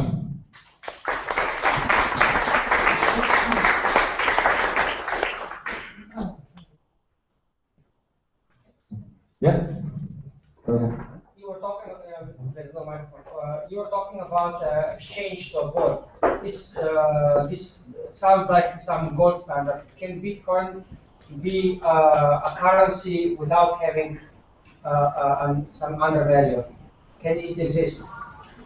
Well, it's a theoretical question, because right now Bitcoin has value. It emerged out of nothing. So the question is yes, but most economists would not approve it. And I'm leaning more to the Austrian economists. So I think money should have some core value from which it evolves, but I think the value of Bitcoin is the network. So it's not really like 100% like identical with the regression theory, but I think Bitcoin as a network has so much value that the tokens that are issued in the network also have value because of all the technology behind it. So I would say yes. Yeah. Hi, Edward, Slovenian Press Agency. Do you consider Bitcoin as money or commodity? I believe in Japan there's many people thinking that it's like a commodity because it's not real money or something. Can you elaborate on this subject a little bit? Yeah, sure. It's also a more theoretical question because when people started using gold coins, for example, nobody was thinking, is it commodity, is it money? You can just use it to trade. I think Bitcoin has a lot of properties of a commodity. The biggest property is that it has limited number of Bitcoins that can ever be created. But because of the low transaction costs and of the efficiency of the network, it's as good as fiat money. So there's not really a distinction between money and commodity. Bitcoin is both. What about the inflation? Inflation aspect of Bitcoin. I think it's inflationary or deflationary. Since if everybody expects its price to rise, if they will hold it, and therefore it's like a deflationary aspect. You know what I mean? And the question about inflation and deflation is also very interesting because if we look like just on the conception of the word, it just means that the money base grows or shrinks, but it doesn't work like that in the economy because we have also expected inflation. So we spend more money if we expect that inflation will go up. We spend less money if we think that inflation will go down. And the interesting thing about inflation is also how you measure it. Because, for example, the measurements of the inflation that are used by governments today have been changed a couple of 100 times in the last decades. And there are also economists that are saying that deflation is not a bad thing, because there have been economies, for example, good example is the economy of the British Empire. They had the gold standard, they had deflation, but the economy was growing. And economists also tend, and most economists tend to say that deflation destroys the interest of people to invest, to spend money, but we have also to take a look at deflation and also the credit creation. So I won't to get too much into the topic, but that's the difference if the currency deflates really controllable, like Bitcoin, or you have a deflationary shock where no bank is giving you any credit. So basically the money supply that is created by the banks, the Giralgeld in German, it's maybe people understand it. So if all the money is created by the banks distinct because nobody gives any credit anymore, we have a deflationary shock. It's not the same like a deflation that it's built into Bitcoin. Yeah? Yeah, one more economic question? It is. I feel quite badly for you because it looks like you're on some economics exam. My question is also with the interest rate. What would be the interest rate for the Bitcoin?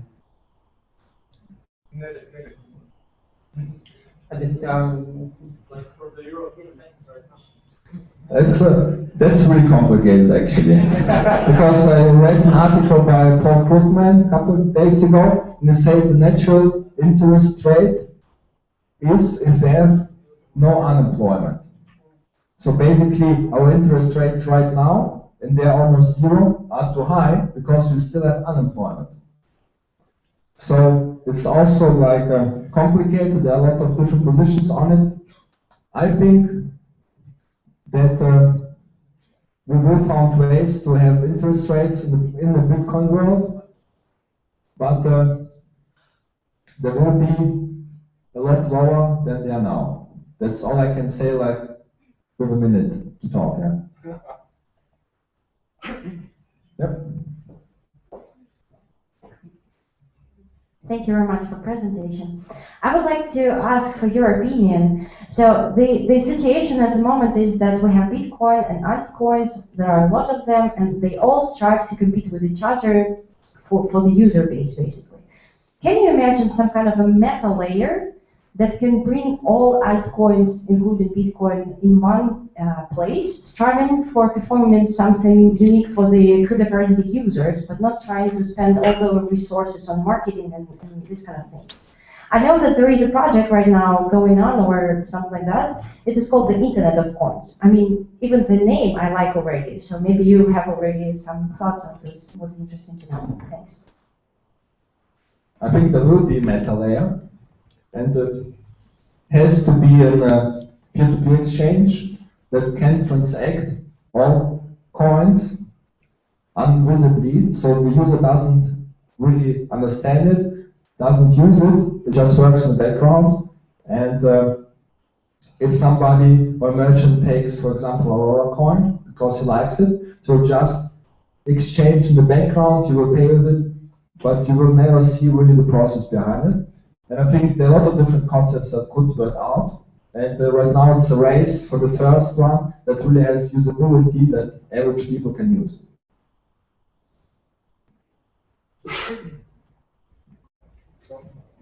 One more question. I will try to be away from economics. You mentioned earlier that more often than not you get a lot of new altcoins coming to your desk, basically for you to evaluate whether you include them in your offering or not. I'm more interested to hear about the criteria that you're employing to make such a decision, because altcoins are particular in several different aspects. First, it's credibility, then it's the network effect, etc., etc. I would like to hear about the weights that you attribute when making such a decision and the different criteria that you involve.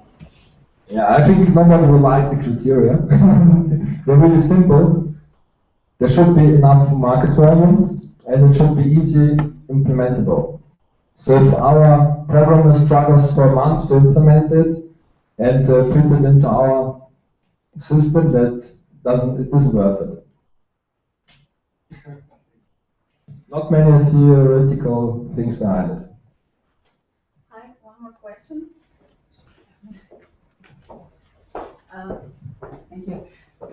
You said that volatility is not a problem for Bitcoin, and you said because of hedging and having a portfolio of other altcoins also. But this is true when we are talking about Bitcoin as investment product or something to invest in. But what about volatility in terms of Bitcoins as means of payment? Sure. I think the biggest question is, should the customer hold Bitcoins? Maybe some should because they want to speculate on the price. A lot of customers should not. And also if you take a look at the newest evolvements, for example, if you take a look on the user interface of Circle, they have such a huge dollar price of your funds, and then there's something on the edge there where you can read your Bitcoin, like your Bitcoin value of the funds. And I think that's the way to go. We can build up in the Bitcoin technology really efficient, really like gateways with low transaction costs that will still use Bitcoin technology, but where people do not see that they are working with Bitcoin. And I think companies like Circle will push it more into the mainstream. A lot of people will use them Bitcoin without even knowing that they have Bitcoins.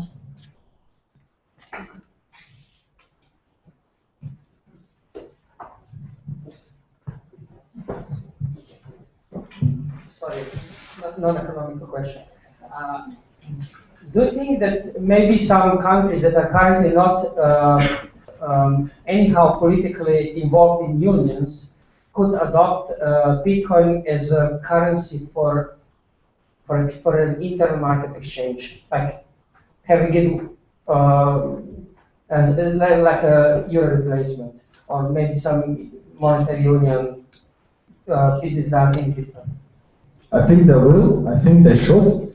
But if a country decides it, they have to solve a couple of problems. So basically, to use Bitcoin, you need a really high penetration of mobile devices, and you need also enough people who understand at least the user interface of, for example, Circle. I think not many countries fit in right now that are small enough to really do it.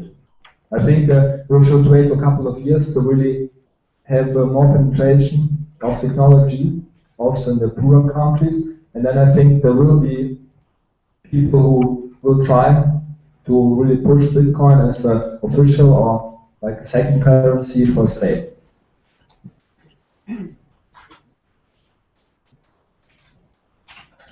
No predictions about any prices, like what's the best outcome to invest in, or no? Okay. I had so much to share, sorry.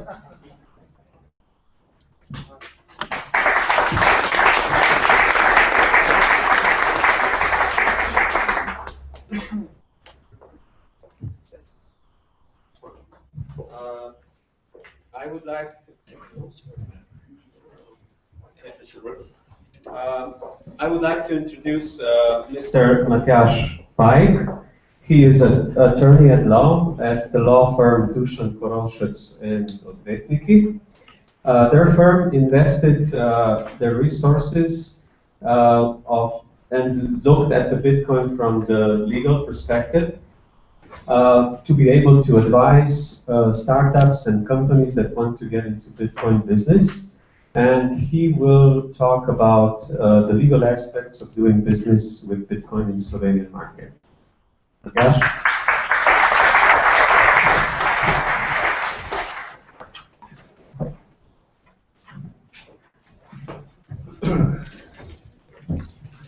Hello to all. First, thank you to nice presentation. My name is Matthias Pike, and I'm coming from the Beauregard law firm Dušan Korošec and attorneys. I was invited from the organizer of this conference to introduce some legal aspects of doing business with Bitcoin in Slovenia, because I'm a lawyer also very interested in that area of virtual currencies. Okay, let's begin the presentation. There are already quite a lot of legal theoreticians from different branches of law worldwide, which have already brought some contributions on various virtual currencies, primarily, of course, the most widely used currency, which is Bitcoin. Also, certain legislation of individual countries are slowly trying to adopt the regulation of doing business with virtual currencies. For example, Canada is likely to be the first jurisdiction in the world to have federal law on virtual currencies. The Canadian government is currently debating amendments in the procedure of adopting of crime legislation to regulate digital currencies. However, the international aspects of regulation of virtual currencies will be presented from other speakers at this conference, so my contribution will be focused primarily on Slovenian legislation, which might affect the use and operation of virtual currencies. In Slovenia, virtual currencies are not yet on the agenda of legislative bodies, like the government and parliament. This is not unexpected, since Slovenia is part of the European Union, and because of that, Slovenia has to adopt a certain part of its domestic law to some legal regulations adopted on the level of the European Union. In Slovenia, we can see that there is growing interest in virtual currencies, mostly due to the growing trade with it. After all, we have heard today that the first ATM machine have already been installed in Slovenia, that we have a Bitcoin Slovenia association, and that one of the largest Bitcoin exchange offices in the world is from Slovenia. This, of course, makes everybody wonder when the Slovenian authorities will begin to show interest in these kinds of movements and developments in the Slovenian area. As we proceed, we will take a look at Slovenian legislation, which can be used in connection with doing business or just using virtual currencies. The first to respond to the virtual currencies and questions that Slovenian taxpayers had and were related to the tax treatment of transactions with Bitcoin virtual currency was the tax administration of the Republic of Slovenia, which asked last year in December its superior Ministry of Finance for its opinion. Because before this, the Slovenian tax legislation did not contain specific provisions about the tax regime operating with virtual currencies. In Slovenia, there is in force, for example, Payment Services and Systems Act, which talks about these things. I won't read it. You can read about conditions for the establishment, operation, supervision of payment institutions and different conditions. What is important is that this act in Article 4 says that in monetary means, money or payment services are only banknotes and coins and electronic money, not virtual currencies. As you can see, the above-mentioned Slovenian law does not mention virtual currencies. That's why the official opinion of the Ministry of Finance from December 2013 was issued. In that opinion, there is clearly explained that the Bitcoin virtual currency is not considered to be a monetary mean, and also that Bitcoin is not considered as financial instrument. The next question that naturally arises to all people and companies that operate on the territory of Slovenia with virtual currencies is what is the tax treatment. Basic Slovenian legal act which must be used for the tax treatment is the Income Tax Act. Above-mentioned act regulates the whole system and the obligation to pay income taxes. According to this act, income tax has to be paid by residents in Slovenia on all of their incomes which source is in Slovenia, and also from all incomes which source is outside Slovenia. Non-residents have to pay income tax on all of their incomes which source is just in Slovenia. Here I should point out that Slovenian legislation considers as residents of Slovenia all persons who have officially registered permanent residence in Slovenia, then also all persons whose usual residence or center of their personal and economic interests is in Slovenia, and all persons who are present in the calendar year in Slovenia for 183 days or more.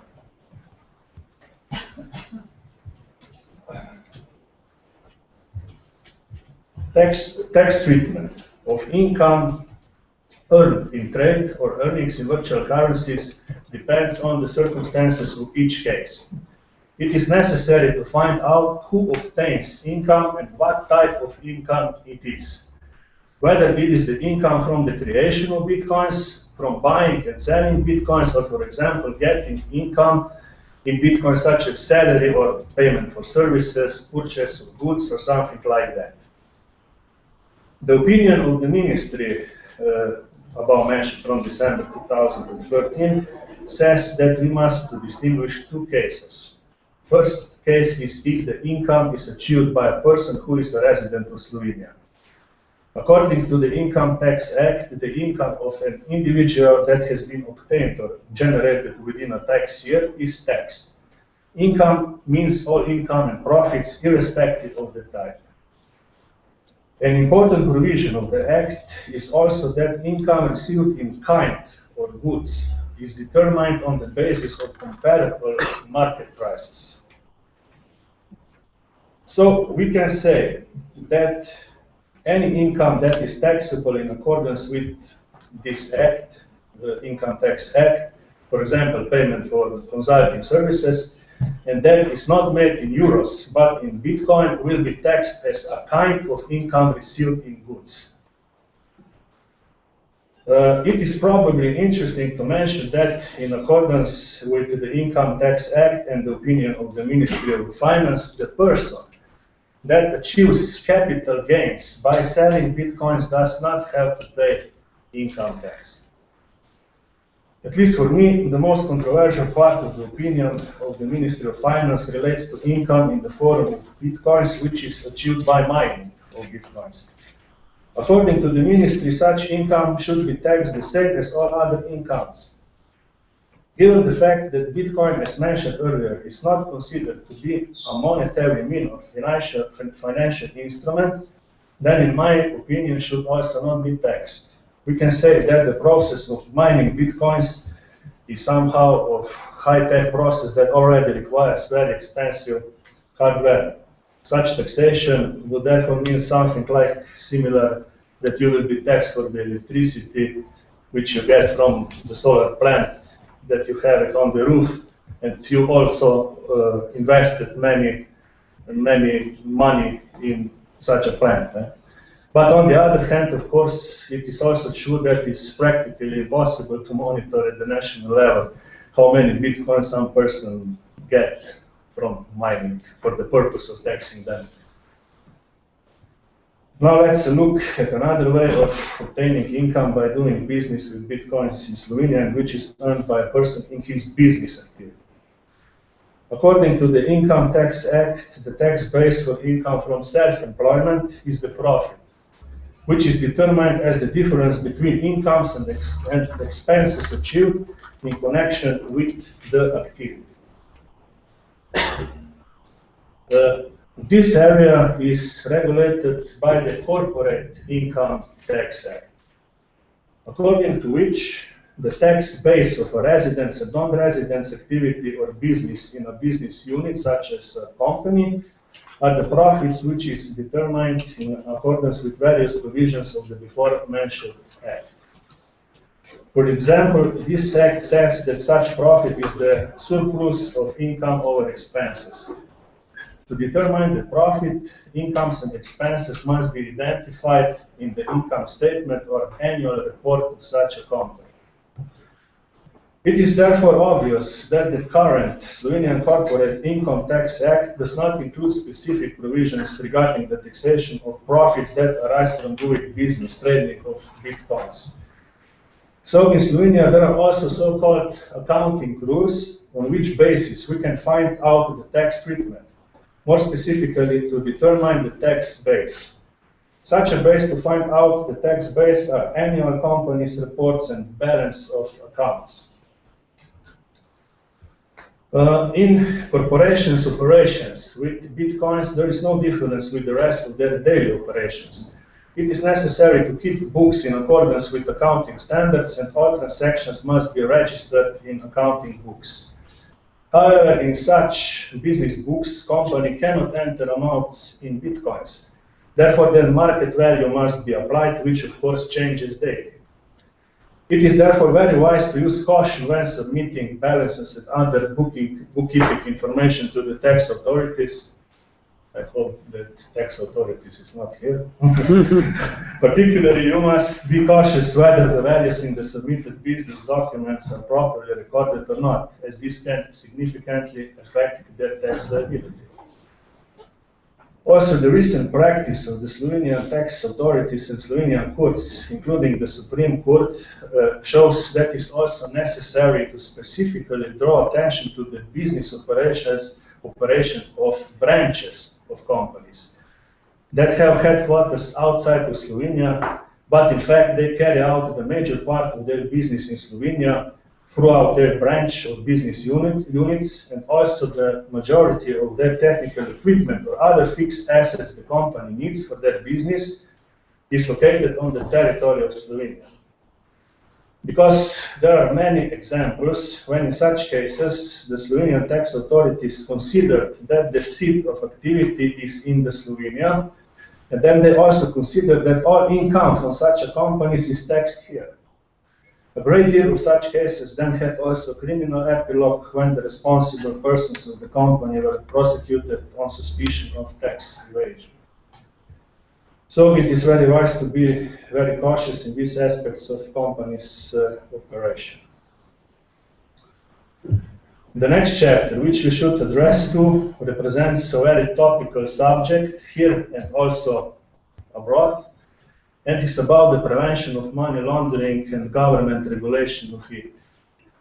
First, it is necessary to point out that in Slovenia there is the Office for Money Laundering Prevention, which operates under the Ministry of Finance, and luckily they have a conference in the next room just today. The office is the central authority for receiving and analyzing financial data on clients and transactions of which there are reasonable grounds to suspect money laundering or terrorist financing, and then to forward this information to the competent authorities. Some organizations listed in those acts, and there are quite many of such organizations listed, also lawyers, law firms, and notaries, must provide to the office information on such a cash transactions exceeding the value of 30,000 euros, and then all transactions or clients in respect to which there are reasonable grounds to suspect money laundering or terrorist financing. Then, if office estimates in its analysis of the provided data that there are reasonable grounds for suspecting money laundering, it forwards a written notice with the necessary documentation to the competent authorities, such as the police and the public prosecutor's office. Also, the office may issue a temporary written order to stop the transaction for a maximum of 72 hours. Slovenian Office for Money Laundering Prevention's opinion is that the virtual currencies can be placed in context of money laundering under some articles of the Act, which specifies organizations that performs transactions of issuing other means of payment, which is not just a payment service in accordance with the law governing payment services and systems. The duties of such companies are defined in Article 5 and at least are listed here. However, the Office for the Prevention of Money Laundering posted on its website a notice just a few weeks before this conference.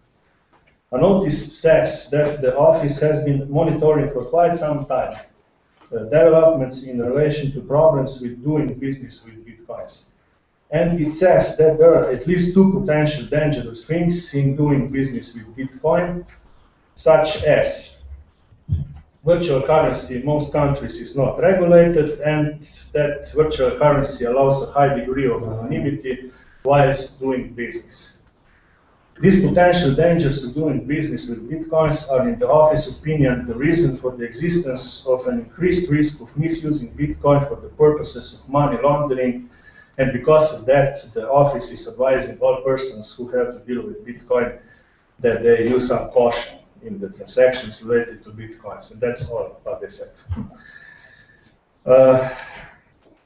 The next thing that we must have a look on it is the Bank of Slovenia, which is the central bank and which is also independent in the performance of its institutions.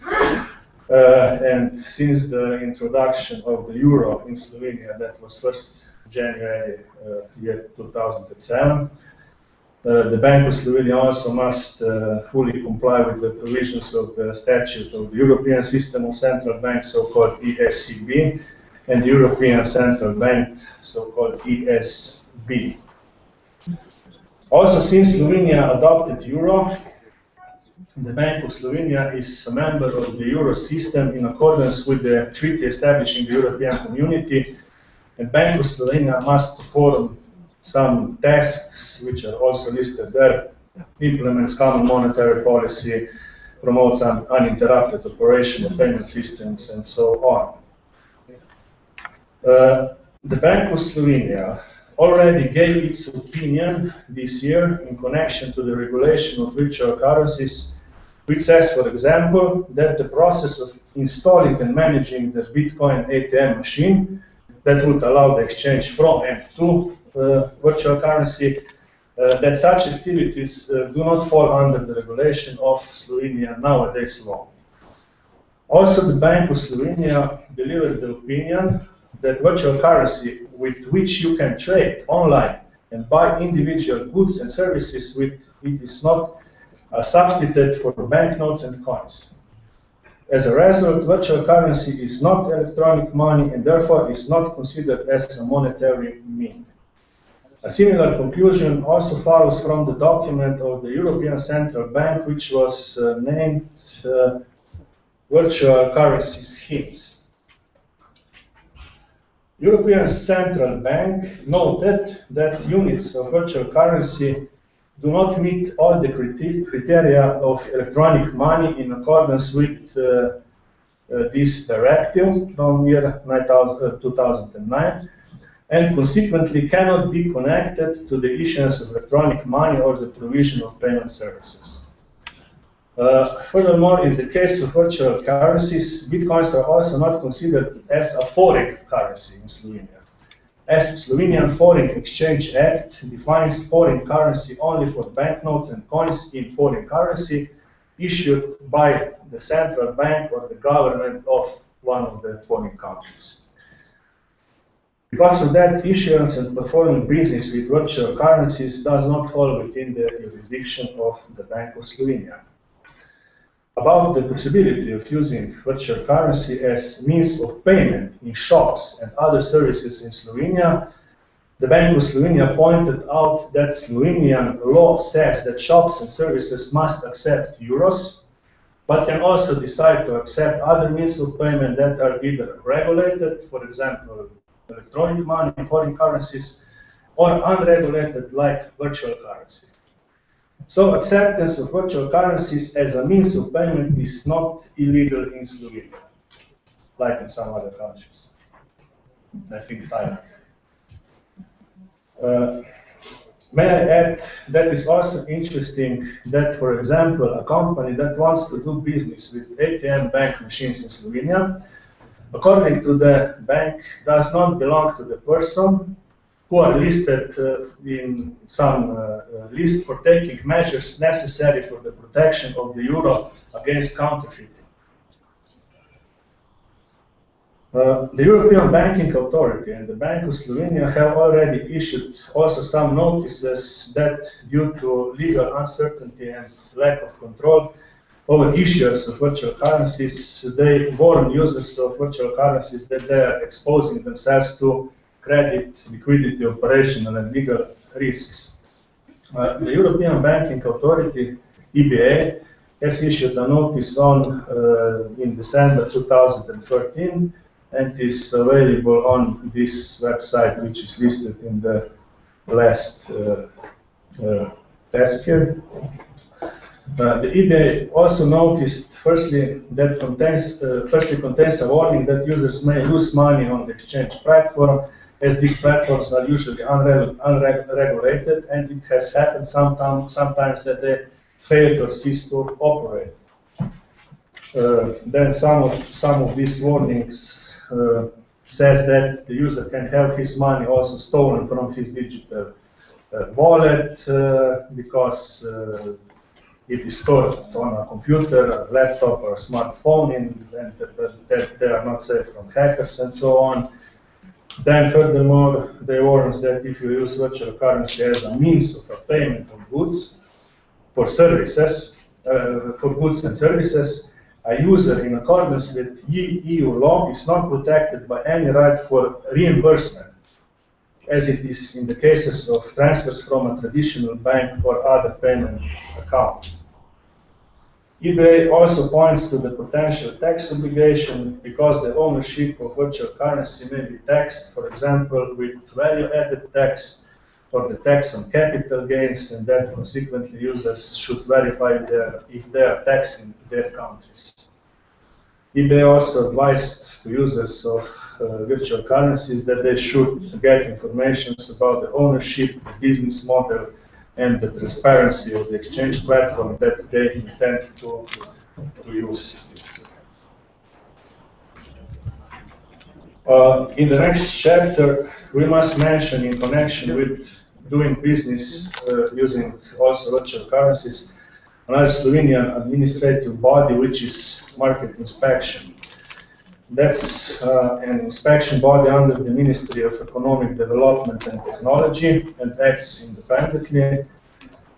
In its work, it uses laws and regulation relating to consumer protection, unfair commercial practices, illegal warcraft trade, real estate brokerage, and so on. Given the fact that the Slovenian market inspection has not yet posted any press releases on virtual currency, I contacted them with a letter and question before this conference. In their response, they have relied fully on explanation of Ministry of Finance from December 2013 and only added a clarification that if Bitcoin is considered as goods, the company which is engaged in the selling or buying Bitcoins must first meet the basic requirements for operations under the Prevention of Undeclared Work and Employment Act. So the company must have the activities which it performs specified in the company statute. In terms of regulations which the market inspectorate monitors, the company that registers commercial activity must satisfy the conditions for carrying out these activities under the Act on Trade. A company that provides goods or services to consumers must comply with the provisions of the Consumer Protection Act and the Act on the Protection of Consumers against unfair commercial practices in relation to the consumer.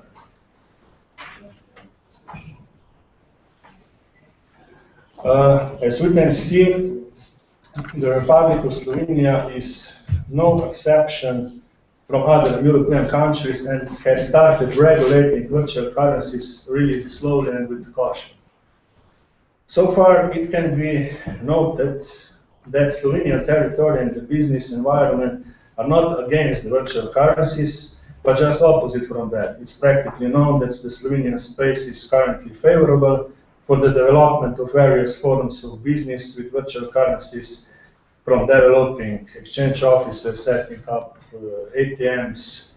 More and more retailers and service activities accept Bitcoins as a payment, but we can only speculate on how the development of regulation and legalization of use of virtual currency in Slovenia will develop in the future.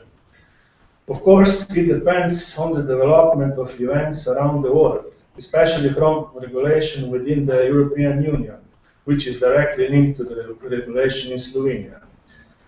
However, whenever Slovenian lawyers are talking about the future development of law in Slovenia, we look with one eye to Germany and check what the regulation of certain area is there. In fact, the majority of Slovenian legislation, which was adopted after the independence of Slovenia from the year 1991 till now, was basically inspired by the German legal theory.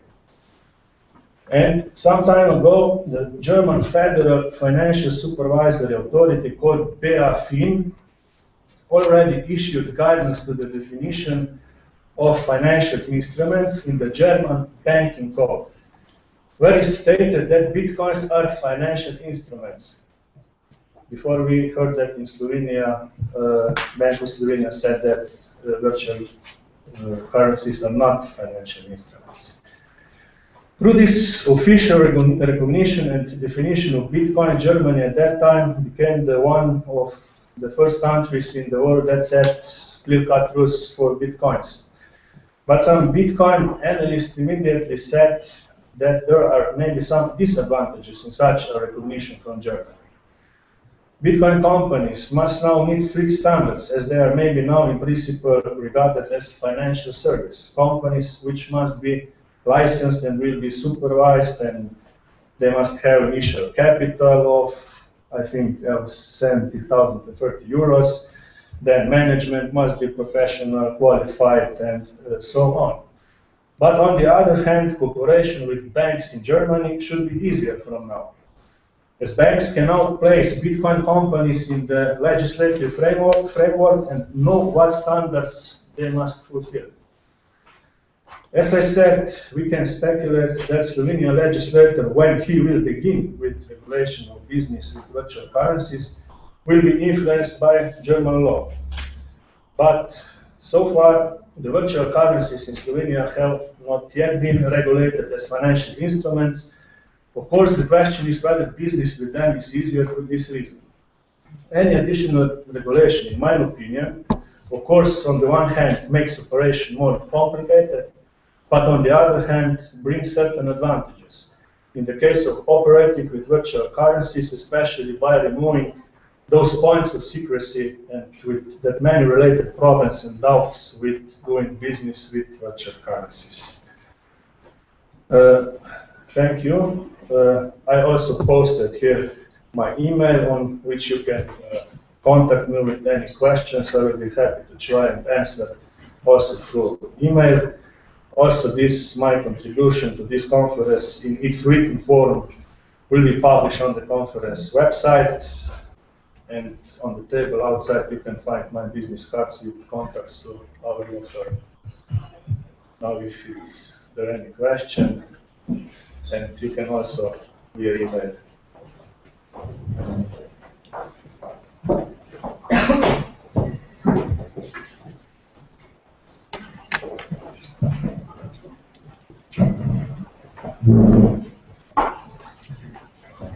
I would like to know about VAT. So the company is selling bitcoins with VAT be applied? Didn't hear. Value added tax? No. Yes, value added tax is on any buying or purchase of goods or something like that in Slovenia, but there is no value added tax on bitcoins. Why? Well, it's no currency, it's no money, so it's good.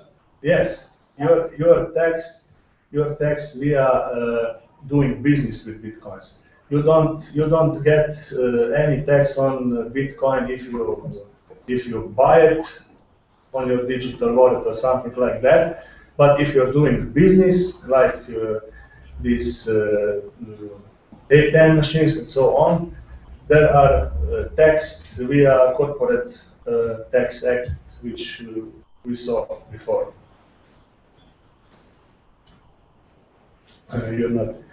You're not satisfied with the answer. Okay, so the value added tax is not applied. The value added tax is not applied when doing business with bitcoins, so purchasing them and selling them. No, it is applied on the goods. If you go to the shop and you buy something with bitcoins, you buy the thing for the money with value added tax. But if we trade with bitcoins, in that case, value added tax is not applied. No.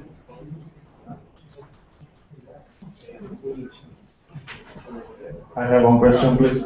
Is it legal to get a salary in Bitcoin in Slovenia? Yes, it's legal, because you can also in Slovenia have a salary in goods. Okay, and how do you It's legal, do but in financial mean you must transfer the value in euros for the on the day of the records. disclosure? Yes. Thank you.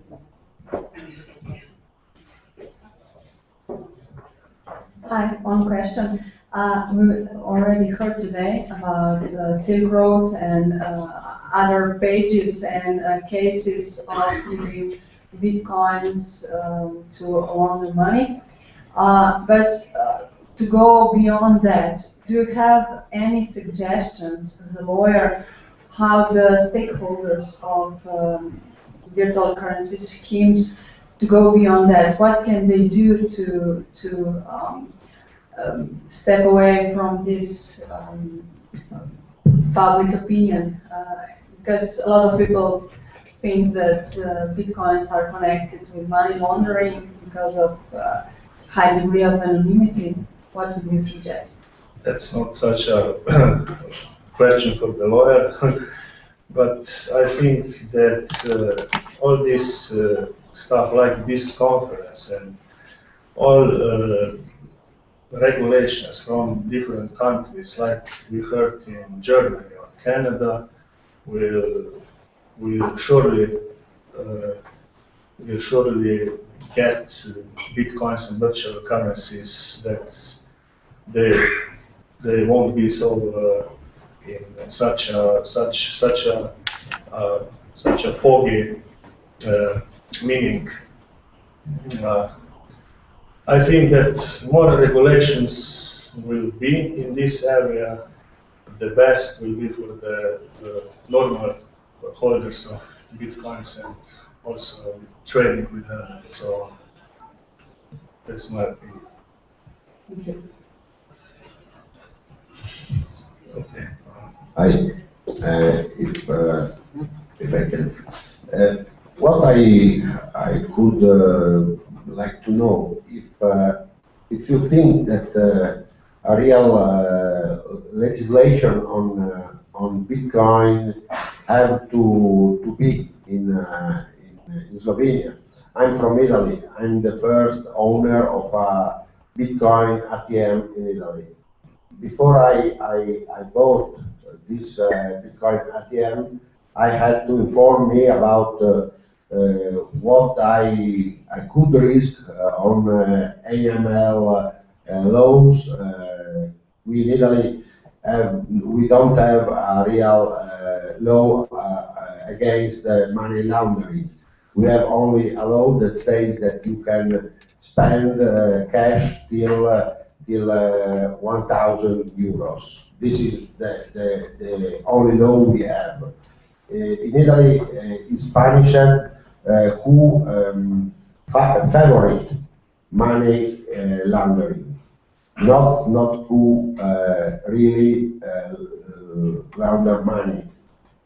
So I put this Bitcoin ATM, and it is actually working, and it's making some profits.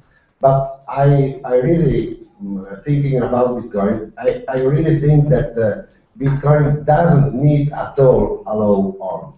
The only law we need is something to protect clients or people who buy Bitcoins on platforms, who buys Bitcoins on the net. And that's all, no taxes on, because I make you an example. If I have some capital gain on my dealing Bitcoins, and I know that this capital gain is taxed, simply I do not transform the Bitcoin in euros. No? So this is the first question. You really think that Bitcoin needs legislation? The second question is this. I know that a Bitcoin company, a Slovenian Bitcoin company, that is the biggest exchanger now, Bitstamp, located, yes, legally located in England, but formally is owned by Slovenian people. Has his bank account, his bank based here in Slovenia, and had as a bank Unicredit Bank. Feel that one month ago, Unicredit Bank closed the accounts to Bitstamp, and Bitstamp transferred his base bank location to NBK Bank, a Slovenian one. Why the voices are that that bank, Unicredit Bank, that is an Italian bank, didn't want to have more rules with Bitstamp activity. In your opinion, is it legal that a bank can refuse to have a business with someone related with Bitcoin? Thank you. I won't be able to answer to all to your questions because this is the area which also I must look at for the your question about the European banks. I can agree with you with your problems that you had in Italy with installing this ATM machine, because also I know that in Slovenia the firm of organizer which installed this ATM machine, which is in Lodi, also have very many questions for the tax authority, Bank of Slovenia. I know they wrote many questions to them, and their answers are so-so. Like we said in my contribution, they're just warning from money laundering, terrorist financing, but there is no evidence. Yes, no evidence. They don't answer any concrete answers, man. And for now, it is a problem because, and that's why I think that on some points the regulations from the authorities will be good, but also other points are disadvantages. Like in Germany, I said, these commentaries are that this is the end of some virtual trade, these money traders companies, because they must have now €1 million to play in this playground in Germany. That's the same as you have a bank in Germany. Can I try to, I will rephrase the question because I think it's important because we have a lawyer here. So, the way I heard that, correct me if I'm wrong, but your first question was to him, you as a lawyer, do you think we need a law for Bitcoin going forward? Not what happened in the past. Is that right? Yeah. Thank you. I think it is not so important what I think, but I think and expect that there will be law, because some trends in Europe are showing that in this area it must something be done. And from my perspective as a lawyer, it's better to consult my clients if I have some regulations, because then I'm not afraid to say you can do that, do this business in a forum like that, you can do that. But now I can't say to my clients which is the best jurisdiction for have a firm in, is this Slovenia or is Italy maybe, where is the best to have a bank account, and so on. And the second question was, in your opinion, is it legal, is it proper, or should it be considered legal that the bank has a right to behave in a way that they refuse to do business with the company for any reason, or for a reason not even stated? I think that this may be also a constitutional question, because Slovenian constitution, and I think that also all of European constitution says that we are all the same for the law. So also the bank can say to you that you we don't like it. Yes, we don't like it. Yes. Maybe if I add something about this topic, I also deal with financial legislation. So the bank has can say no to any client, yes. Not just client that is dealing with bitcoins or any other virtual currency, but a person who does not have enough funds and so on. So it's all about risks. What kind of risks does a client pose to a bank?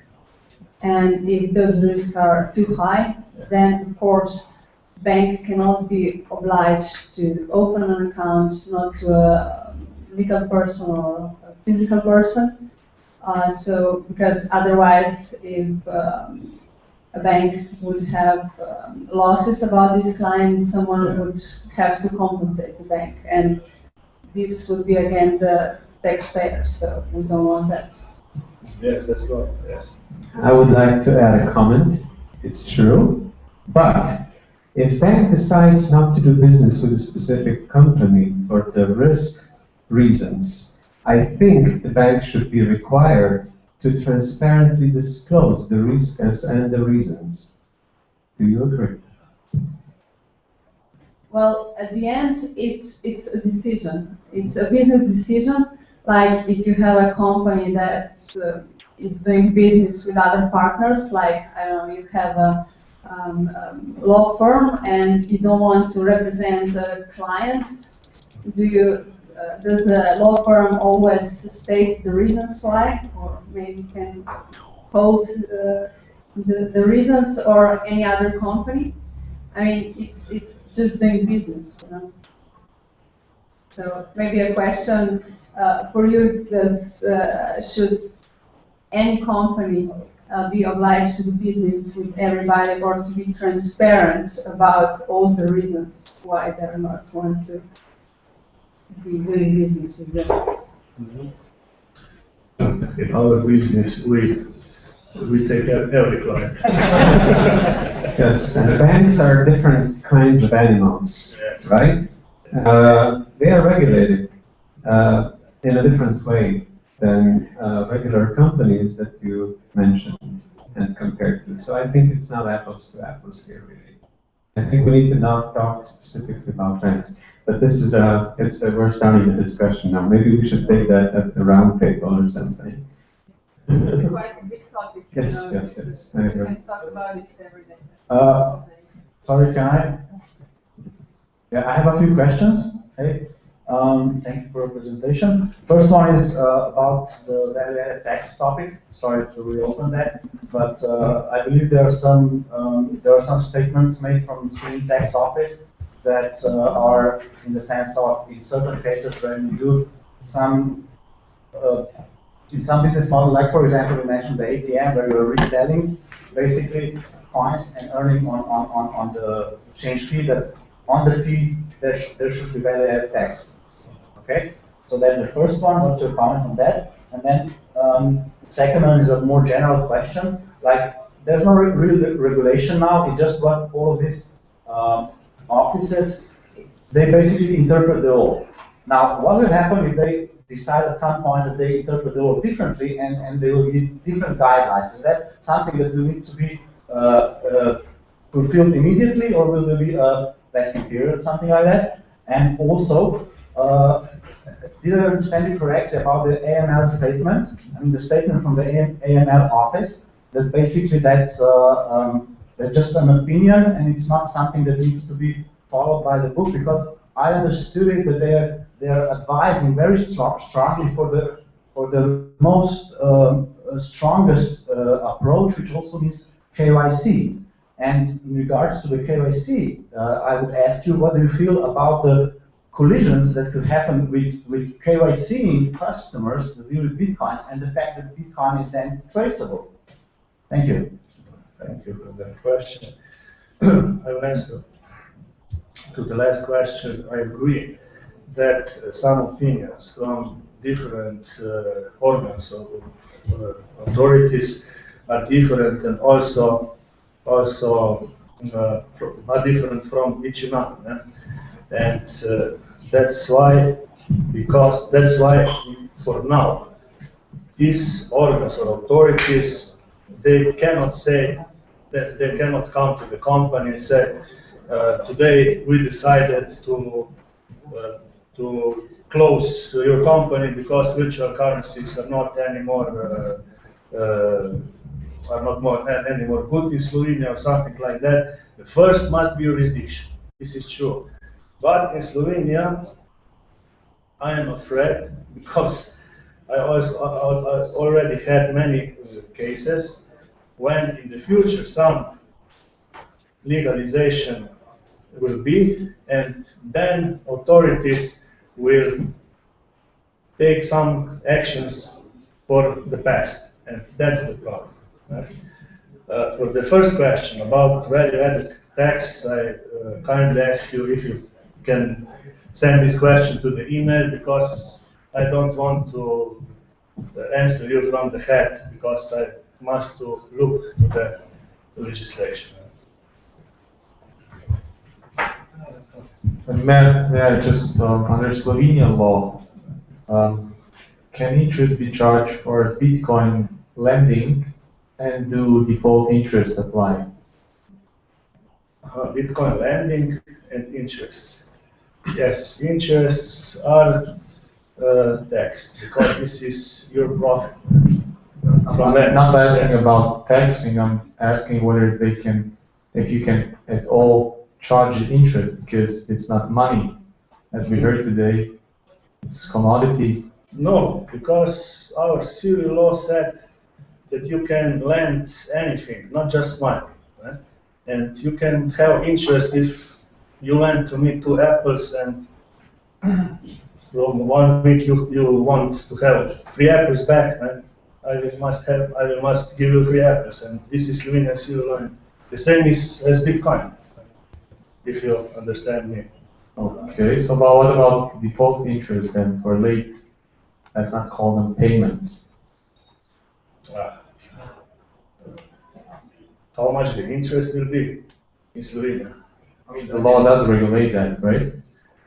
No, there is not such an article in civil law that will set which is the lowest or the highest interest. The law just said that if the interests are so high that you are abusing someone with that this is illegal. But the law doesn't say how much is this line. Hello. Yes. I have one quick question regarding companies and bank accounts. As far as I know, it is required for company to have a bank account in Slovenia. Yes. But if I work with Bitcoins and none of the banks wants to open my account, how can I do business? You must have at least 1 account in Slovenia. Yes, but the bank don't want to open account for me because I work with Bitcoins. Yeah, then you have a problem. I can't answer you any different, because you cannot register the firm in Slovenia if you don't have at least 1 bank account here. So how can we in Slovenia? No, anywhere in Europe. Because also in Slovenia. no, the This bank is account is not. The colleague said that it's different. I'm not the economist, no, so from the clients who are coming to our firm to open firms, I know that that they must have an account in Slovenia. Okay, if this is all, we are. Yes. I see that there are very many questions in the legal area. That this is very interesting for the virtual currency public. So I really kindly ask you send me questions to the email, and I will answer as quickly as possible. And the questions will be more accurate, like my questions, my answers today. Thank you all.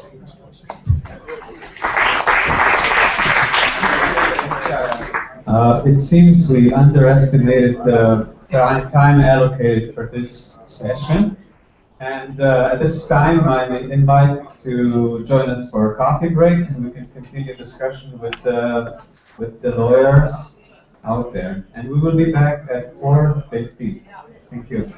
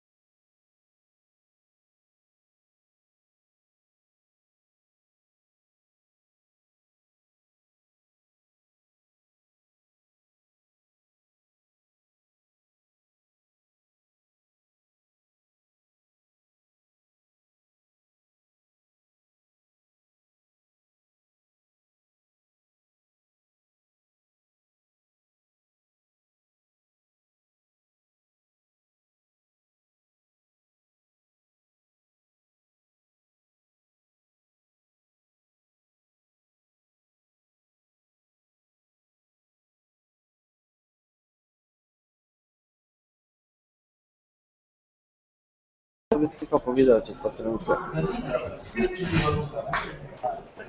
Ja?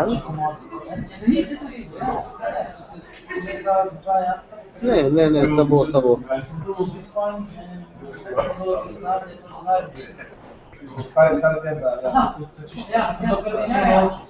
Ne, počakaj. Sam naredi isto, kot se prej naredila, tako da, to. Te malo ne zamikaj, tako veš.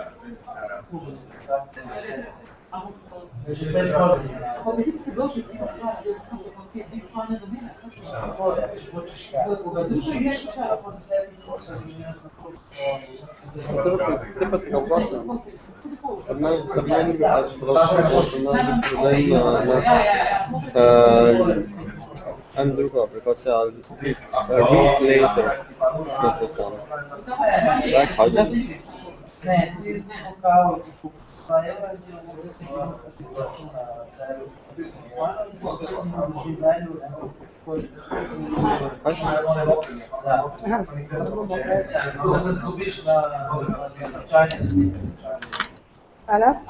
Ne, koliko pa te zapiše od svoje ulice?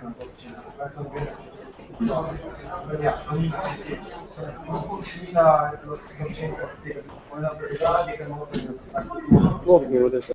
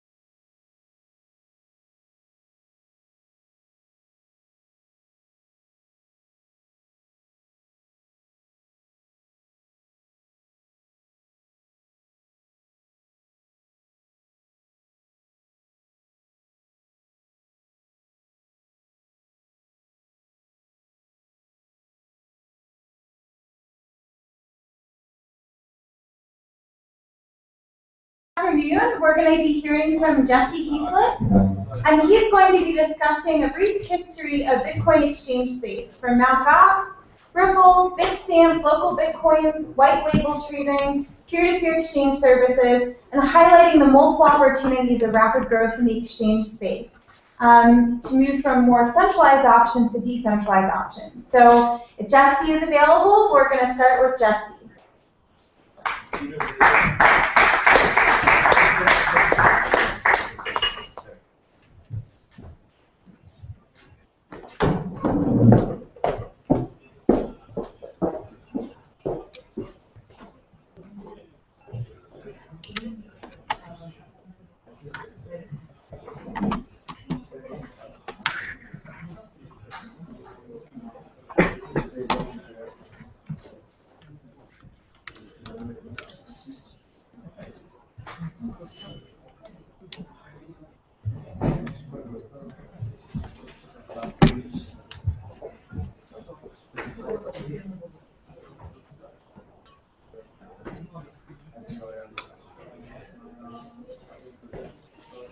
All right, there we go. Can you guys hear me okay?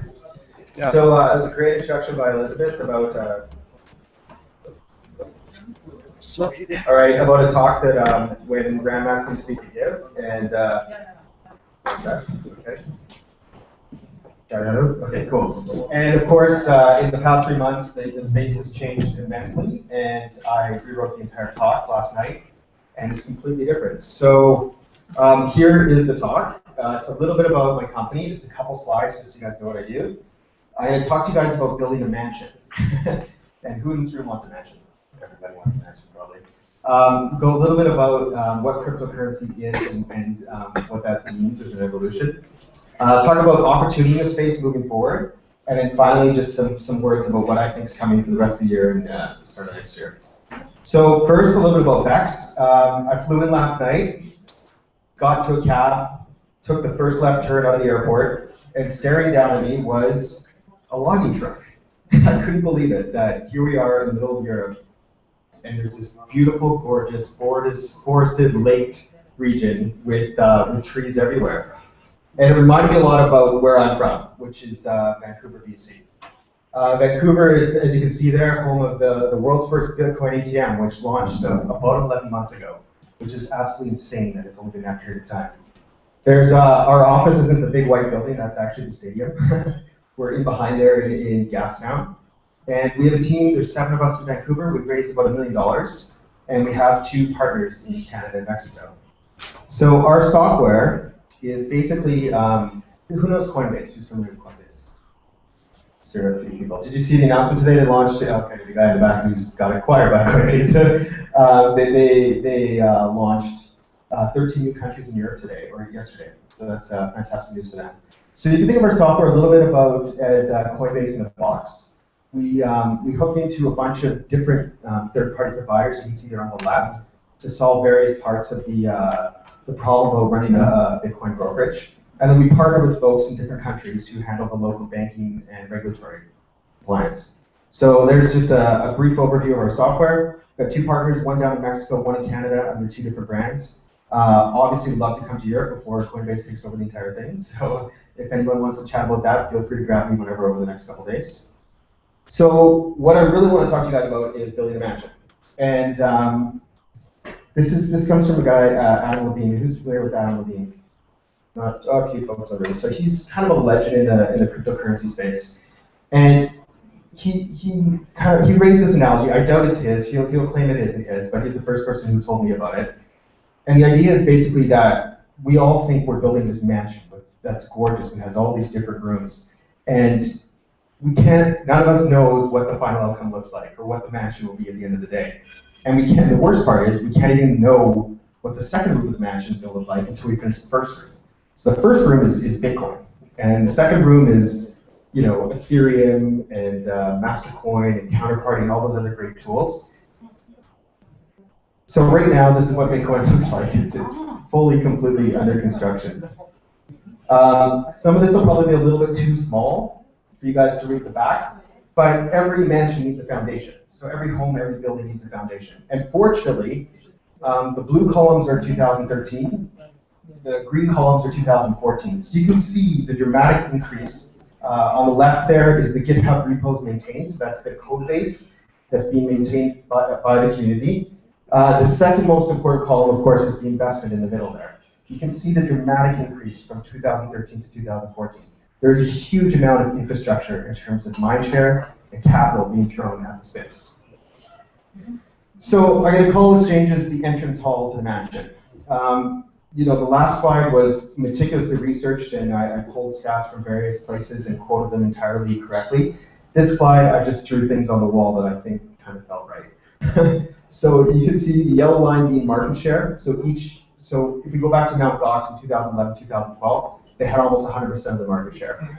Now you can see that line moving steadily down to the right, and right now there's 3 or 4 big players at the top that all have sort of 20 to 30%. Transaction fees in the exchange space steadily declining.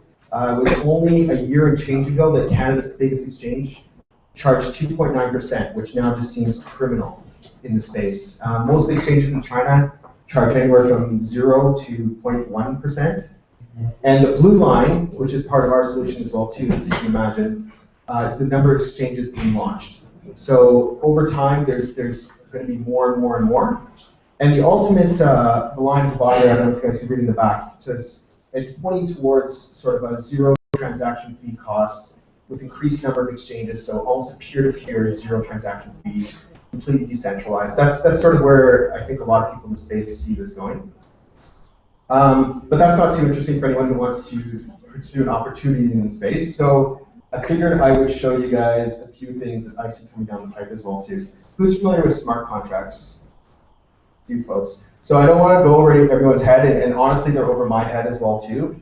I've been on panels with Vitalik in far away Asian places. I still don't have my head wrapped around exactly what that guy's doing, but it sounds incredible. So this is the Wikipedia definition of a smart contract.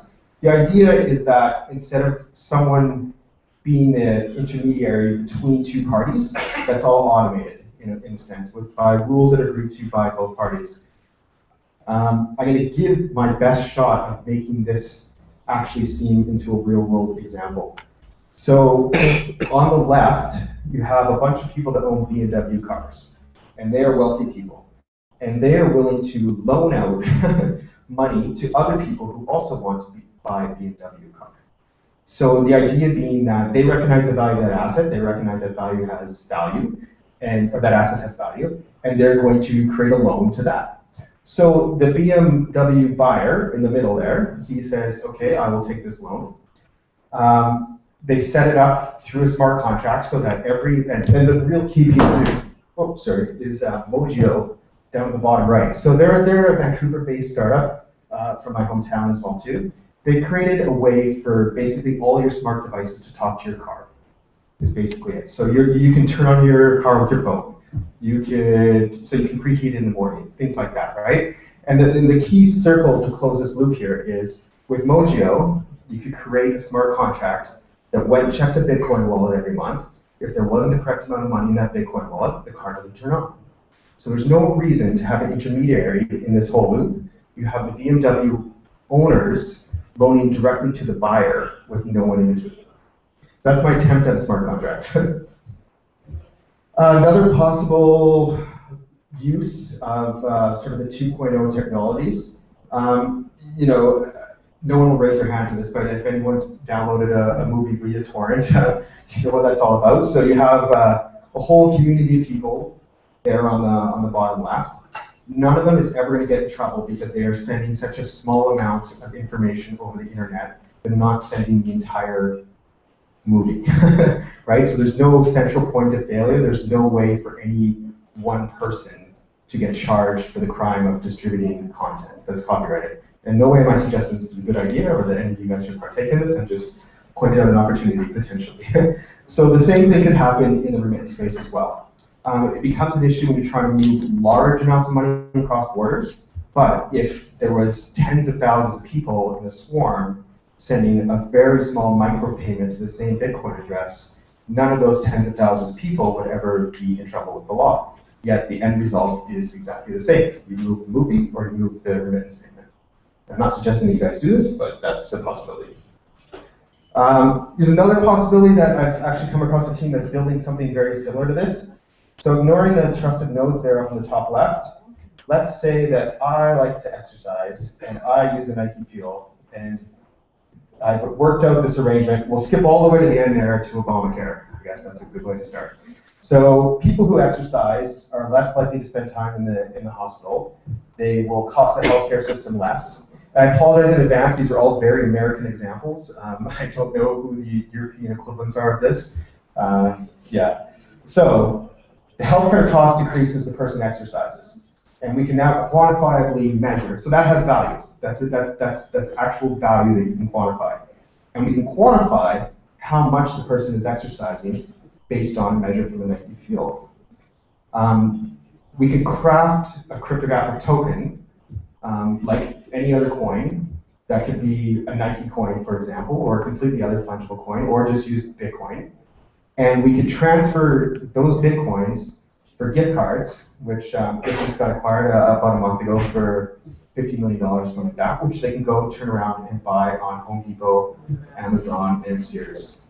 So the idea being that if you exercise it, if you want, like, let's say that new video game, you have to jog around the block like 100 times until you get it. That's the idea behind it.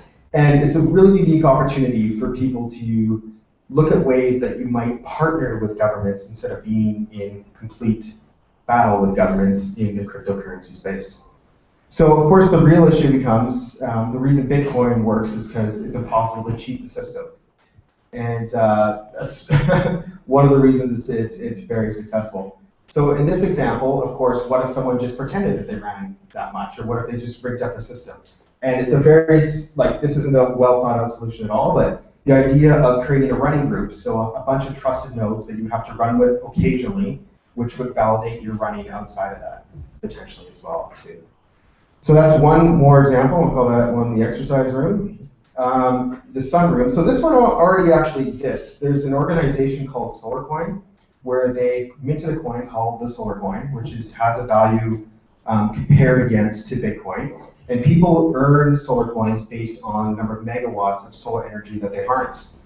So again, this is an opportunity where you might look at partnering with a government to say, hey, we're reducing energy costs on the infrastructure by enticing people through monetization of tokens to collect and harness more solar energy. So the overarching thing I want to kind of get out of this, or just the seed I want to plant, is that anything that can be quantifiably measured could be used as a proof of work in this sense. Of course, you're going to run into all sorts of fraud issues that need to be overcome on a case-by-case basis, but if you combine the quantified self-movement with a bunch of these other movements, it opens up a whole new world of possibilities in the Bitcoin space. Anyone have any questions before I run away? Nope. Cool. So again, there's the original mansion. It's a little bit more complete. I think I agree with a bunch of the other folks that were speaking here today. We're probably 2 or 3 years away from having all the infrastructure in place to be able to accomplish a lot of these things. But it's kind of exciting to be a part of it. So last section of the presentation here, I'm just going to talk a little bit about what I see is coming next. And this is something that's come up a lot. I've heard that mentioned a few times today as well too. So Bitcoin is still the Wild West. When we started our company 2 years ago, it was ridiculous. Like, no one had any idea what Bitcoin was. We spent most of our time educating investors rather than actually doing things that were probably more beneficial to the business. It's still the Wild West. So in a developed country such as Canada, I don't have unfortunate stats for the US off the top of my head, less than 0.4% of Canadians have an account at an exchange. So I mean that's just a ridiculously small number, under 100,000 Canadians across the country.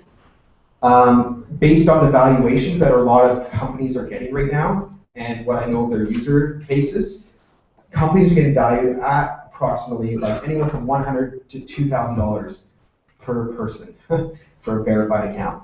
So if your app does nothing but somehow entices people into the space, working with crypto, and then you have a user base to move on with at the end of the day, that's a huge win right now still.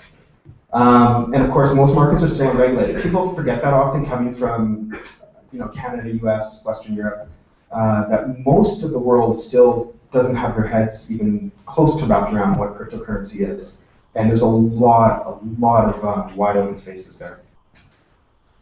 So, and when people ask me a little bit about how to approach smart contracts as an opportunity, one of the things that technology has done over time has automated blue-collar jobs. So there's no longer a guy that pumps your gas, and there's no longer a guy that puts the tube on the top of the toothpaste. This is all a machine that does that.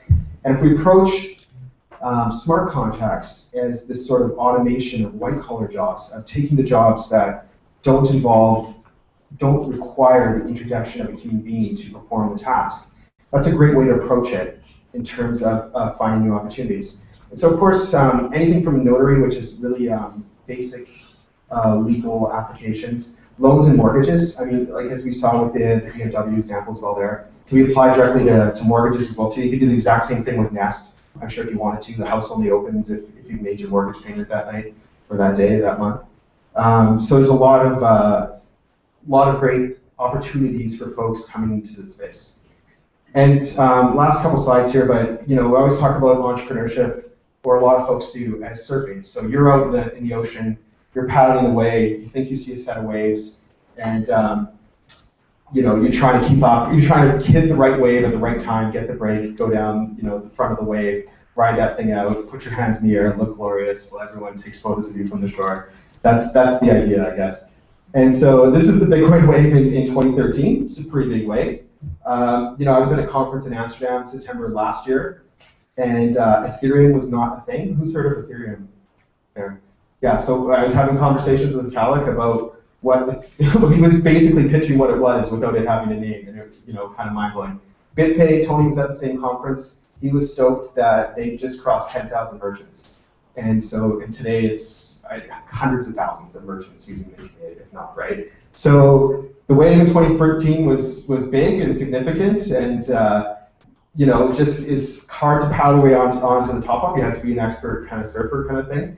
The wave in 2014 looks something like this, which there's a huge wave of opportunity coming. And the benefit, of course, if you want to get onto a big wave, I'm sure you guys have seen these surfing videos when they have the jet ski that tows you out into the wave and the guy rides off, to the exit stage right. Well, you have to kind of ride it out. And that's really, the investment community has really stepped into place here. And this year, there'll probably be $500 million, or next year, sorry, there'll probably be $500 million in investment into Bitcoin companies. So there's a huge amount of token possibilities coming in out of this. So don't just because the wave is high doesn't mean that there isn't a way to get onto it, right?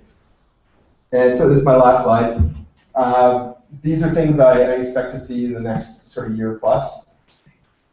The spray and pray investments. So there's a bunch of folks that have made 40 to 50 investments in various Bitcoin companies. There's a lot of people, VCs that we've talked to, a lot of really, really smart VCs. So the Andreessen Horowitzes, the Union Square Ventures, the smart value money. They've already made their bets in the space, and I think they're going to do quite well. Coinbase being a very, very obvious example of that. There's a lot of other folks in the spray and pray camp that they just don't want to miss on what's going to hit big.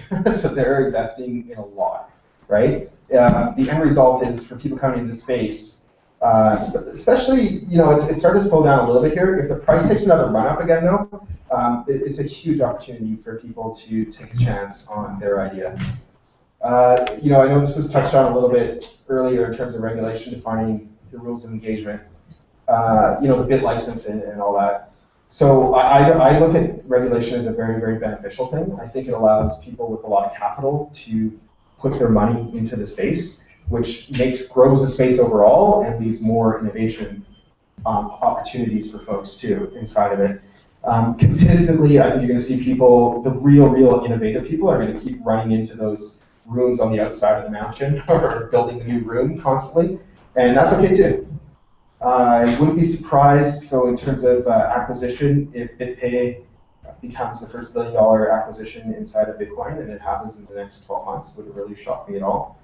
I think there's a few other, Gift is the first, so Vinny is one of our advisors. They got acquired for $50 to $100 million, which is the largest Bitcoin acquisition so far, and that was just in the last month or 6 weeks or something like that. And the last thing I totally expect to see is the first of the killer 2.0 apps that leverage the 2.0 technology that's come out. and start to build real businesses on top of it. So not just, for lack of a better phrase here, nerds at a computer trying to build something that looks neat or does something cool. Something that solves a real world problem, either a business problem or a social problem of some sort, and fully leverages the technology to take advantage of that. So that's the end of my talk. Thank you guys so much for listening. I know it's the end of the day and people have kind of heard out a lot of different things. So thanks so much.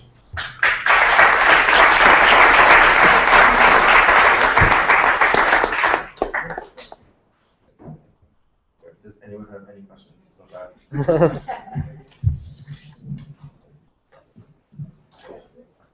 This is a non-question crowd. Should I ask myself a question? He's got one in the back there. No? Go ahead. Ask myself a question. What do I think Coinbase's valuation is? Yeah, 100 million. That's right. The guy who works at Coinbase. No, I didn't know. Oh, that's a good example. What can I say? So, I mean, in the last 12 months, I've been to 5 continents talking at different Bitcoin conferences about all sorts of different things. Europe is really well positioned. I think like just the fact that your banking systems are integrated through SEPA or however you pronounce it is amazing. I mean that solves a whole world of problems there. I don't know what the situation is for getting a bank account in Slovenia. I heard from the last talk it was quite difficult.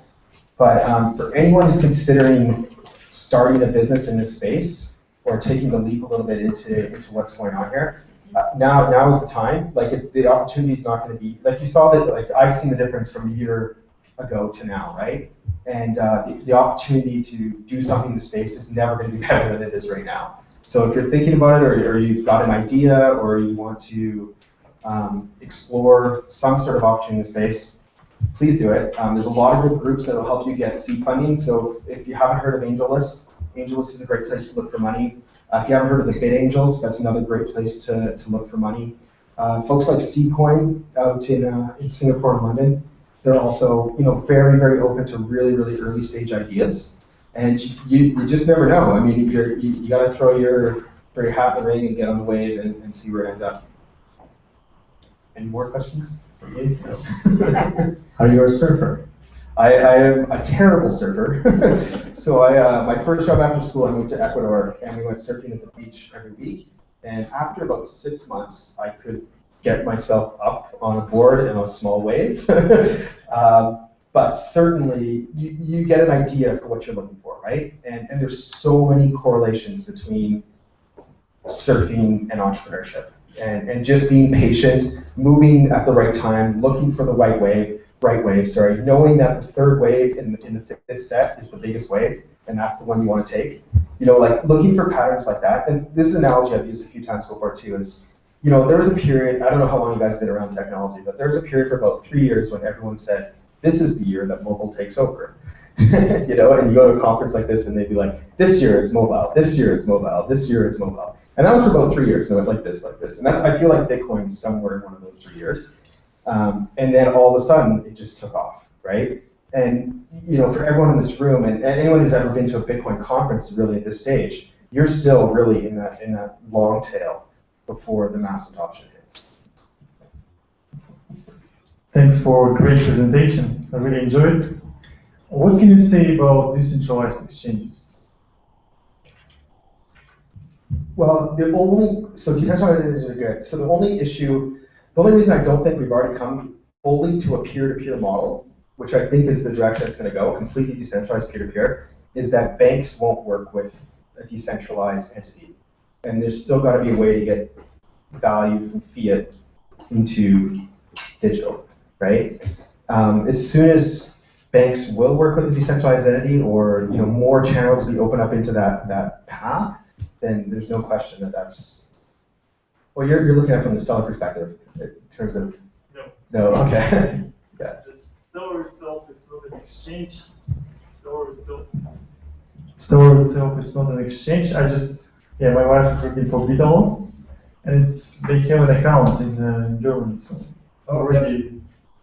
that's fantastic, and that's great. I'm glad that's happening because that wasn't happening, even a few months ago, I'm sure. I only see one problem that you cannot trade fast. You can use it for buying bitcoins, selling bitcoins, even with anonymous people, but you cannot trade every day because you need to wait until transfer comes to your account. That's cool.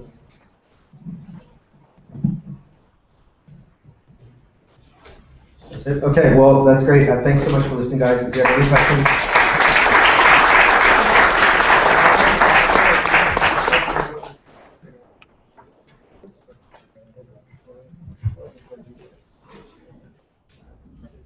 Our next speaker is Leon Zorger, CEO and co-founder of PrimeCX. And I would like to welcome the team of PrimeCX. They are guys who are developing a new crypto exchange platform, and they will talk about it. Welcome.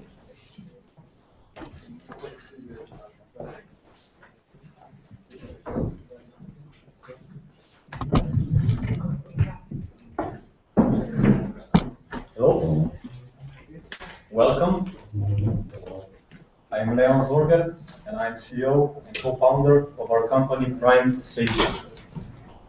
We are honored to be here today to give our first public presentation of our upcoming multi-crypto exchange PrimeCX.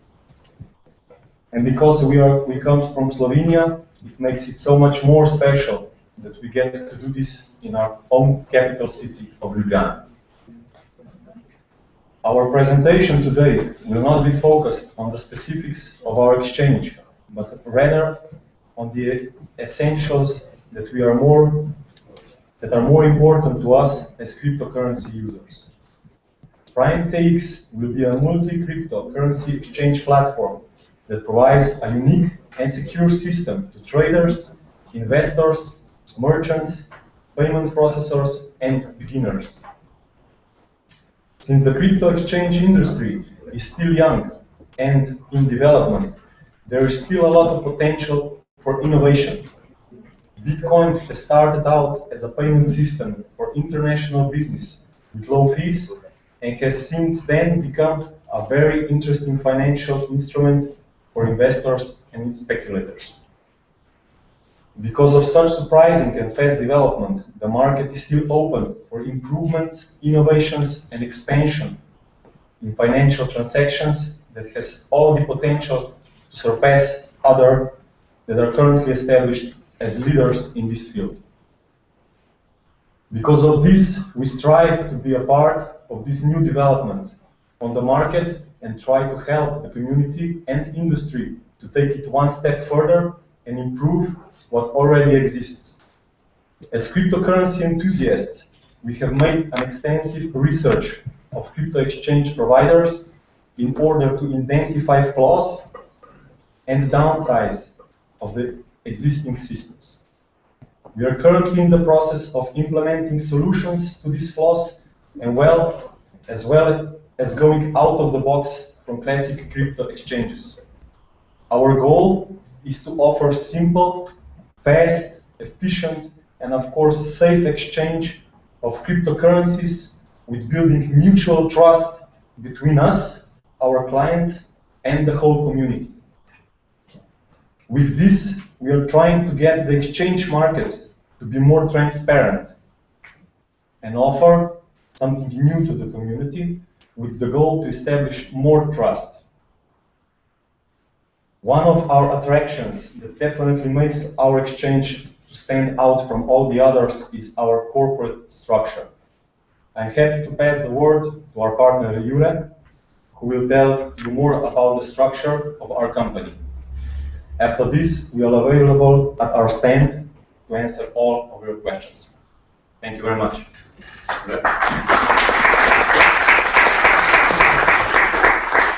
Thank you, Leon. Dobrodošli vsi skupaj, welcome everyone.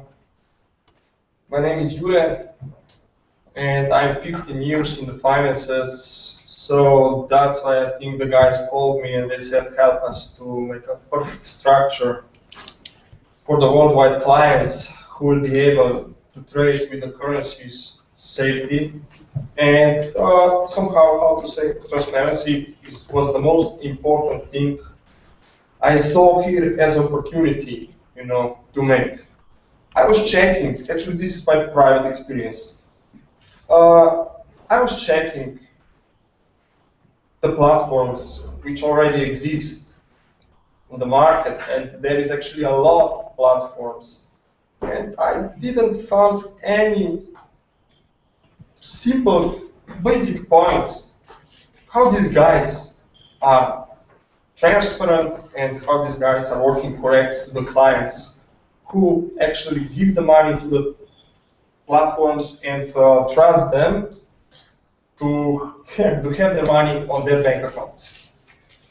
We made a special structure, and I think and I'm sure that option is the best for everyone, for the traders, for the resellers, and for the people who actually want to see something which is PrimeCEE.com as a transparent system in the market. Our company is actually based in Bulgaria, in the city Sofia. That is all the team of our company, but the basic development system is made from here, from Slovenia. That's why Leon said we are very happy to present it here in Slovenia today in Ljubljana. We are based in Sofia as a normal limited company, which has a holding mother's company in Belize, structured with the shares. That's why we have opportunity here today to inform you about it and to ask and also to offer you a part of the company which gives you actually some very good option to be a part of the company which is in the future, I'm sure, personally, the best and the most transparent. How? Every shareholder of the company, of the PrimeCEE.com company, has opportunity to vote. Opportunity to vote about the supervisors who are actually supervising the company. Every month we will publish financial reports to the people, which will be public. I think you didn't see these things until now on the market. Second thing, about the taxation, which is very important for the shareholders. We made a very perfect system and perfect structure with the tax authorities. It means we have only 10% tax, companies tax in Bulgaria, and 0% tax for the profit, which we pay out every year to the investors. Our goal is to be the leader in the industry, in the world's industry of cryptocurrencies. Our first goal is to be the 30%, that the 30% of the world's industry will be our. And we are here, and we are actually thank you for these things.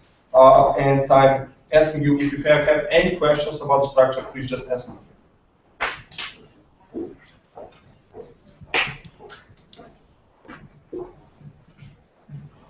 No question.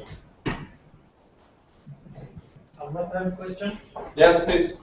If I buy shares, it means I will buy shares of the Bulgarian company? If I can repeat, if I will buy shares, it means I will buy shares of a Bulgarian company? Of the Belize company, of the holding company, you buy the shares of the holding company. And it's the Bulgarian one? And this is a mother's company, it's a holding company of a Bulgarian company. Yes. Yeah. Okay, thank you. Some more questions?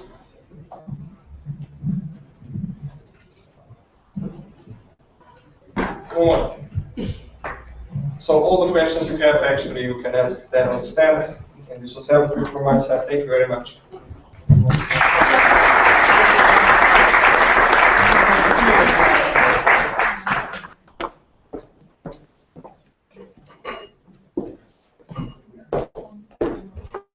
Next, we are going to hear from Daniel Andronic, who is from Black Arrow, and he's going to be discussing the logistics of Bitcoin mining. So if Daniel is here, please come up and begin your presentation.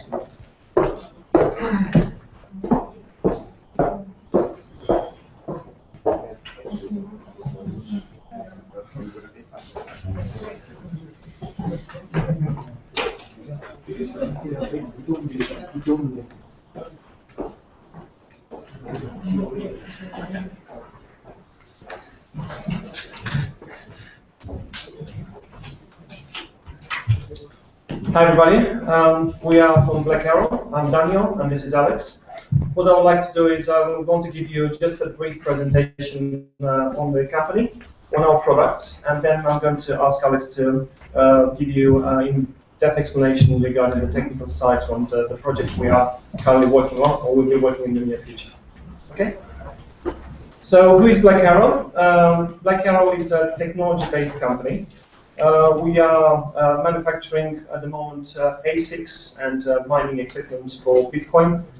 We're based in China, Shenzhen, but the management is Western. And we've been in the Bitcoin industry for about 2 years. Okay. So our main interest is actually in designing the hardware and software. Technology is our passion. But at the same time, we are definitely got a strong interest in helping the cryptocurrencies by ensuring that the mining is decentralized.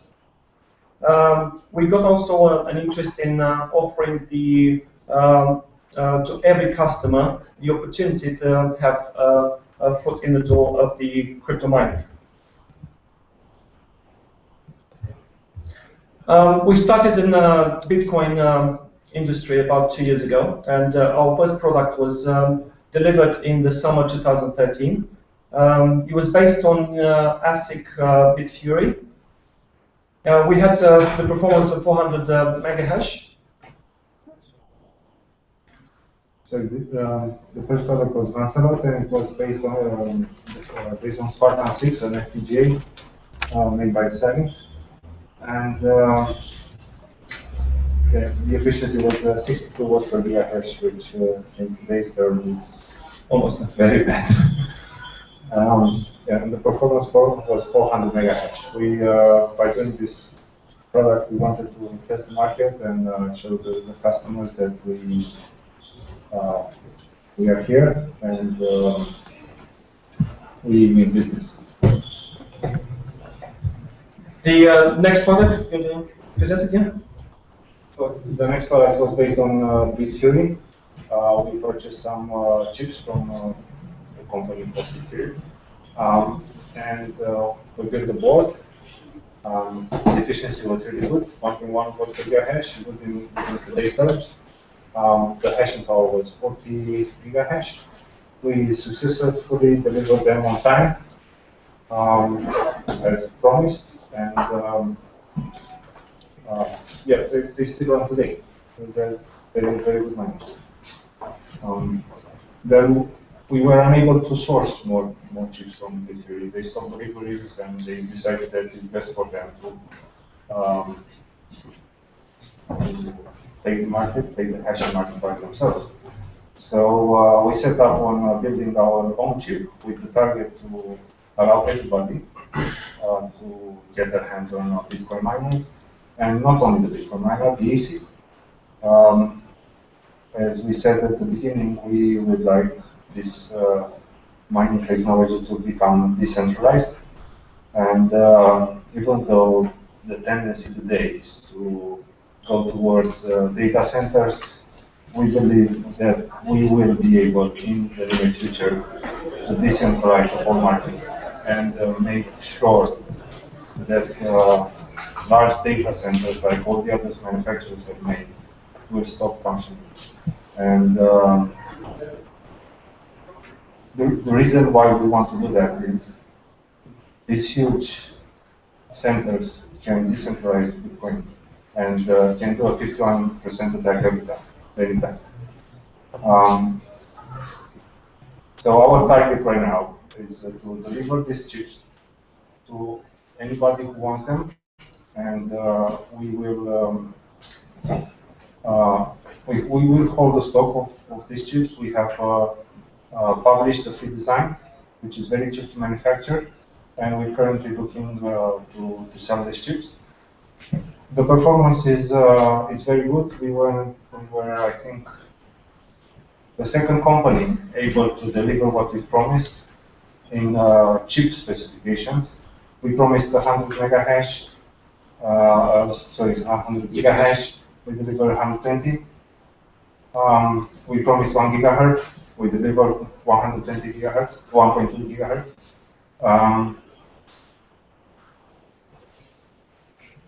The bars, the efficiency that we set out in the target, we started with 0.5. At the chip level, we were unable to achieve that, and we managed to get 0.75, which is still good. And if we underclock the chip at about 50 gigahash, we can do 0.5. In order to demonstrate our products and to make sure that people can use our chip, we set out to design two products. One is a single chip design. One contains 20 chips. The single chip design is completely silent. It just has a very little noise. Low noise, yes. And you can barely hear it. After the conference, you can stop the stand and see it in action. So initially, this was designed for data center. I actually wanted to put on HDMI so you can watch movies. The engineers were against that. So at the moment, we have we're running Android. It has a multi-touch interface. A very high resolution LCD, not Retina, but anyway, it's high resolution. At the moment, it's using 0.9 watts per gigahash at the wall. So basically, after the power supply, which drops about 20%. It also has a very fast CPU, where some customers are starting to run Minecraft servers. And it's very important for the network. It can actually host a Bitcoin node. Bitcoin node, which the network acts at the moment. So if anybody sticks in a 64 gigabytes card, they can download the whole blockchain and host it. So we think this is a very good thing for the industry. And data center product that we have designed called Prosper Extreme. We sold it for 2 terahash. It actually does 2.4. Actually, there are two cases. One case contains 10 chips, as you can see in the picture. Yes, same features like X1, except we drop the Wi-Fi. I forgot to mention X1 has a Wi-Fi interface. The reason why we drop the Wi-Fi is not for the money, just that it costs us more. Actually, it's $1 more than expected. But we didn't want to make a lot of interference in the data center, so there's no Wi-Fi. Yeah, and there's where we're going from here. We have developed a script ASIC.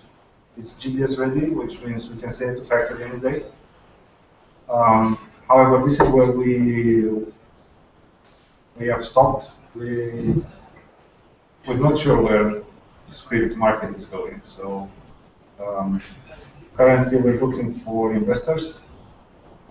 Should they want to take this out, we can take it out together, and we can have the chip in 3 months, basically in December. Is this the best chip out there? To be honest, we don't know if it will be the best when we release it. At the moment, yes, it has very good specifications. I mean, it compares to anything that has been announced so far. We don't know what anybody else is doing. And this is the best we came up with. And compared to the competition, which is, as far as I know, it's a 20 nanometer chip called A2, we're 3 times more efficient. We have 3 joules per megahash, and that one has 10. Why would someone invest in this chip? Well, the reason is, as I said at the beginning, decentralization. If you let just one company to have manufacture the chips, they will take over all market, and they can do whatever they want with the price and with the 51% back. So If anybody is interested in chip, just let us know.